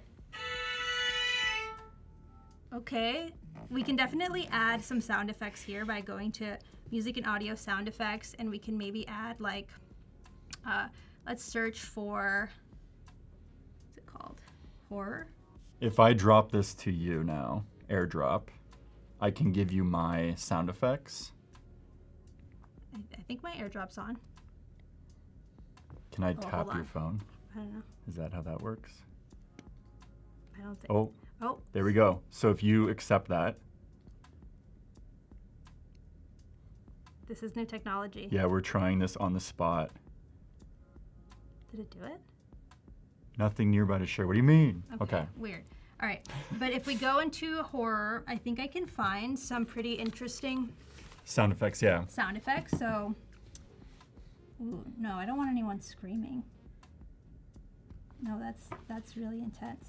I just want like, this is a little too horror movie. We need more. Maybe I'll just search like, how can I search just like, I want it to just be like empty, almost, you know, like hollow sounding. Like a soundscape.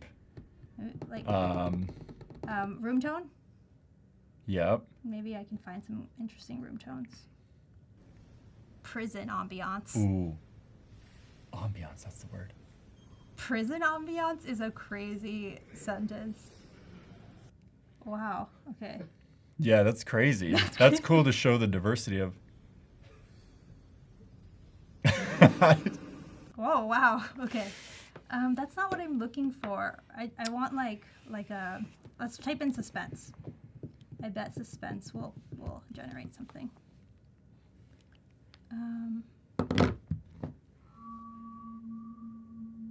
Yes. I like the first half of that sound. I can hear it. Okay, I'm gonna go with this sound. I'm gonna add that. Okay. So volume, I'm gonna bring it down a bit. It would be really fun to make your 5 best friends and you take care of the sound effects, you take care of the... Yeah. And we all like airdrop it to the final edit. You're so right. And now you could like party mode edit. Okay, wait, I'm gonna, Ooh. Yes, I think I'm getting to what I was trying to do here. The vision is coming together, and it's just that I needed to... Just as a check-in, because we're halfway through with this project. Here we go. Did you plan this? No. Okay. Just in case. This is incredible. It's on the fly creativity. Ooh, here. you should. Okay, I got another idea after this. Wait, let me listen and see what this sounds like. It was such a normal day. No one thought this could happen. The funniest part is the fact that the audio doesn't sync. That is like so cracking me up. But look, this actually looks, if it wasn't for my green chair, be quite believable, which I actually think if I go over to what perfect fitting for Halloween coming up right around the corner. I'm getting in the spirit. Now, if we go to mix green, remove that. Let's see. Is that green still in there? Okay, hold on. Let's turn. I feel like it's not, maybe I'm not selecting the right clip. adjust, saturation. I think that's a little bit better, but it's because I think because I have it stacked so many times, it maybe is having trouble with that. Yeah, there we go. You can see the green going away right here. Yeah. Such a normal day. No one thought this could happen. Giving my interview. And the other thing we could do, I'm trying to delete this clip, is add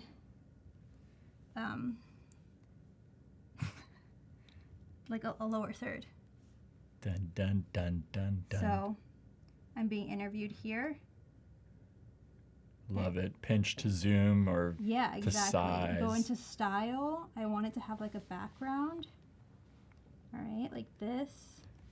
The font maybe needs to be more serious. Let's stick to that for now because then I want to add another text component, and it's going to be neighbor.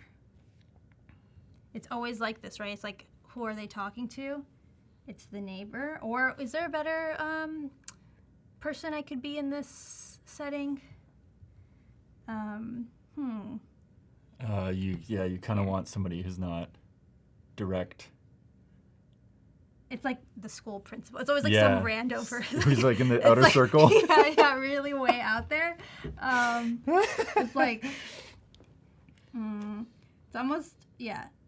Crystal clear voiceover. Generate sound effects. Edit and export without watermarks. Nothing here is watermarked. Nice. Trust content that you make is yours.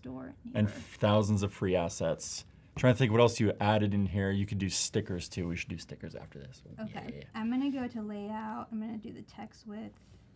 I want it to be all the way wide, but it won't. I didn't say this in previous streams today, but we're using our thumbs to create thumbs to stop. How did I say it? We're using our thumbs to stop thumbs from scrolling. So it's a thumb game we're playing today.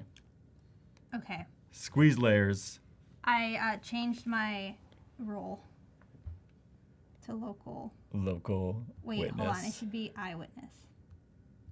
Yeah. There we go. So that's who I am in this story. So boom. I got to boom, move this boom, up a boom, little boom. bit. Exactly. I got to move this up, and I'm going to change the font to be less. No. How do I? Okay, let's do maybe that one. Is a little bit better. Please post this after. Okay. It was such a normal day. No one thought this could happen. Okay. All right, so you can see how we get super creative with it. You could also, I had one more thing. Oh, another example for using remove background, aside from creating really fun true crime edits of your own life, would be to, I'm just gonna duplicate over here and duplicate all of these just so that they appear like this, and I'm gonna remove this black and white LUT that I have by just selecting it and going over to adjust and putting the saturation right back to normal. Okay, so our saturation's back to normal. One thing I wanted to show you is, like, if you are actually recording like a tutorial or something, right? Like if I wanted to show you how you create this and I screen recorded this, I could drop in that image or video. Where did it go? Okay, photo library. And so you could see it. So I think I have it. Let's do this one. So like if I was making a tutorial about this app for Reels, so this is quite, what's it called? Meta again. I could put that screen grab behind me and use it like you would use like most green screen type of filters on the apps, but if you wanted to like just have it for a part of your video or a part of your edit, so that's another way you could use the remove background.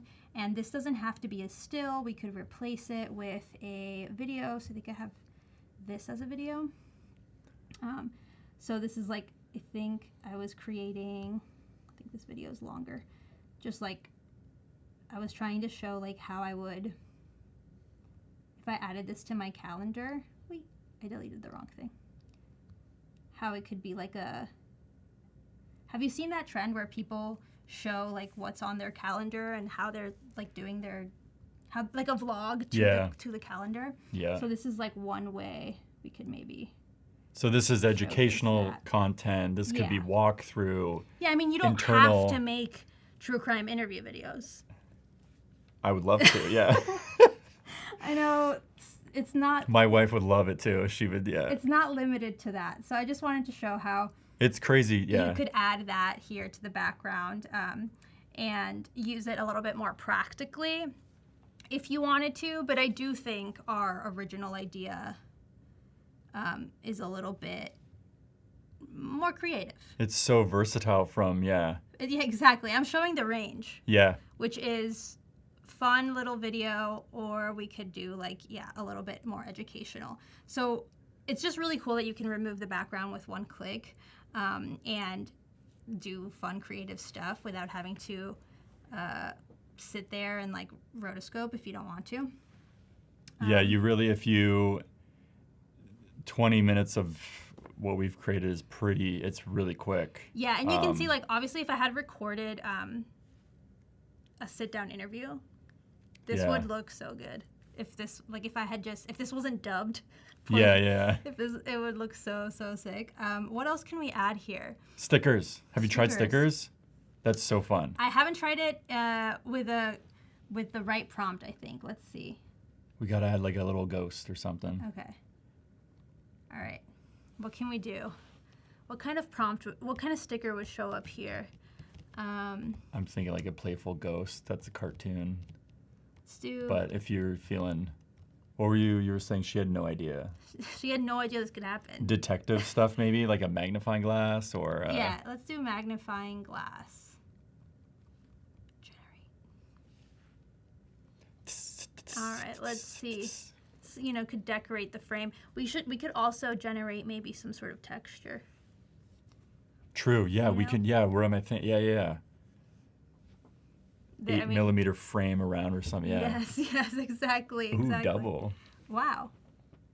So these are stickers. They're now we're touching in the like internet meme category of creating and. Hold on, I'm trying to make it smaller. Yeah, there you go. So something like that would be applicable, but I don't think it's quite working with our story here. Yeah. Something we could do maybe is apply some grain to this. Okay, yeah. And most importantly, maybe we have to add grain to the background. But there's no motion in the background, so I don't think it's going to let me add grain. But we can add some motion, maybe. So if we go to photo motion and do zoom in, let's see what this looks like. It was such a normal day. No one. It's getting so dramatic. It's so dramatic. Okay. And we could also, let's see. Maybe we can generate like the next scene, which would be like a creepy house. You could generate. You could also go to stock too. I know stock you have to log in, so you don't want to share your password. But what could this be? Maybe like, hold on. What is the word again for when it photo negative effect? Invert. Invert is what is in the. Invert color neighborhood house. Okay. I don't know. Let's see what it. I didn't pick the style. Whoops, I didn't pick the content type. Let's see what it gives us here. I like this. I feel like it's been a minute since I've made like a spoof video. Yeah. Oh, that's great.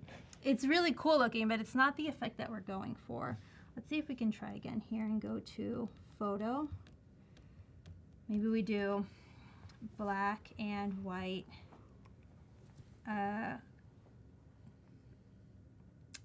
When you develop film and it's cross negative cross lomography. You know, remember when that was really trendy? I do. White house. But how do you describe? Yeah.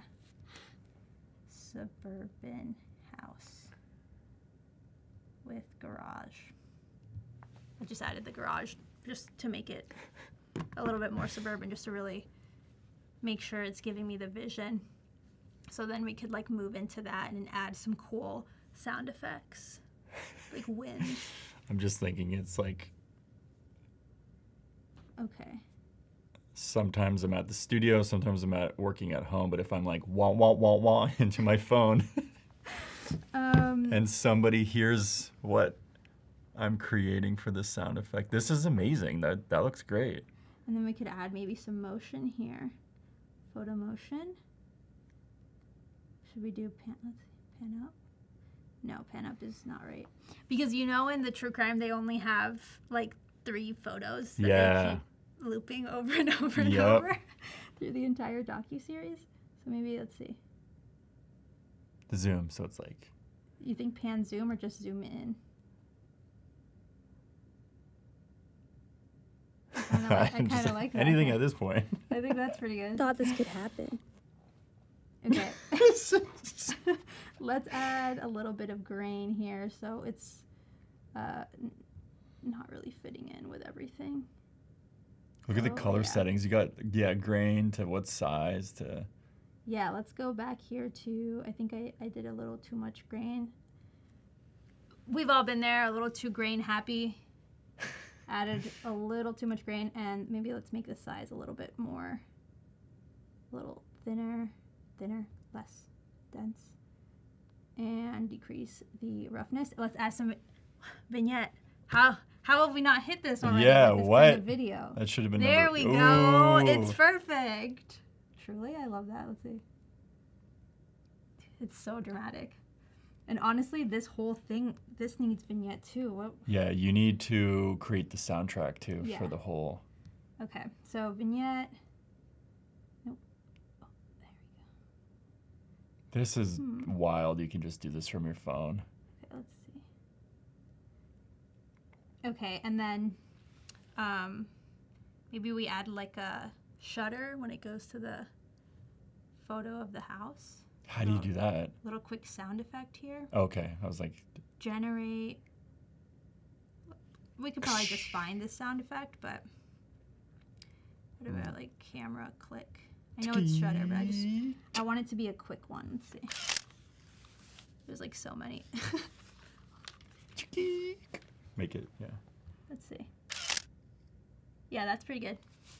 I like camera too. Nikon too. It's like so specific. I know. It happened. What if I was like, no, I'm really looking for Sony? Let's zoom in here. Make sure it's timed right. I'm trying to move this a little bit. Okay, and then the other thing we need to add is some like, do we still need a little bit of sound effects on the actual? Yeah, we need to continue the audio for sure. Yeah. Or we need the soundtrack, right? Like the soundtrack to the interview, the background music. No. Yeah, something like that. Okay. Is it detective work or is it recap happening? What are we going for? Yeah. Yeah, it's like the story is being told, right? Like this is the first person that you meet that's being interviewed. I love the backstory. So let's do soundtrack, mood, scary, gritty, angry. Wait, no, suspenseful. Here we go. They have suspenseful and atmospheric. Oh yeah, because horror was way too. Horror was too horror movie, slasher film. Let's see. That's emotional. Yeah, we're getting deep now. That's too deep.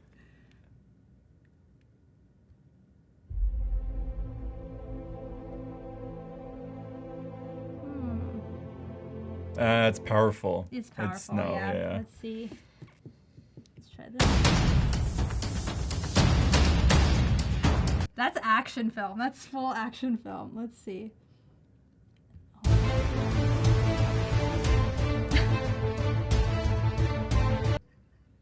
Not the right one, but...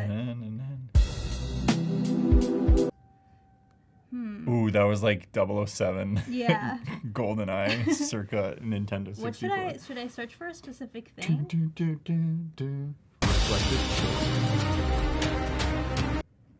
No, okay. I think we might need to search for something. What were we? Reflective, is that what you said? Ooh, we have genres. I don't know what genres. Chat, what are you guys thinking? Let's see. Fine voice.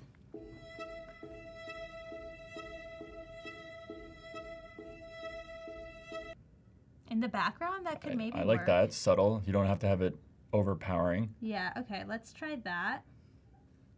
And it will insert that, now this is a 4-minute What was audio. the line?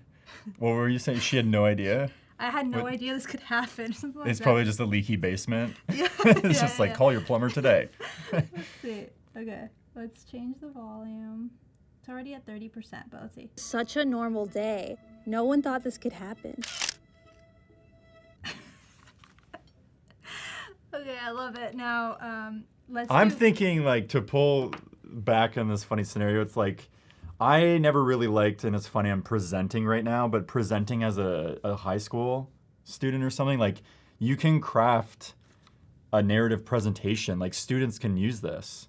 I'm just thinking like you made a funny story here, but you want to set the tone in some sort of like whatever scenario. I'm thinking like high school students to what else would you, I don't know, like grown adults. Yeah, funny corporate retreat, let's say, and you have to Yeah. go make a video or, yeah. I want to do a voiceover. It's hilarious. Okay, because I really wish that this voiceover was not a voiceover and it was like what I was literally saying, but this is on impromptu, so I don't have that clip. But what I can do is film a voiceover for this part, which is where I can tell more of the story, right? Like, so I'm the narrator. Yeah. So I could say something. Maybe you should do this part. Okay. Because it's always a guy who's like Yeah. On July 30th, yeah, maybe I need to ask chat for a little script. What's the documentary true crime narrator opening lines. On a quiet street in a town Yeah. that provided itself on safety, something unthinkable happened. Okay, that's I think as much we can. Well, we can stretch the. This is. I don't want it to get dark. Or every crime leaves behind a story. Some are straightforward. Others. Yes, tangled, this is perfect. Are tangled webs of lies, betrayal, and unanswered questions. Okay. This is one of those stories. This is one. That's pretty fun, right? Okay. Am I voiceovering That's this? not too dark, right? That's pretty good. Yeah, you're fine. Okay. So, yeah, you need to record that. So maybe I'm going to You can- momentarily move this. You can voice. Yeah, we'll voice record it. Yeah. So add So, plus button. voiceover. Oops. Oh, Just now so you I'm. guys could see it. I just added. Right. We just went to, It'll pick me up. I'll project. yeah. So plus. And then you can always edit. Voiceover, and then we'll. I'm gonna give trim you it. some gaps between each sentence, so I fully. Yeah. Yeah. Okay. So you'll edit it. Are you ready? Ready. Okay. You have your line. 3, 2. Every crime leaves behind a story. Some are straightforward. Others are tangled in webs of lies, betrayal, and unanswered questions. This is one of those stories. Okay, I think this is great. Let's play back. Yeah. Play back. Play back. Party edit. Love it. Okay, I'm gonna just. And then if you can move your phone back to your. Yes, here We'll we do that. go. There you go. Now, I expanded the clip so it would be the entire time while you're talking. I wanted to be more dramatic. I want to take it again, to be Let's see. honest, but. Thought this could happen.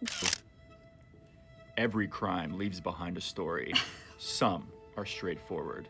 Others. Hold on. I think I need to do that. How about that? It was such a normal day. No one thought this could happen. Every crime leaves behind a story.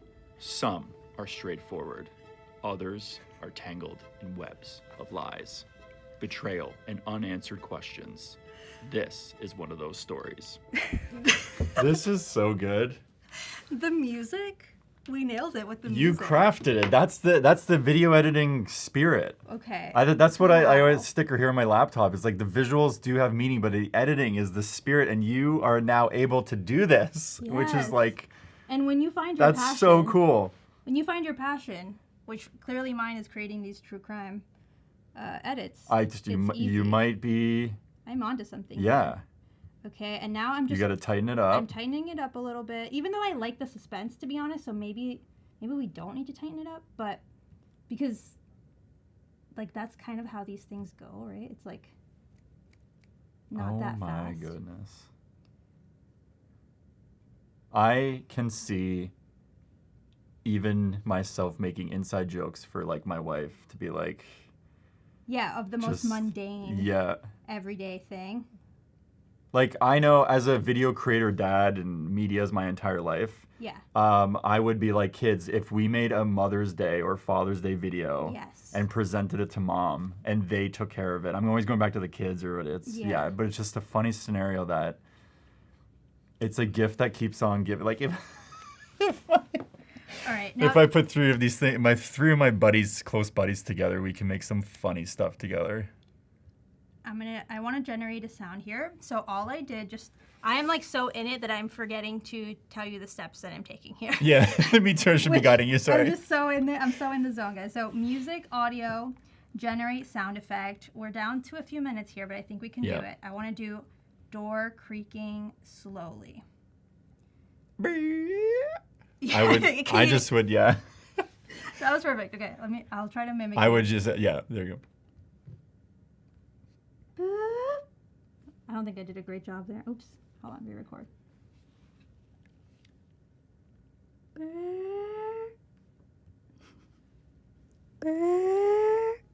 Let's see what my voice was too high pitched. It needs to be like lower or something. It's good inflection, I think is what it's called. Let's see.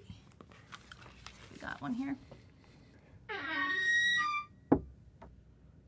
Honestly, pretty good.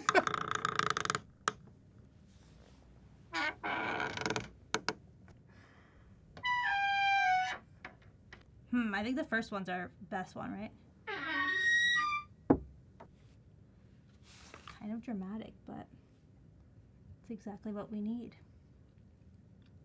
And I'm gonna add a little audio fade. So if you select the audio and then go over to audio fade, you can fade it in. I'm gonna fade it in a little bit more so it doesn't sound so We'll do 2 more minutes harsh. and then we're out. And then we're hitting publish. That's what we're doing. And then it's live. Anything else we could add here to tie it all together? I mean, you can bring this still image to the generative video and then That's true. maybe do a monster walking through the inside of the window or like... honestly, looking into a window is like a really good You shot. could transition, from exterior to interior of the home and like... All right, since we're down to a few minutes, I'm gonna go ahead and turn this image into a video. Color correction. We got generative Portrait mode. AI. We got aspect ratios popping in here. Okay, what else can we do? Okay, so for this image to video, I just want maybe thunder. I made some notes real quick. So when exporting and saving the video, there are no watermarks. There are no in-app purchases. It's free to download. Bing, bing, bing, You can bing, jump bing. to Express with thumbnails. Boom, boom, boom. I'm really excited. I asked Premiere Pro Mobile to add a thunder in the sky because I think that would really bring it together. This is iPhone first. iPad is there and more to come on that. Android, I'm sure it's soon to follow. Capture on your phone. The data is right there on your phone. You can begin editing. Barely any data management.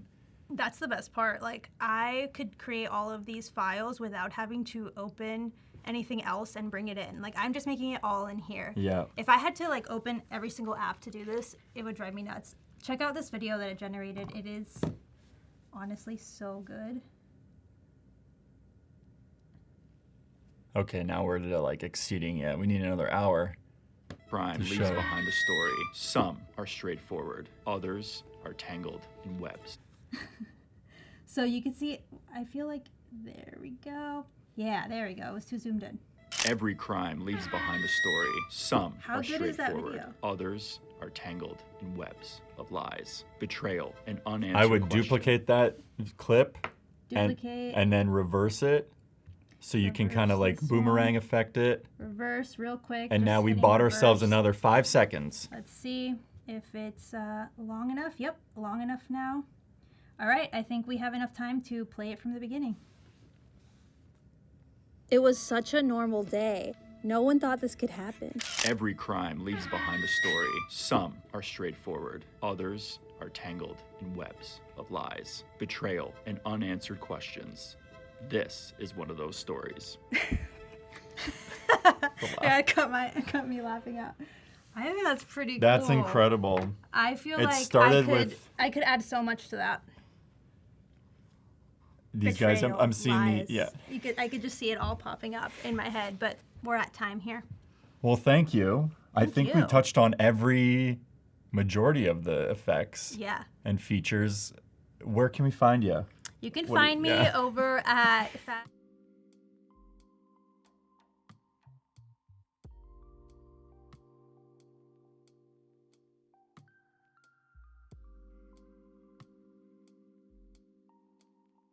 Expanding Horizons Premiere Pro Mobile is out right now today on the App Store, Apple App Store. Download it, and we'll see you guys out there. Bye. Happy creating.